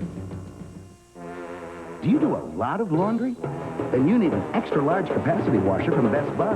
Right now, you'll find this extra-large capacity white Westinghouse washer at its lowest price ever. It's got plenty of room for all your clothes, 3 speeds, 9 cycles, and 4 wash-rinse temperatures. All of that in extra-large capacity, too, now just $329. So don't let your laundry load you down. Right now, you'll find some of our lowest prices ever on major appliances. But it's for a limited time only at Best Buy. Pralines and cream is one of the obscenely delicious Belfonte Light flavors that ought to make you feel guilty every time you take a bite, but doesn't. That's because Belfonte Light is 95% fat-free, with 25% fewer calories than our regular ice cream. Now, what could be more fun than a dessert that tastes positively illegal, but isn't? Kansas City's own Belfonte Light. More flavors with more flavor. And less fat. And less fat. Q104 $1,000 Thursdays. 4 listeners will win $1,000 cash tomorrow. Tune in Lassiter and Scott for details tomorrow morning at 7:15 on Q104.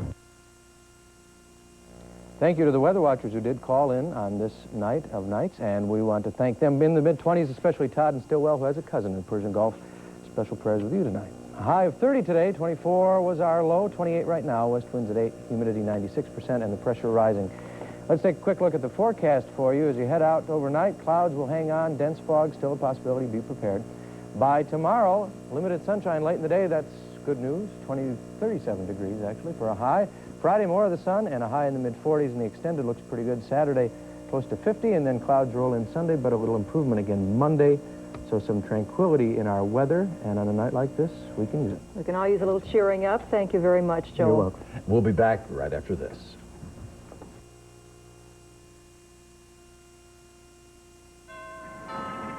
Hi. Got an oven? Great. Let's go, kids. Hello. Hi. Just cooking a Tony's pizza. Couldn't wait to get home. Sir, can you hand me that oven mitt, please? Tony's, the pizza you can't wait to eat. Thanks for the napkins. Lovely wallpaper. Imagine the perfect video store. It would have a great selection, right? Right! Over 10,000 videos. 3 evening rentals, so no rush, no hassle. Fast checkout. 24-hour quick drop return. Open late every night. Well, the perfect video store Welcome to Blockbuster Video. is popping up all over the country. There's one near you. Blockbuster Video. Wow, what a difference.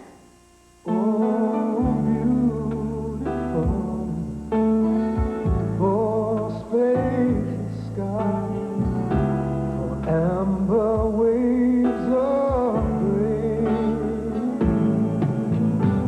America, oh, bread are proud to do our part in keeping America beautiful. Less bread, new package, same great taste. KMBC 9 Sports is sponsored by Holtz Business Systems. We're saying we're going to back the product and don't just buy a copy or buy a company. We're saying that we've got the staff, we've got the management people, we've got the service personnel. Our customers deserve somebody that can walk through the door that has been professionally trained. I think that a technician is a people person as much as a person that can work on the hardware.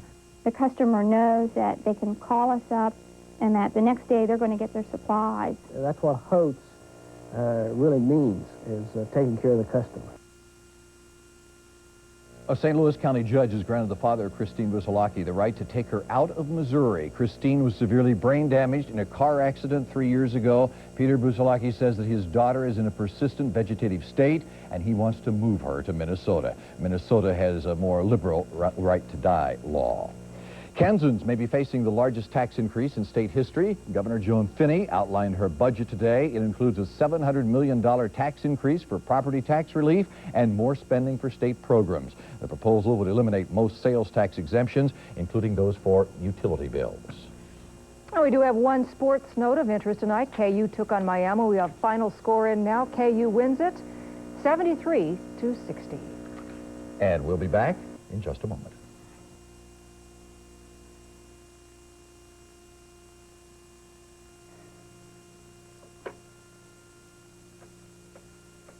Hi, Mr. Stevenson.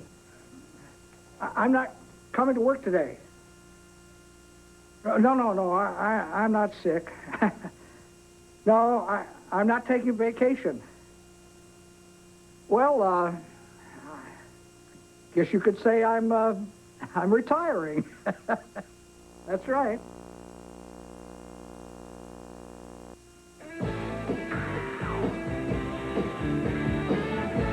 If you haven't been going to Pizza Hut for lunch, you don't know what you've been missing. Because right now you can get a personal pan pizza for just 99 cents when you buy the first one at regular price.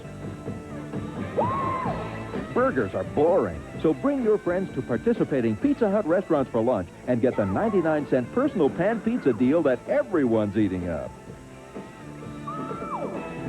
Pizza Hut, making it great. My brother Tom pays cash for his gasoline. I'm going to win a Jeep at Texaco. I use a Texaco card. A Jeep Wrangler. Tom, we're supposed to tell everyone that System 3 gasoline is now the same price, cash or credit. Remember? Yeah, but that was before I knew that Texaco was going to give away 10 Jeeps. Let me finish. Call and get your own Texaco card and pay the same price, cash or credit, for System 3 at participating locations. That was good. Thank you. Now I'm going to go win a Jeep. Vroom, vroom, vroom. It's time to make your fast break to the Kansas City Auto Show, where the Heart of America Olds dealers will pass on a coupon worth an additional $500 off any Oldsmobile in stock. Then drive to your nearest Heart of America Olds dealer before January 26th and slam dunk your best deal. Combine your special $500 Auto Show cash back with current Oldsmobile incentives and get up to $1,500 cash back on a 91 Olds. See your Heart of America Olds dealer. Oldsmobile, the official car of the NCAA Championships. Kaluva's Furniture and Appliances is calling it quits in downtown Kansas City, Kansas after 78 years. Due to the downturn of economic conditions in that area, we're closing our Kansas City, Kansas store forever. $1 million of famous brands of furniture and appliances must be sold to the bare walls. Names like Lane, Bassett, Sealy, Brookline, Zenith, Maytag, and Amana. At Kaluva's, many items are slashed to dealer's cost and below. Hurry to Kaluva's, 833 Minnesota Avenue. After 78 years, we're calling it quits in Kansas City, Kansas, and closing our Minnesota Avenue store forever. And on this historic night, in just a few minutes, the Kansas City Star will be going to press, and the headline tonight will read, U.S. Strikes Iraq.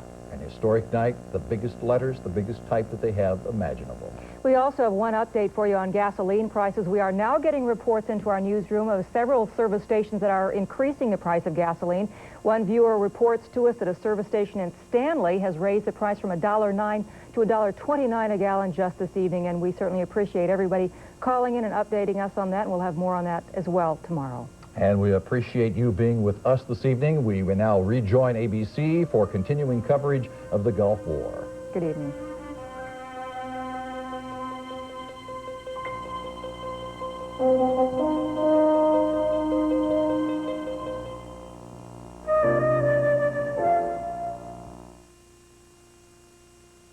early warning system. So it does appear, according to early reports, that the Iraqis have been caught to some degree flat-footed. But a caution from the former chairman of the Joint Chiefs of Staff to us a short while ago, looking back over previous campaign, he says that BDA, bomb damage assessment, when the first light of the next day comes along, almost invariably leaves military men to some degree disappointed. Ted Koppel has just returned from the Middle East. Ted, what was it like? Well, I must tell you, it is a strange experience, Peter, when you get on the plane in Amman, and indeed the mood was rather gloomy when we left there this morning, and apparently with good reason. And then we were on a charter jet just to get out of there because some of the commercial planes were not flying. I assume by now Amman Airport is completely closed, and I would assume that most of the airports in the Middle East are closed to anything but military traffic. So we were really out of touch until we got to New York and walked in and quite literally heard at that time that the war had been, or the battle had been, as you have described, joined. Let me for a moment play the role of those people who have perhaps just come home and now want to hear what it is that has been happening over the past few hours. And if I may, could I take this opportunity just to debrief you? I know you've had a long, hard day. But before you go back and get some well-earned rest, maybe you can brief me and brief the rest of the country as we're doing it. Do we have any idea how many planes were involved in the attacks on Iraq, and any indication yet of precisely what targets? The early answer is there were several hundred aircraft at the very least, and perhaps as many as 1,000. So you can get some indication of how crowded the skies were over Saudi Arabia and Iraq and Kuwait tonight. They took off from various air bases in Saudi Arabia. They may also have come from other countries in the Middle East. They did not, to the best of our knowledge, come from Turkey. And the Secretary of Defense and the Chairman of the Joint Chiefs went out of their way to point out that this was already a multinational operation with a Saudi and Kuwaiti participation that was at the very least symbolic. There is no indication precisely of what they hit in terms of information coming back to us. But they, if we can look at a map for a second, appear to have been hitting almost everything. Some of the very early reports were that the missile sites in the northwest corner of Iraq, which were in a position to launch Scud missiles which could have reached Israel, were taken out very early on. That was Israeli intelligence very early on, telling us through ABC's Dean Reynolds. If you look up in the left-hand corner of the screen, that's about where it is, thank you very much, that went down pretty quickly. Everything else appears to have been suppressed, though we are reminded constantly, Ted, that it may take many attacks on a number of these targets, on air installations, on missile installations, on, as the President said in his address tonight, chemical and bacteriological weapons installations. It may take many attacks to put these things out of commission altogether, so there is a watchword of caution waiting for bomb damage assessment this morning. The President, as you know, Peter, throughout the weeks, has been taking the position that this is, after all, an international coalition against the Iraqis. As this war begins, however, is it an international war, or are all these planes American planes? Well, they're virtually all American planes. It's been very difficult, I think, as you know and everybody else knows, to launch an attack which coordinates a great many forces. The British have been probably more involved than anybody else with their tornadoes on some targets. But this whole question of Saudi and Kuwaiti participation, as best we can tell, has in large measure been symbolic. But remember, that's very important for the Kuwaitis, very important for the Saudis, and very important for the subsequent politics of the Middle East. The President was saying all along, or at least there were suggestions all along, that this would begin at night precisely because the United States enjoys such enormous advantages, both electronically and in terms of pilot capability, with nighttime missions. But from what I've been able to understand, and you must understand, I hear a little bit at the airport terminal, the pilot of our flight, and I don't want to embarrass him in any way, was nice enough to let us sit in the cockpit with him, at least while we were still on the runway. We had to get out once we took off so that I was able to hear the President. But the suggestion is that it has only been Air Force planes until now. Why? No, I don't think we do necessarily know that it's only Air Force planes. In fact, the Chairman of the Joint Chiefs went out of his way to say that all four services have been involved. And if that is correct, and he said that deliberately and politically deliberately, because it's important to all the services that they participate, this may well mean that even Army helicopters were used up adjacent to or along the Kuwaiti border. But what we have had tonight is, according to him, a very much joint services attack, which would have been Air Force from at least 2 or 3 bases in Saudi Arabia, aircraft carrier attack planes from both the Persian Gulf and also the Red Sea. because there are 4 American aircraft carriers in the Red Sea where they're, quite frankly, a lot closer politically as well as geographically to Iraq. So everybody participated. Now, in terms of the casualties, again, another one of those little fragments that we picked up quite literally now in the taxi coming here to the studio from the airport. The suggestion is that there have been no U.S. casualties, no lost U.S. planes. Is that, first of all, a reality, and secondly, is it the kind of reality that will stand up after the first few hours have gone? In other words, do they know precisely what's happening? Are all those planes back? Well, we quite frankly don't know, and the military has been, for both strategic reasons and others, very calculatingly careful about how much information is put out. And they've been very candid, and I think the country clearly supports it at this particular moment. A lot of pilots are still in the air. A lot of pilots have not been back and debriefed. But I thought the Secretary of Defense was very careful on the question of casualties. He didn't say there hadn't been any. I don't know who you were listening to, but he did not say specifically that there had been no casualties. He said no word on casualties yet. All right, Peter Jennings, thank you very much indeed. I know you've got to get back, get a few hours sleep, and you'll be back very early in the morning to pick up with leading ABC's news coverage of Operation Desert Storm. We're going to take a short break, and when we come back, we'll be going to Saudi Arabia to Nightline correspondent Forrest Sawyer, who is standing by to bring us up to date on what the operation looks like from there. This is ABC News Nightline, brought to you by Lexus.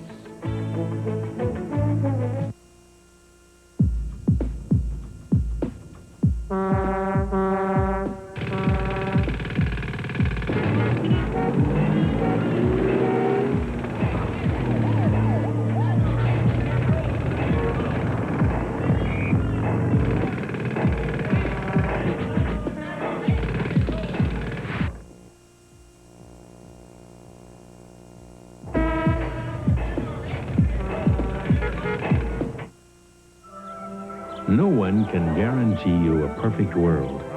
A world where the unexpected never intrudes.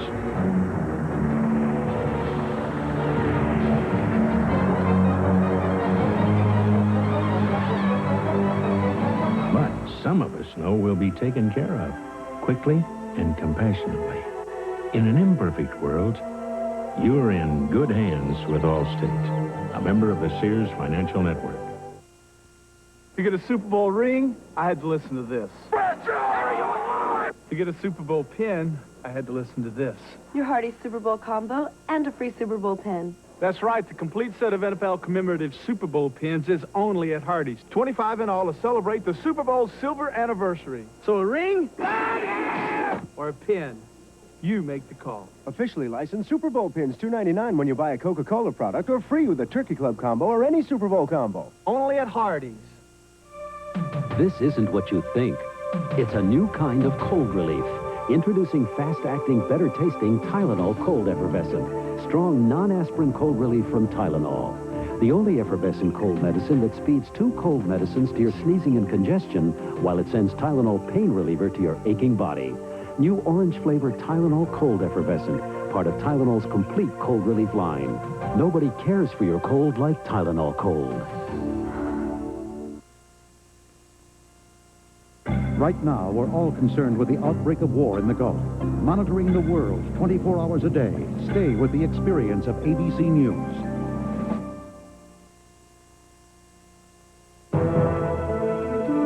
ABC News coverage of the Gulf War continues. Once again from Washington, Ted Koppel. And we are going to go straight now to Saudi Arabia, where ABC correspondent Forrest Sawyer is standing by. Forrest, I don't know if you were able to listen to the first few minutes of this program, but I've literally just come back in here, and we're hoping to get an update from Forrest Sawyer very quickly. Forrest, we see you. I don't know if you can hear me. Can you? I can indeed, Ted. All right, give us an update if you would. Where do things stand right now? It sounds awfully quiet. Well, it is awfully quiet here, but that doesn't mean that the raids are not still going on. You know that they lifted off from air bases all through the region, and they could likely be continuing. It actually began, from my point of view, about 2:30 this morning, when I was wakened by the sound of a tremendous rumble. And those were the planes, a lot of them F-15s or Tornadoes that were manned by Saudi pilots and by British pilots. Those were lifting off this morning and heading on out of here. I then checked to see if there was anything going on, and not until it was actually announced did I know that that was actually what was taking place. They then fanned out, and what turns out to be a brilliantly coordinated attack. They have struck, apparently, the Scud missiles in western Iraq, which they were very concerned about striking Israel, seem to have been knocked out at this point. That seems to be the case. There was concern here that there might be some Scuds that would be launched toward us. Remember, the Scuds are those Soviet-made missiles which have been modified by the Iraqis so that they have a 500-plus mile range and could strike here at this air base some several hundred miles away from Iraq. There was concern that they had lifted off. That turns out to have been a false report. This was what was called the suppression of enemy air defense tactics. They were trying to knock out the eyes and ears of Saddam Hussein, the command and control center. They were trying to make sure that he wouldn't know what was going on in the rest of the country. They were testing the radar, jamming it, knocking it out. And so far, Ted, as you heard Peter say, we don't know of any casualties. It appears to have been a spectacular run for the Allied forces. Has there, in fact, been any word of Iraqi planes that have taken off to engage U.S. aircraft? I haven't heard a single thing about it, which is actually stunning. It appears that the Iraqis either have chosen not to challenge the Allied force in the air because they've got those Mirage F-1 fighters. They do have just a very few MiG-29s, which people say are comparable to our F-15. That's our best fighter. That would have been a challenge up there, the Iraqi pilots versus the ability of the American pilots. But they seem not to have done that. And there are at least some people who feel that a lot of that Air Force may have been knocked out on the ground. Certainly the Iraqis were surprised. There is also some suggestion, Forrest, that the Iraqis may have taken those planes and put them in underground bunkers so that they can live to fight another day. Well, there is that question. What is Saddam doing? Why has he laid back so much? Well, it could be that he is simply trying to take the Americans' best shot, that he's going to hold his forces as best he can, and then down the road, as you say, attempt to take them on in ground combat. Whether that happens or not, we're going to have to see as these days of airstrikes go on. By the way, Ted, there's going to be some, I expect, spectacular footage that will likely be released very soon. From the F-15s, there are cameras placed in the nose as they're moving in on the strike. They've been taking video. We believe that that might actually be released very soon. We're going to be watching for it. We're also going to be watching for some pool footage. By that I mean the camera crews that were out there and will all come back to us. We'll have a look at that video. If it comes back in an hour or so, we'd like to have a look at that. It'll be the planes coming back from their missions, and it should be in daylight hours as well. We're looking for that, Ted, and we'll see what we come to. All right, Forrest, stand by if you would. We're going to come back to you in a few minutes, but for the moment, we want to go to our White House correspondent, Britt Hume, who is standing by, and our Pentagon correspondent, Bob Zelnick. Britt, first you. Anything new from the White House? When did the president go to bed, or is he staying up tonight, or do we even know? Well, he's been in the family quarters for some time now, Ted, and with his overnight guest, Dr. Billy Graham, his friend and, we're told, longtime spiritual advisor. How late the president was going to stay up tonight was a question. He went to bed early last night, as you know, but we don't know for sure whether he's gone to sleep now or not. He was continuing to receive updated reports from General Scowcroft and others here at the White House. The last announcement that came from here, which I've not had a chance to report to you, is that the president signed an order today to open up the Strategic Petroleum Reserve, and sales of oil from that will begin tomorrow. This in concert with other countries participating in the International Energy Agency, and the whole idea is a psychological move to try to offset a surge in oil prices caused by this conflict. There are, curiously enough, I was hearing again, and I've been getting the information the way that most Americans have been getting it, and that is a snippet from radio here, a snippet from television there, but apparently the Asian stock markets have opened, and whereas initially the Tokyo stock market plunged, apparently it has recovered and has even gained, and the same is true in Hong Kong and I believe in a couple of other Asian markets. But do we know yet what's happening with oil prices? I don't have any word on that, Ted, and obviously this whole question of energy policy and whether this is a war for oil is one that's going to be argued for some time. The president's move in opening the Strategic Petroleum Reserve is obviously an effort to counter some tremendous surge caused by the psychology of the situation. Of course, it isn't going to necessarily do that if there's some major disruption of actual oil supplies.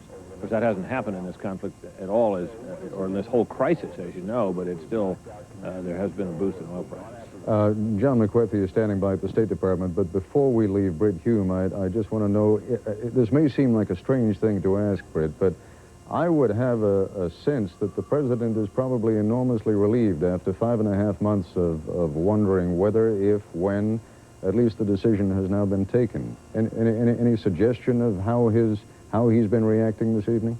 Ted, I think that's a good question, in fact, and I think that the decision, while they put out a lot of explanation today about how the process worked, the purpose of which was to make it appear, at least, that technically the decision to go was made today. In fact, it was abundantly clear from the way this whole operation was carried out and from other things that we know that the decision in principle to do this, and indeed the selection of the date, was carried out days ago, if not even longer. And the President, while he was very tense up to and through the period of the Baker-Aziz meeting last week, seems like last month, has been more relaxed and seemingly increasingly so in recent days. And the sense I have is, and indeed someone who spoke to him in recent days on a private phone conversation said that the President seemed to snap out of that and relax once the decision to go had been made, and it was clear that there was not going to be any reprieve from Saddam Hussein changing his mind at the last minute. So, yes, there's a very clear sense that the President is relieved that this decision, at least, is behind him. All right, Brett, thank you. Now, John McWethy is standing by at the State Department. John, I'm going to throw it to you the only way I know how at this point. What's new? What have you learned?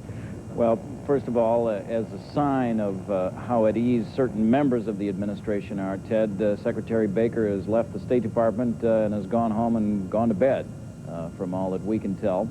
The Secretary began his day by calling in the Saudi ambassador first thing and telling the Saudis that the United States was going to go tonight and wanted to make sure that the Saudis were completely on board, and of course they were. They told Secretary Baker they would be when he was out in the region last week.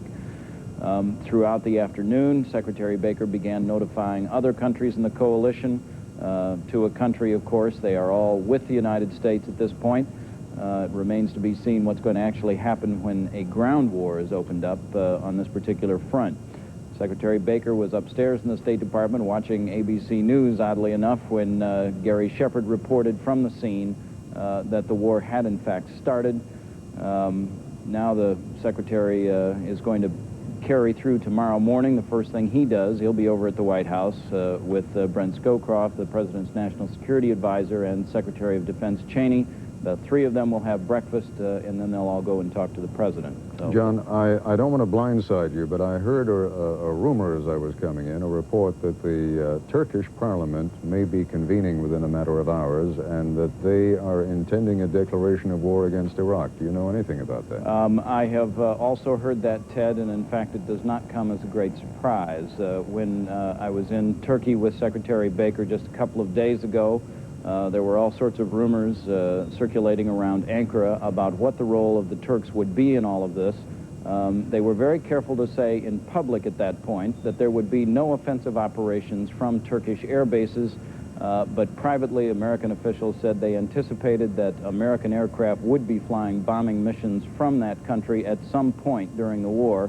It appears that Turgut Özal, the president of Turkey, is now trying to position his country to do just that. Now, that's where the F-111 fighter bombers are based, Well, right? there are some F-111s there. There are various other aircraft, but it's the F-111s in particular that they would like to fly there. There are lots of F-111s in Saudi Arabia, not just in Turkey. All right, John McWethy, thank you very much. And now to the Pentagon and Bob Zelnick. Bob, what is the latest news? And I suppose we should pick up with the issue that is of most concern to most Americans right now, and that is the welfare of those pilots who engaged in those missions earlier on tonight. On that subject, Ted, the news is good but not precise. Everyone that we've talked to, including senior military officials within the past half hour, say the results appear to be very, very good, but because the information is not complete, they're not giving precise figures on the number of planes, if any, that were lost, or the number of human casualties on the American side. On the other hand, we are getting a good deal of information now about the raid itself, the targets that were selected, and the results of the raids. Let me go over some of the targets with you. One big category were the Scud missiles. The senior figure with whom we spoke said that these are very small targets in terms of their size, and it won't really be until we've had a chance to oversee this area in daylight that we know precisely how many were hit and how many were destroyed. But the initial results appear to be good for the simple reason that there's still, at this point, no instance of a confirmed Scud launching by the Iraqis. Bob, let me just interrupt you for 1 second so that you can also explain what is so terribly important about those Scud missiles. Those are the ones that presumably could be used or would be used against Israel. And, of course, the question of whether Israel is going to become involved in combat here is a terribly delicate one in terms of diplomatic and political terms. No question about that, Ted. They were particularly the ones located in western Iraq. But I think it's also fair to say, and I don't want to sound cold-blooded when I'm discussing this, but that the question of whether Israel was attacked and got into the war was more important from a political viewpoint before the United States and its Arab allies started fighting.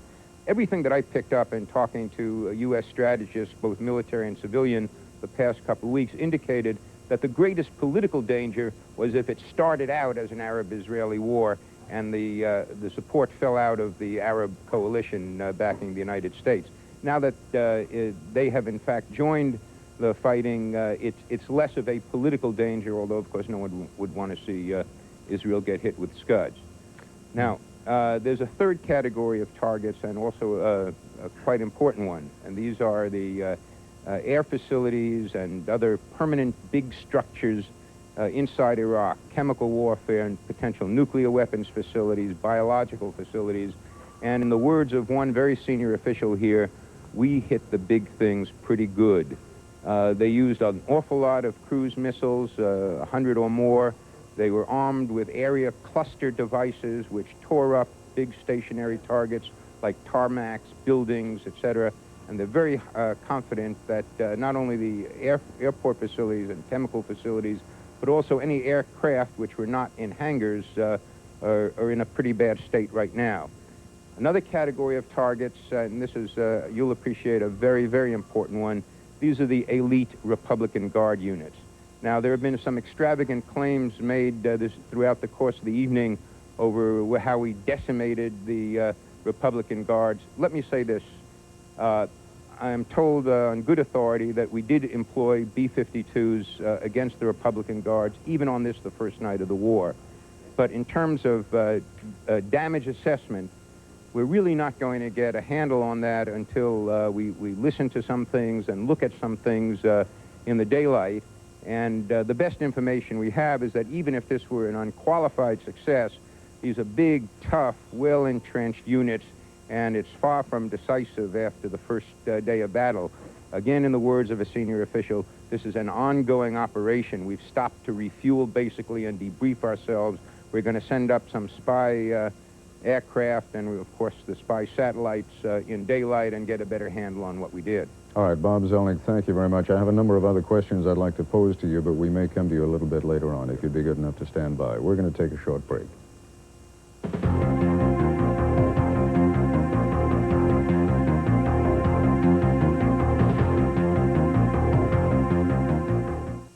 Okay, you're trying to decide between the Jeep Cherokee and the Isuzu Trooper. Let's weigh the facts, shall we? The Isuzu Trooper comes standard with four-wheel disc brakes and triple skid plates, more cargo space, a larger fuel tank, and more headroom. Oh, one more. The Isuzu Trooper costs about $1,000 less.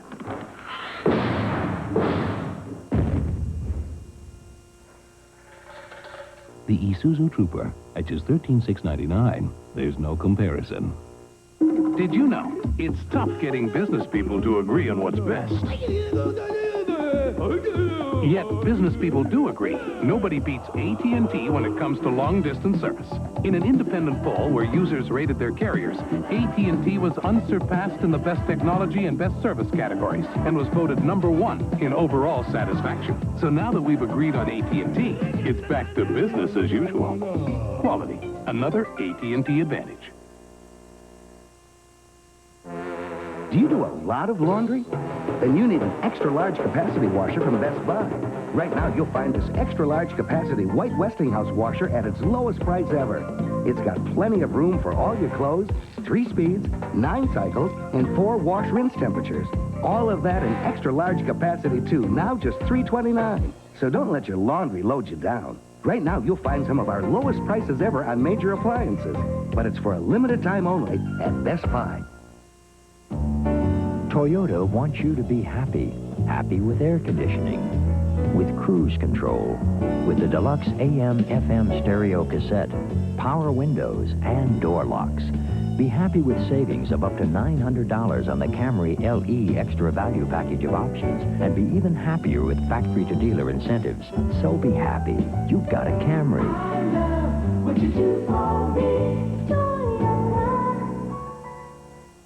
What would they do without you? If your family's financial needs seem to be growing right in front of your eyes, Farm Bureau Insurance can help you. We offer a full range of life insurance for your family's ever-changing needs. Life insurance for the ones you really buy insurance for, the ones that need you. Farm Bureau Insurance. For all your insurance needs, all you need is us. Right now, we're all concerned with the outbreak of war in the Gulf. Monitoring the world 24 hours a day. Stay with the experience of ABC News. ABC News coverage of the Gulf War continues. Once again from Washington, Ted Koppel. Operation Desert Storm is now 5 hours old, and it has been an eventful 5 hours. We thought it would be useful to take a look at some of the highlights since the operation began. Here's Nightline correspondent James Walker. 18 and a half hours after the deadline expires for Iraq to leave Kuwait, ABC News correspondent Bill Redeker, reporting live on World News Tonight from eastern Saudi Arabia, gives an early indication that the war is about to begin. During the past half hour, we have counted about 20 fighter jet aircraft takeoffs. Normally, there is some air activity at night, but it's normally transport and a few air missions. At 6:39 p.m., Peter Jennings interrupts World News Tonight. We're going to dump out of that piece by Gary Shepard at the moment and go back to him live on the telephone, for he has an up-to-date report. Gary. Throughout the entire sky, there are flashes of light. Something is definitely underway here. 26 minutes later, the Associated Press carries word from the U.S. Air Force that the attack is underway. A short time after that, White House Press Secretary Marlin Fitzwater reads a statement from President Bush. The liberation of Kuwait has begun. In conjunction with the forces of our coalition partners, the United States has moved under the code name Operation Desert Storm to enforce the mandates of the United Nations Security Council. From Jerusalem, ABC News correspondent Dean Reynolds describes initial Israeli reaction to the attack. Citizens of Israel are asked to open their gas mask kits and to stay at home and to keep the kits with them at all times. At an airbase in eastern Saudi Arabia, a major target for Iraqi missiles, Bill Redeker reports. People are putting on gas masks and being ordered out. Bill, it's your call, whatever you want to do anytime. Do you want to stay or do you want to go? In Riyadh, Saudi Arabia, U.S. headquarters for Operation Desert Storm, Barry Dunsmore faces a similar experience. The air raid sirens here in Riyadh have begun to go off again. As I indicated earlier, the instructions we have had are to get into our suits. At 9:01 p.m., 2 hours after the U.S. attack began, President Bush goes before the nation, saying the military operation is proceeding as planned. As I report to you, air attacks are underway against military targets in Iraq. We are determined to knock out Saddam Hussein's nuclear bomb potential. We will also destroy his chemical weapons facilities. Much of Saddam's artillery and tanks will be destroyed. The president repeats his pledge that the war against Iraq will be confined. Our troops will have the best possible support in the entire world, and they will not be asked to fight with one hand tied behind their back.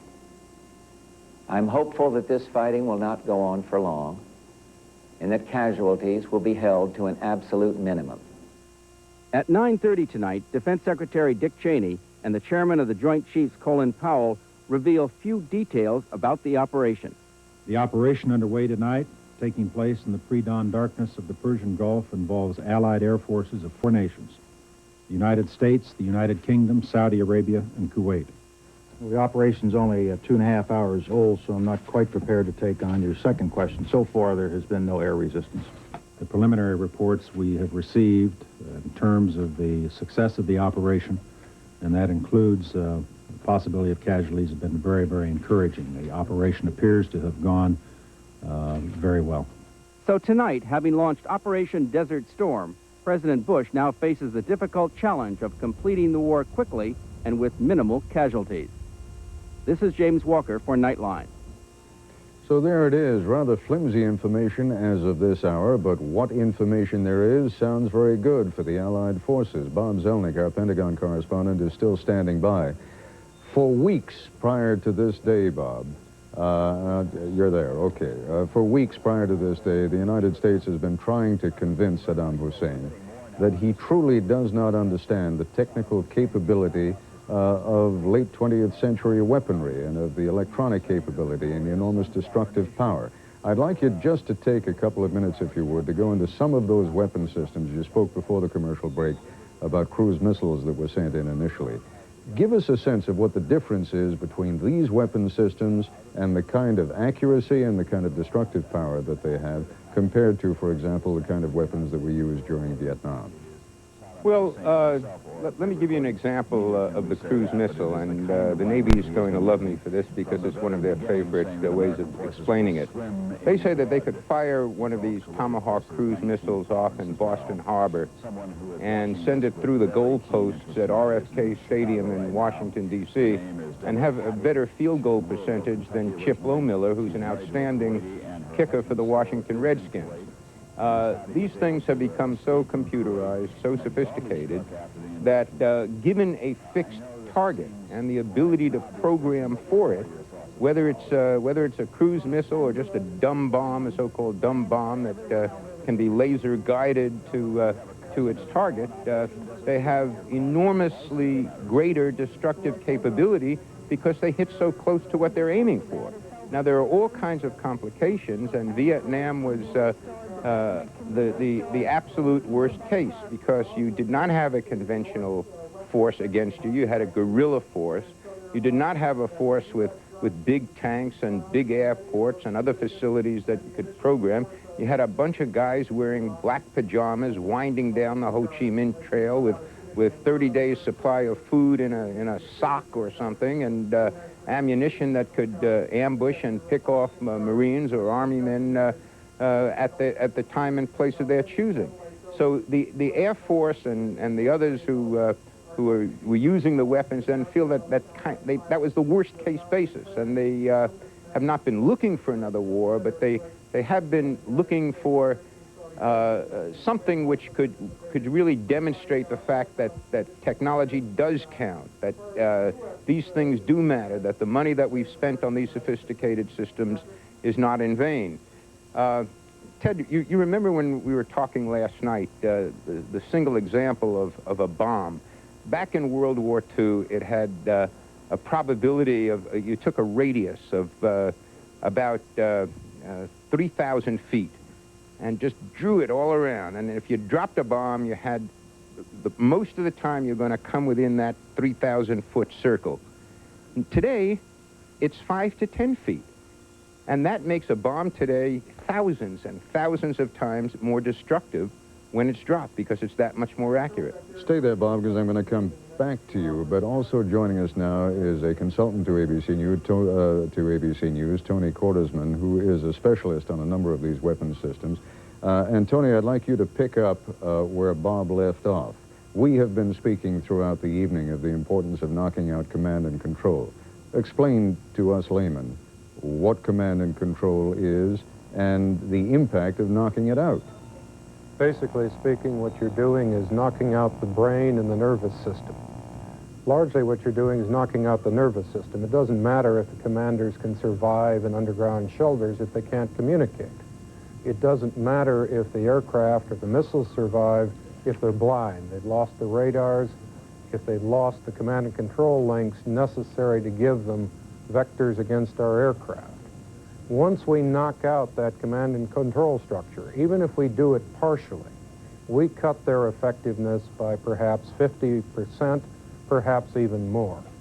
Is it your impression that we have been successful in that regard, Tony, that the U.S. Air Force and aircraft from the 3 other allied nations who were involved today, that they've been effective in knocking them out? And indeed, as I ask that question, I'm making a certain assumption. Would the air forces or would the planes from the other nations have been involved in those targets, or is that something that the U.S. Air Force would have kept to itself? Well, 2 points. One, I think we have to be very careful this evening about not going from success to euphoria. There are hundreds of sheltered targets, many of them very important in Iraq and Kuwait. The most effective strikes have limits to them. Hundreds of sorties do not destroy the entire military machine or even the command and control net in one night. They may suppress most of the air bases. They don't suppress everything. Some scuds will survive. This is a military machine of 1 million men, 700 aircraft, of more than 5,000 tanks. Everything we've heard to date, though, indicates that the beginning of a campaign of several days has been remarkably successful. And so if we can keep this in perspective, it would seem that we have begun to destroy Iraq's ability to fight an air war and a missile war with what seems to be great success, and simultaneously hit at the core of the strike power in their armored and mechanized forces. All right. I don't want to throw a curve to our director, but we're going to have to take a short break because we're having some command and control problems of our own. I'm having a little difficulty hearing them. So we'll go away for a short message, and then we will be back with more, and we will go back to Saudi Arabia and talk with some of our specialists here in Washington. Back in a moment.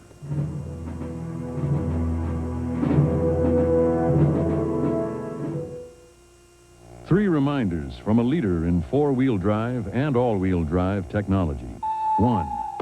Don't try this without the advantage of four-wheel drive. 2. Don't try this without the advantage of all-wheel drive. And 3. Don't try 1 or 2 without the advantage of Jeep or Eagle. LensCrafters made me these wonderful top-quality glasses and got me back on track in about an hour. LensCrafters puts the whole lab right in the store to custom craft your top-quality glasses in about an hour. Call LensCrafters at 1-800-522-LENS. Yeah, I'll call you back.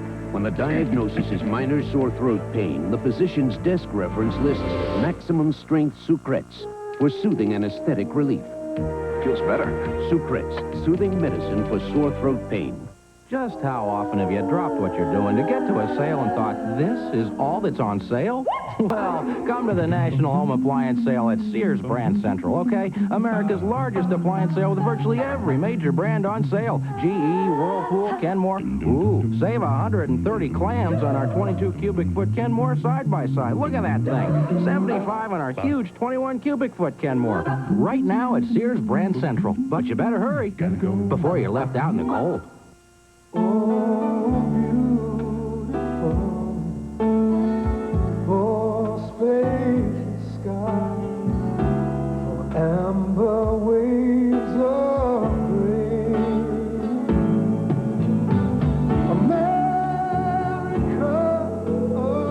We at Less Bread are proud to do our part in keeping America beautiful.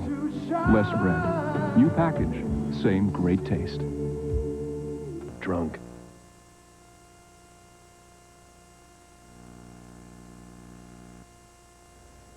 General Bernard Traynor is a retired Marine Corps general who has some background in the fighting capability of the Iraqi forces. Fill us in on your own background for a moment, if you would, General, and then pick up for me on what you think this evening's event so far, from what we've been able to glean, reflects of what lies ahead. All right, Ted. I retired from the Marine Corps in 1985 and then became the military correspondent for the New York Times, and in the course of my assignment with the Times, I covered the latter stages of the Iran-Iraq war, the last of the Iranian offensive, so I got a pretty good look at the Iraqi armed forces. And tonight's operation, and I agree with Tony, we don't have all the information in yet, but it certainly appears to be a spectacular success, and it's very difficult to suppress a great deal of elation.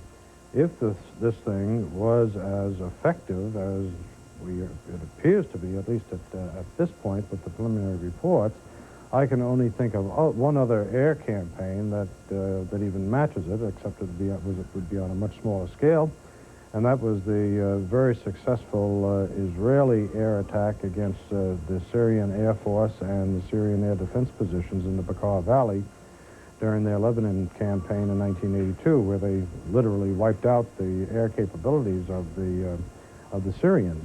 And this could be bordering on something very similar. Give us a little look into the future, though, if you can. When I say the future, I mean tomorrow, the day after. What fighting capability should we be alerted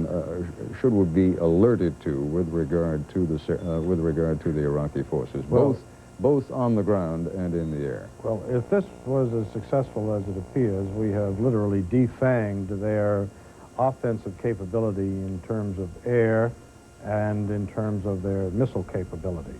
So therefore, we have taken out that offensive capability. We probably have also, if we haven't completely taken it out, we have severely damaged their high altitude and intermediate altitude anti-aircraft defenses, which are basically missiles which are controlled by radars and electronics. What we probably have not taken out, although perhaps damaged, and probably never will take out completely, is their low-level anti-aircraft capability. By that I mean anything below 10,000 feet. These are the conventional type anti-aircraft weapons, machine guns, shoulder-held weapons. He still has this capability. He has a large inventory of these weapons, and these weapons will give our pilots, whether they're in fixed-wing aircraft or in helicopters, they're going to give them trouble. Well, we heard from Gary Shepard, who was reporting earlier this evening from Baghdad, that he could see tracers literally seeming to go straight up into the sky, and I wonder what the possible effectiveness could be of men who are shooting into a night sky at aircraft that they presumably cannot see. I mean, first of all, they're coming in very fast, and how close to the deck would they be coming in? Well, they could be coming in as low as 50 feet to the deck. But their technique is to not to try to follow an airplane and shoot at the airplane.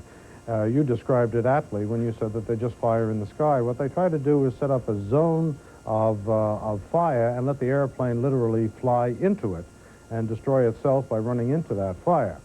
Now, in terms of the sort of attack that was launched in the Baghdad area, this probably had only limited effectiveness. But where it would be effective is when we send the aircraft against their infantry and their artillery and their tanks, and we do it particularly in daylight. This battle is not yet over, and it certainly is not going to be cost-free. And I would say that their low-level air defenses are still going to take a toll on American aircraft. Let me bring in another specialist, a retired Air Force colleague of yours, General Russell Doherty, retired former commander of the Strategic Air Command. Without taking any joy in the loss of life today, and that clearly is not something that you as a former military man would do, you must be awfully pleased of your Air Force. Ted, I want to echo the admonition against euphoria. But what I'm proud of is that we have done it right, at least at the outset.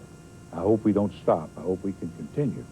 We've demonstrated the real capability of some weapons that a lot of us have been working on for decades, something we've never done before. We've also given a demonstration to the world of how good those things can be if they're done and laid on in a very cohesive way, if we've correlated our weapons and we've correlated our different forces. General Doherty, let me interrupt you, because you're talking about things with which you are intimately familiar and the rest of us are not. So without breaching any security, tell us which kinds of weapon systems you're talking about and what their capability is and how they are used in coordination and conjunction with one another? I'll be glad to. Bob and Tony touched on some of them. One is the near-zero CEP of the avionics of our cruise missiles, the avionics of our aircraft. We saw the F-15G utilized in combat. Now, I was hoping you were going to say yourself what you're talking about. The CEP, you're talking about the degree of accuracy. The circular error probable, the radius into which at least half of the weapons will come. Tony was right, and Bob, we used to talk about circular error probable in thousands of feet. Now we talk about it in tens of feet. It amplifies your firepower. It makes it far more effective. Our jamming techniques, our electronic countermeasures, all of those things seemingly were used quite properly. This was done right. What kind of order would the weapons be used in? We had heard prior to the beginning of Operation Desert Storm that probably the cruise missiles would be used first. I think that appears to be what happened. Explain to us why and what the capability of these cruise missiles is. I don't know in what order they were used, Ted, and I'll be very anxious to find out, as will we all, because I have no planning knowledge of what actually took place.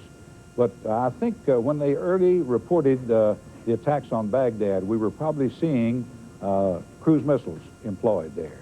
Then later, in the midst of the chaos and the confusion, then they brought in some F-15Es.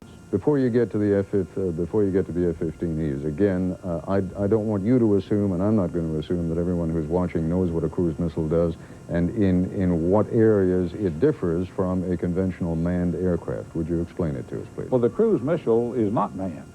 It is an unmanned aircraft, flying at very low level, flying on a predetermined taped course based upon guidance put into its computer tape.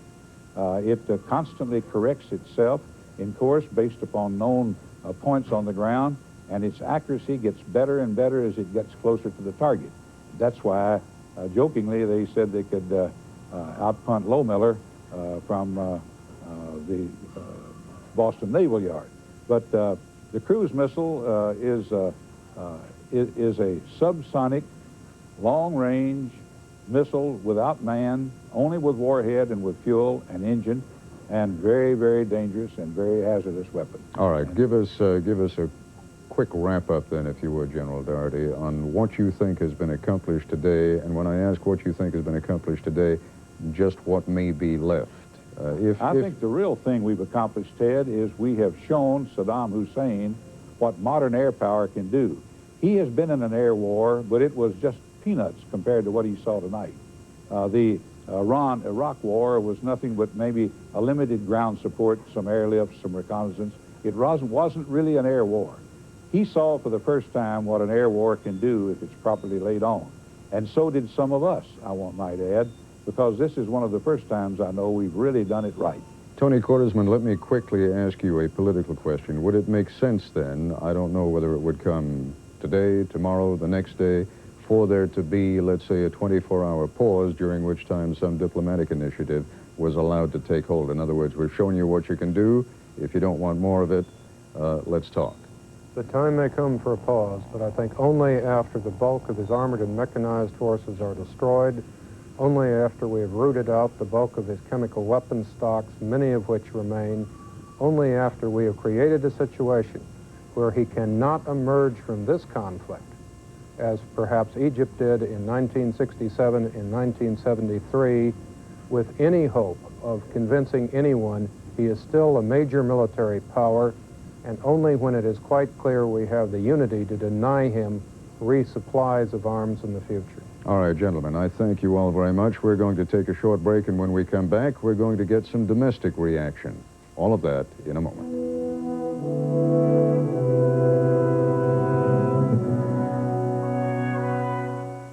What pain reliever do doctors recommend most for minor arthritis pain, backaches, sprains and strains, and menstrual pain? Advil. What pain reliever do doctors trust so much they recommended it over 50 million times in just 6 years? Advil. And what pain reliever is so effective that one tablet relieves headache pain as well as 2 regular-strength Tylenol? Advil. Gentler to your stomach than aspirin, safe, trusted, doctor-recommended. Advil, advanced medicine for pain. Here's a question. How can you save 12% of your gasoline bill every year? Have a regular tune-up. Let's put our energy into saving it. This toothpaste will blow you away. Wow. With a breath freshener that's a brush of fresh air. Wow. It's Aqua Fresh Extra Fresh with a breath freshener that beats the leading brand. Aqua Fresh Extra Fresh. It's a brush of fresh air.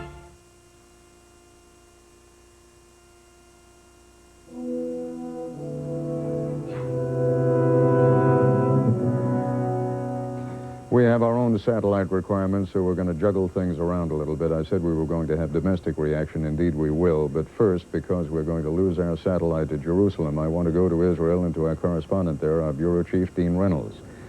Dean, I would assume, I was in Israel a couple of days ago, from talking to people there, they were, on the one hand, apprehensive, but they were apprehensive not that the war wouldn't begin, but rather... or that the war would begin, but rather that the war would not begin and that it might be left to them. What is the reaction there? It's now, 8:20 in the morning?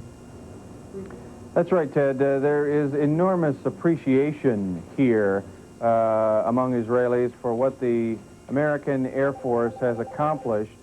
They believe that the Iraqi missile bases in western Iraq that had threatened Israel with Scud missiles have been effectively destroyed.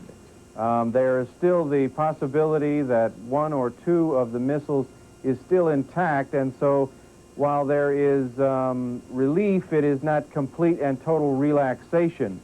The Israelis, of course, always wanted to concentrate on the Iraqi firepower and not really so much on getting Saddam out of Kuwait. They were more interested in the infrastructure, the chemical, biological, and potentially nuclear weapons that Saddam had or was amassing in Iraq. And the American assault overnight appears to be designed to get right at that infrastructure. So the Israelis are, as I say, relieved, not totally relaxed. I don't know to what degree, Dean, they are briefing there at high government levels, but our great concern, when I say our, I mean the U.S. government's great concern, has actually been that the Israelis might become involved, and if they become involved, that the coalition, particularly the alliances with some of the Arab states who are on the same side as the United States, that alliance would be threatened. Is there sufficient sense of security in Israel now that you think the Israelis will stay out of it? I think so, Ted. There is no state of emergency even declared this morning, although most Israelis are staying indoors and heeding the warnings of the military to stay indoors, to have opened their gas masks by now, and to at least have them at hand, again, because of the abundance of caution that I was talking about, that there might be an Iraqi missile that could still be launched at them. But essentially, the Israelis feel pretty good about what has happened this morning. We went back and forth a couple of times while we were there earlier in the week between Israel and Jordan. Both states had their military at the highest level of alert. Does this mean that the Jordanians at least can relax a little? I think so, in an ironic way, yes.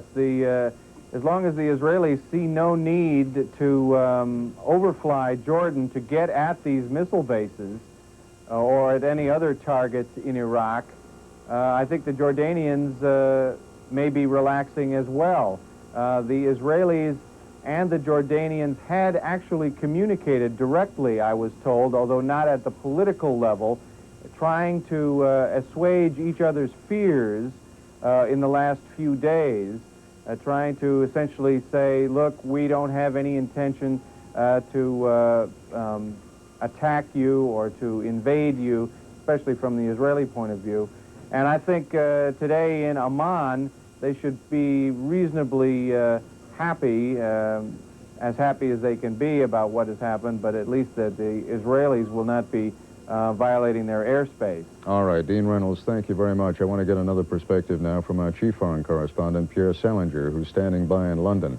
The Europeans in particular, Pierre, have not been eager for this day to come. Or at least, if one judges by their public statements, they have not been eager. Now that it has come, now that it has happened, how are they responding? Well, Ted, the only actual government response up to now is a statement by Chancellor Helmut Kohl of Germany, who said that he was concerned about the fact that the war had broken out, that obviously Germany would give its support to the most it could, but he hoped that the war would come to a rapid end. The French government has been under pressure to say something, but they have not said anything except the fact that they're ready to deploy their planes, which are in the Gulf region, and participate with the other aircraft in what is going on. Perhaps one of the most important things that has been going on for the last 2.5 hours has been a meeting of NATO.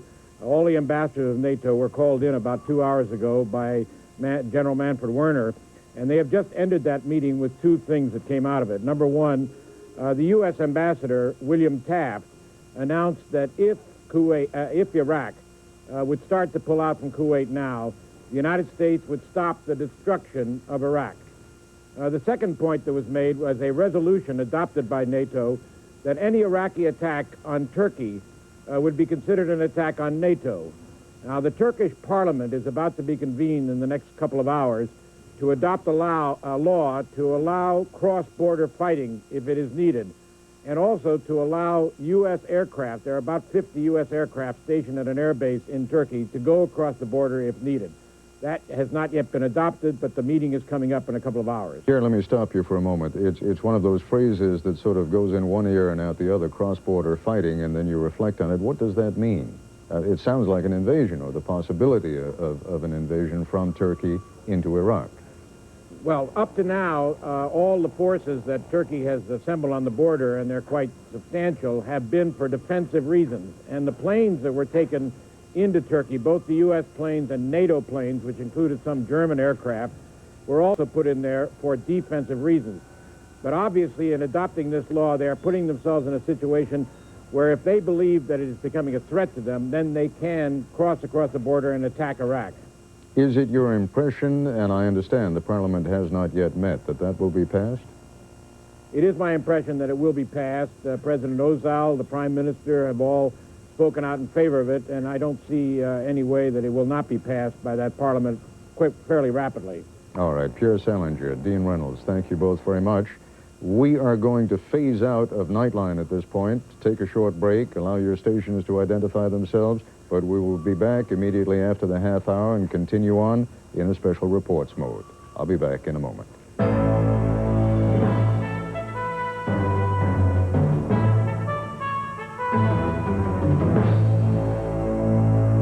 This has been ABC News Nightline.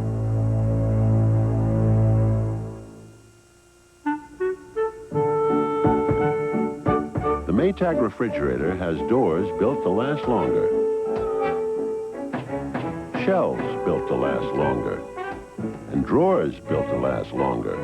And it comes with a guarantee to the year 2000, but only for a little longer. So see your Maytag dealer soon for the refrigerator guaranteed to keep him lonely longer. No one can guarantee you a perfect world. A world where the unexpected never intrudes.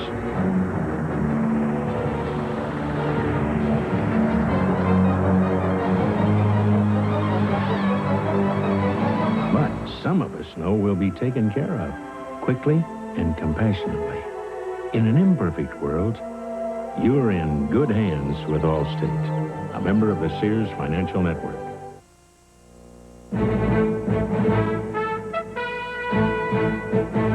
This is an ABC News special report. Now reporting from Washington, Ted Koppel.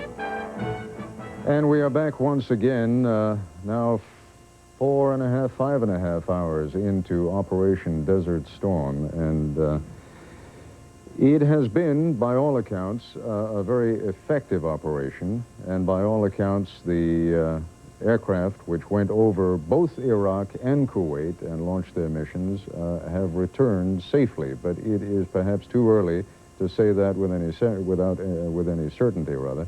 What we want to do right now is, and you understand the way that things are being covered, in Saudi Arabia right now. You are looking at pool video, obviously taken during the night, and it was during the night that all these Air Force missions and other missions against Iraq and Kuwait were launched.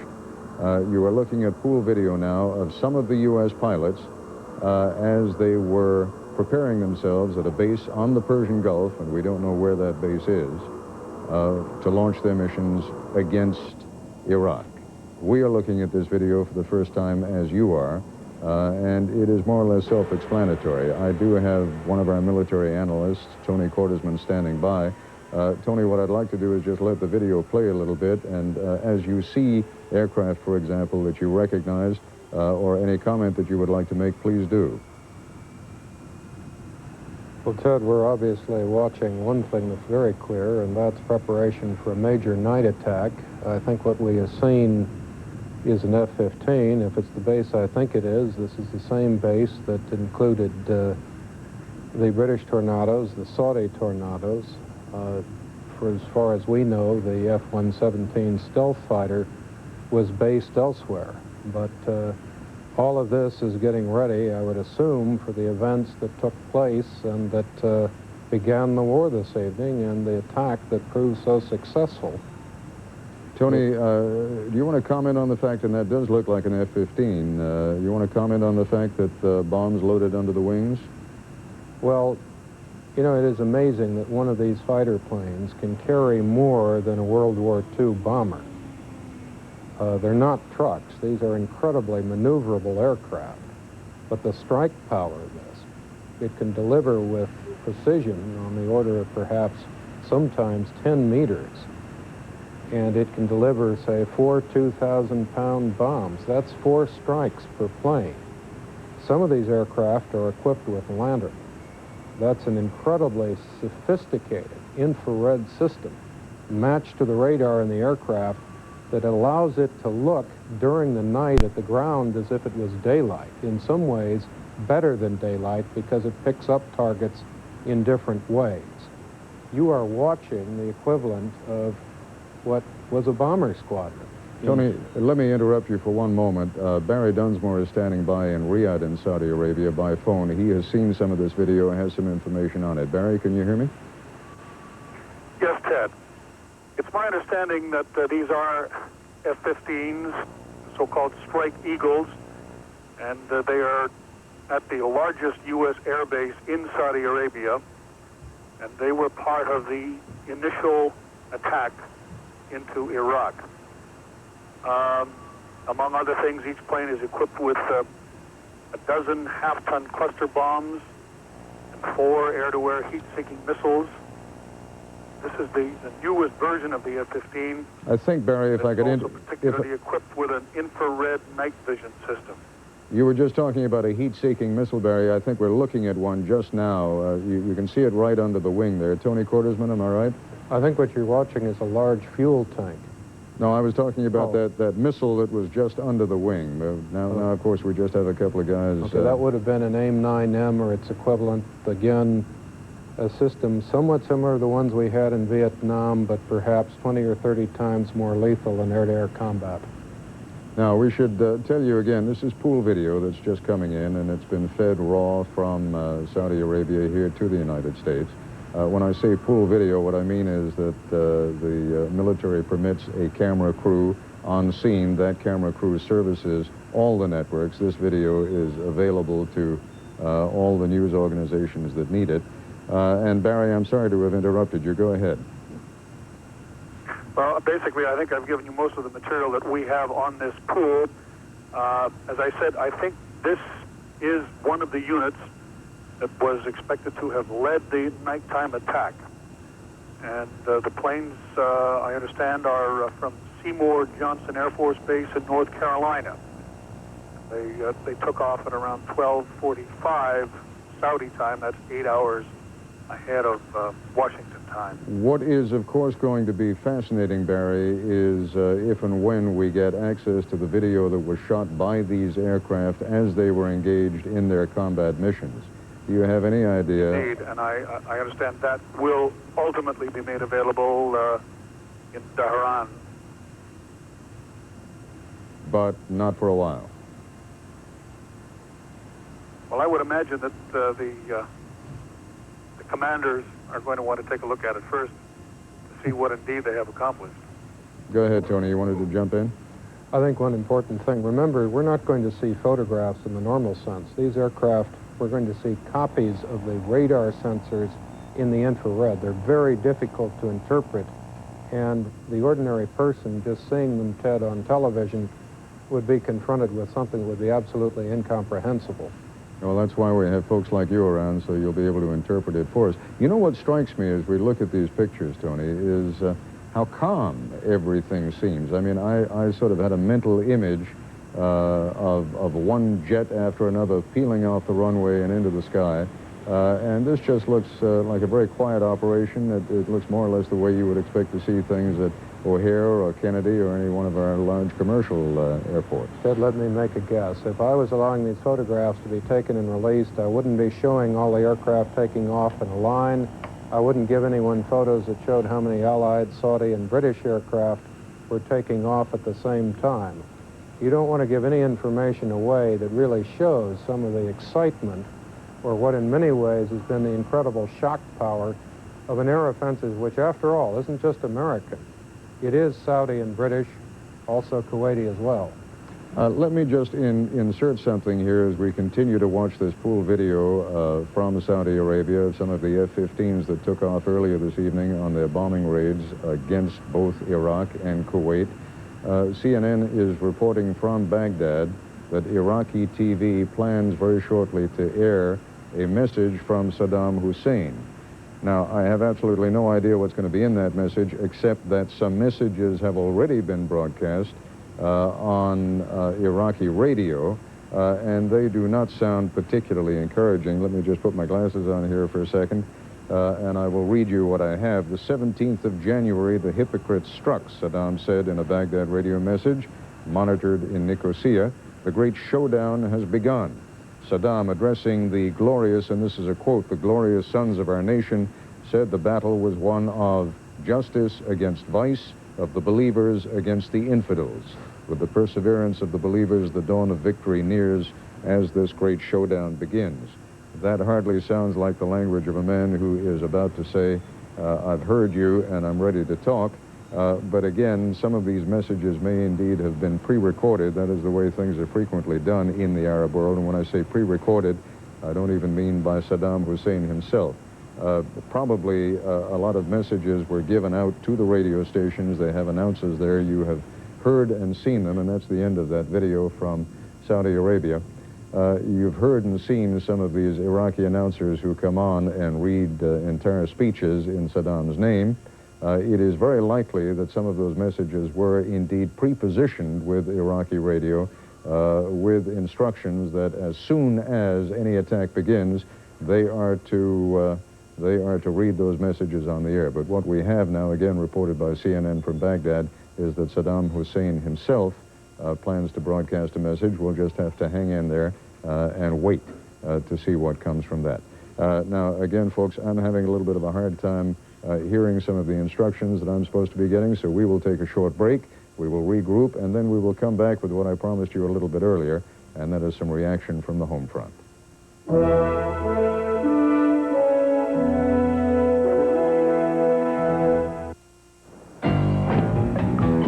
Unfortunately, the Wagner's new vacuum cleaner was not the most trouble-free in its class. Neither was the new refrigerator, nor the new lawnmower they got such a good deal on. Thank goodness they made one new purchase that was the most trouble-free in its class 2 years running, the Toyota Corolla. Maybe you ought to just let that lawn die out. I know what you do for me, Toyota. It's Red Lobster's 19 shrimp and steak special. Sizzling scampi, fried shrimp, plus a juicy steak. 19 shrimp and steak, just $9.99. Hurry to Red Lobster. I'll put you next to Ted. Now, when life turns up the heat, there's Degree antiperspirant. Every time your body heat rises, Degree turns on extra protection. Degree, your body heat turns it on. Don't you wish you'd bought the video cassette of Lady and the Tramp when you had the chance? Now it's gone, and time is running out to add Cinderella to your collection. But you still have a chance to own 2 of Disney's most delightful animated classics, the magical Peter Pan and the Academy Award-winning The Little Mermaid. Still available, but only for a limited time. Don't let Peter Pan and The Little Mermaid get away. Introducing Glade Plug-ins Air Freshener. It keeps on freshening. And freshening. and freshening. Plug it in, plug it in. New Glade Plug-ins freshens for 30 days. Plug it in, plug it in. Gently, constantly warms this refill cartridge for a full 30 days. Freshens 30 days, freshens out of your way. Plug it in, plug it in. After 30 days, just pop in a refill. Try Glade Plug-ins and plug into 30-day freshness. Plug it in. We are a nation that likes to take its own temperature in the wake of any important event, and certainly the events of tonight are important. We are in the midst of what is now a war with Iraq, and during the course of the past few hours, a flash ABC News Washington Post poll was taken. That was in the immediate hours after the war in the Gulf began, and it shows overwhelmingly strong support for the president's actions. Asked if they approve of the United States going to war with Iraq, 76% said yes, they approve, while 22% said they disapprove.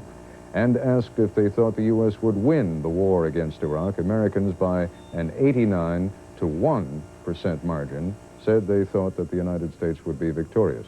We should point out that this overwhelming support is based on a quick victory with minimal U.S. casualties, and I should also point out that there is a general tendency, as has been shown throughout history, of Americans in the early days of a war to be far more supportive than they sometimes are once the casualties begin to occur and some of the wounded and even the dead begin to come back home again.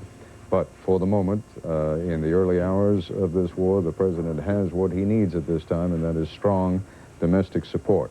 We'd like now to give you some of the quick reaction that came also from Capitol Hill this evening, some of the voices from the House and Senate. I think all of us are deeply concerned that this war now be as short as possible, that, as the president indicated, it be with the minimum loss of life and is decisive in its result. Now it's time to get behind our president and to support the young men and women who are there. We had the proper debate. We had the vote. As divisive as that may have been, I would believe that Americans now come shoulder to shoulder in support of the president. There comes a time when I think you must proceed, and apparently they picked the most appropriate one because of the response from Iraq. It was, we will know more about that tomorrow, and you'll know more. And I guess I won't try to be dramatic, but it was obviously the right time at the right place on a moonless night, 3 a.m. In the middle of a vulnerable time. I think this is a very somber moment that we're all experiencing. I think this war will change the world in ways that none of us can foresee at the present time. And certainly our prayers and all of our support have to be and are with our men and women in the armed forces who have been sent into battle. He left us no alternative. He started this war. He can end this war simply by getting out of Kuwait. I don't know now whether it's too late or not, but we tried. The last best efforts of a lot of countries went into trying to bring about a peaceful solution to this problem. And when a man keeps saying, no, it's impossible, I don't think they had any other choice. The president called me at 6 o'clock and said, within the hour, by 7 o'clock, we would attack. And I said, well, Mr. President, my Bible tells me that our Heavenly Father, who hears us in secret, will reward us openly. I'm praying for you every night.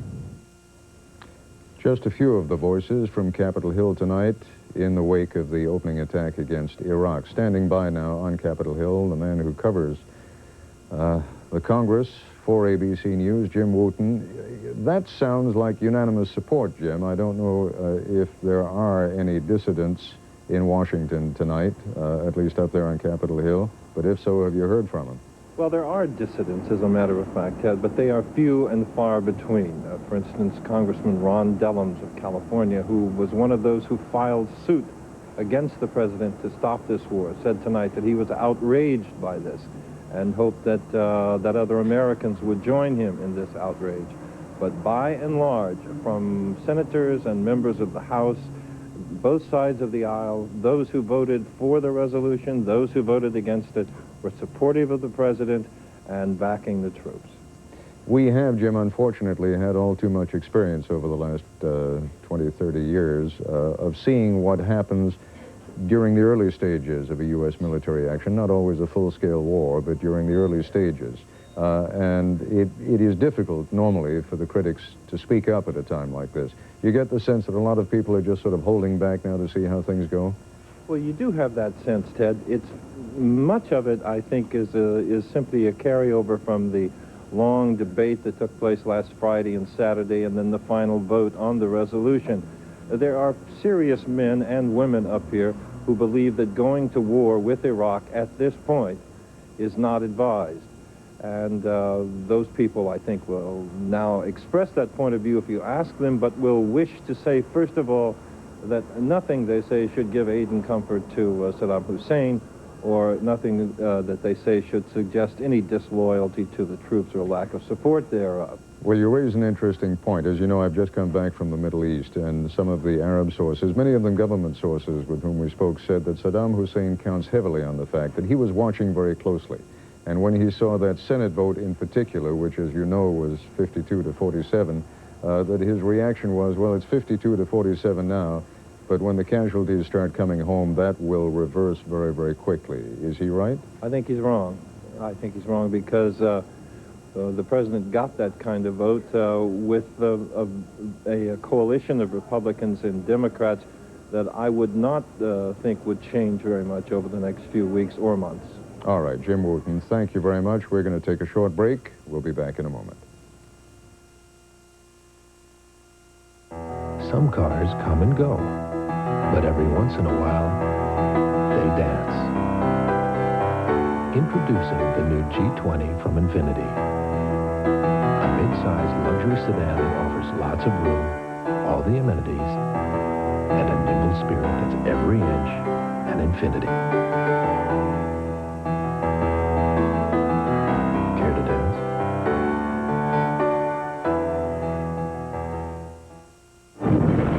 Critics rave over Hamlet. Emotionally charged, beautifully cinematic, Mel Gibson's Hamlet is strong and intelligent. Gibson is terrific, incredible. Glenn Close is near perfection. Go see it. Mel Gibson, Glenn Close, Hamlet. Rated PG, now playing at select theaters, everywhere, January 18th. To celebrate 30 years of 30-minute delivery, Domino's Pizza delivers the Big 3-0. Order a large pizza at regular price and get a medium with your favorite topping for just 30 cents more. A great deal like this won't last forever, so call now and ask for the Big 3-0. The Big 3-0. It's time for Domino's Pizza Big 3-0. Mama keeps yellow dandy like a dandelion. Oh, you know I love my mama. Clorox 2-Color Safe Bleach cleans, makes colors pop, better than detergent alone. Mama's got the magic of Clorox 2. When this was Grandfather's desk, every week Grandma'd polish it with Pledge for a beautiful shine with no buildup. Now that it's mine, I use Touchable Pledge. With Pledge, smears just disappear. Grandma's gonna love it. Also in a trigger spray bottle. This ABC News special report continues. Once again from Washington, here is Ted Koppel. I was explaining to you before, I'm sure it's been explained to you many times and will be over the days ahead, that we are not able, as we frequently, and indeed almost always do on stories, to unilaterally cover those stories with our camera crews. These are pool operations in which pool cameramen are allowed to either go on an operation or see some aspect of it, and then that video is made available to all of us. Some of that pool video, fresh material, not the stuff that we saw about 20 minutes ago, has just come in from Saudi Arabia. We will be seeing it for the first time as you see it. Let's take a look at it. And then our ABC News analyst and consultant, weapons specialist, military specialist, Tony Quartersman, will be joining me. You will be hearing his voice. Tony, you and I were on the phone just a moment ago. You were making the point to me that we have focused so much attention on what we are seeing right now, namely the hardware, the weaponry, and we have not focused at all on the manpower, on the pilots who are flying these planes. Talk about them for a moment, would you? Well, this is unquestionably one of the most elite, best trained, best educated group of people that has ever operated any piece of equipment anywhere. And it is sort of part of a team of some 450,000 American men and women whose educational standards, training standards, make it possible to use this technology.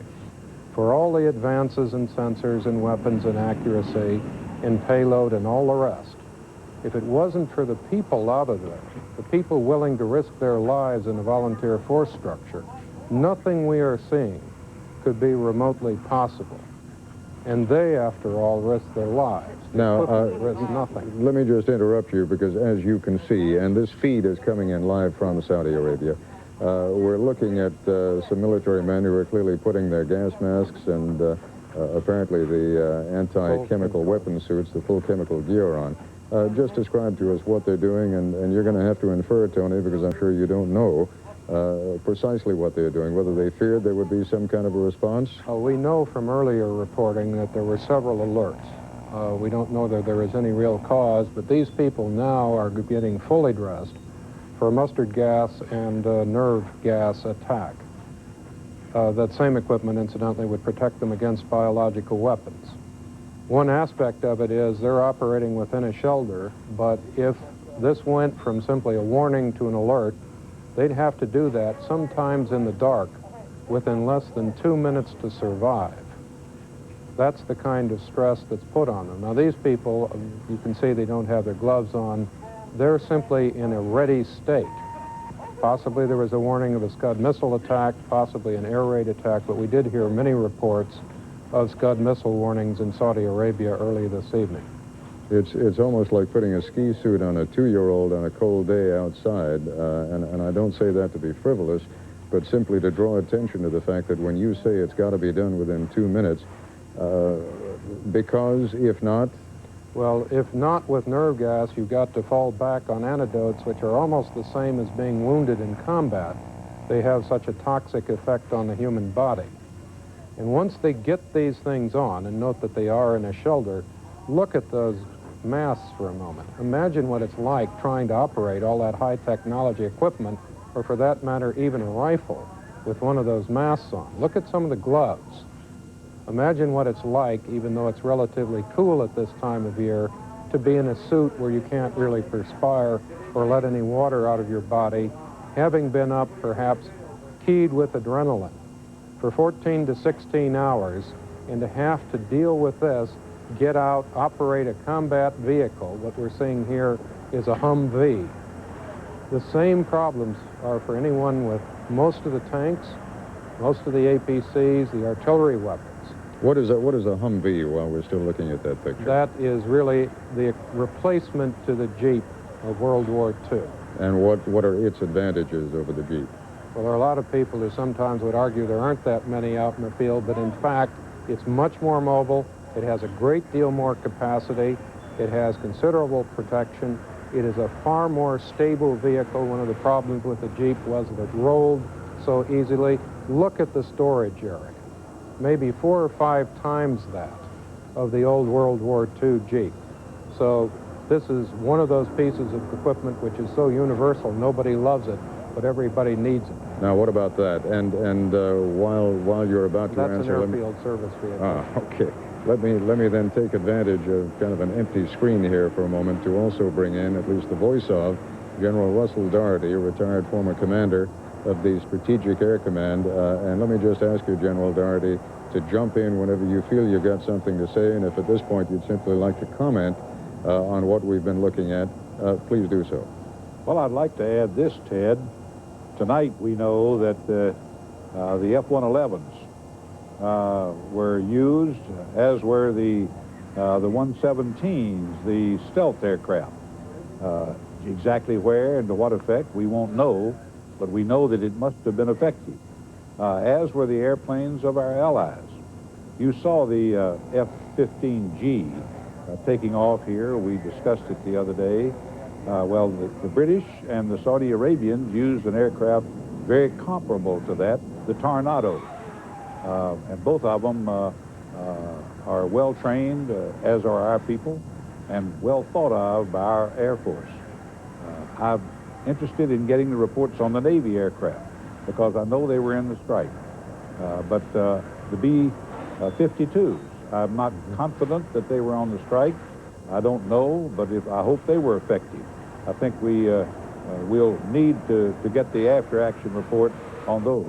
But I think our allies deserve a tip of our hand here to them in appreciation, because those Tornadoes are first-rate aircraft and every bit as good in many respects as our F-15Gs. Let me just point out to our viewing audience right now that, first of all, you were just listening to the voice of General Russell Doherty, the former commander of the Strategic Air Command.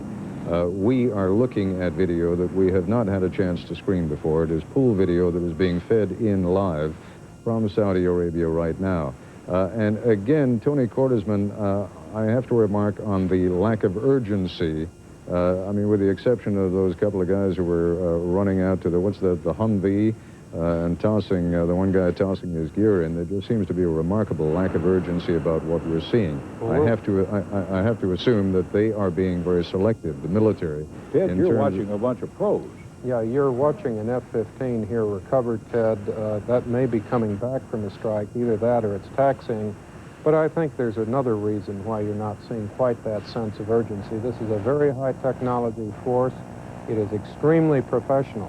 You don't have a lot of people running around as you would have even in Vietnam days, when an aircraft took 35 maintenance hours for one flight hour in terms of manpower.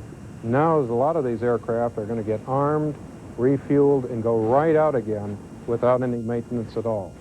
Yeah, we had